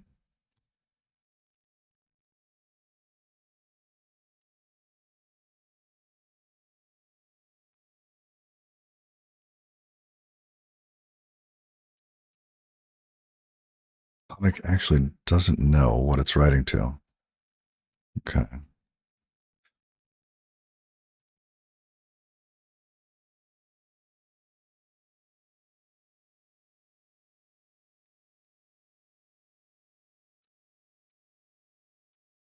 Got it. Okay, so Tokyo IO duplex target worked great, thanks.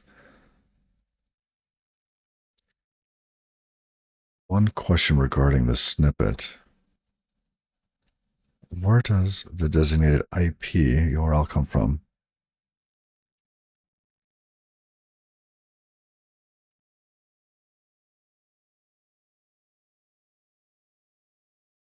Right, so you just give it some bogus base, and then you connect with connector. Fascinating. Fascinating.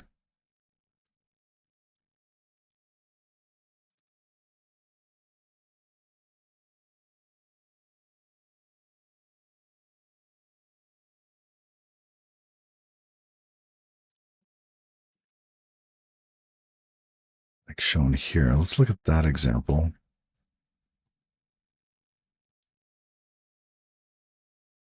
So create a duplex, client and server,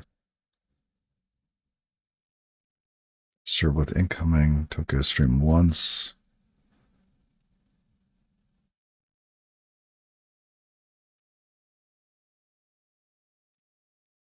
Wait, server builder, add service, serve with incoming. Oh, that's the duplex. Okay. Duplex server. Got it. And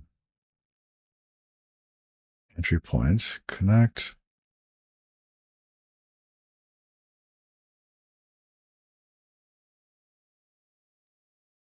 Okay. Huh.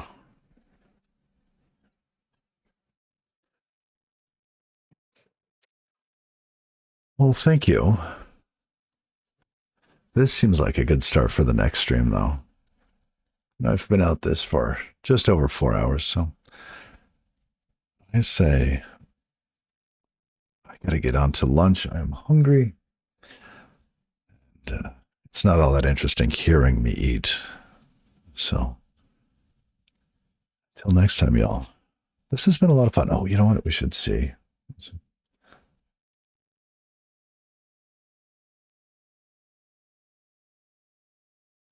Software, game development, brain rot. Anybody on Rust? I've got a couple people. Hey, there's that guy. Advent of code in Rust. Invisible Man 94. Invisible no longer.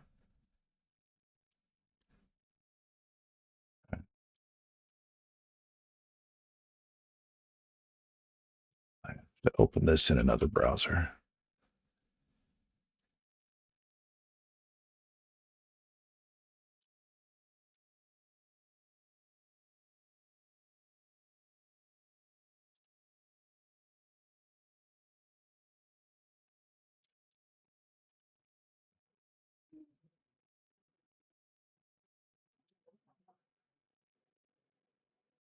Right. Well, we're getting ready to raid. So until next time, y'all.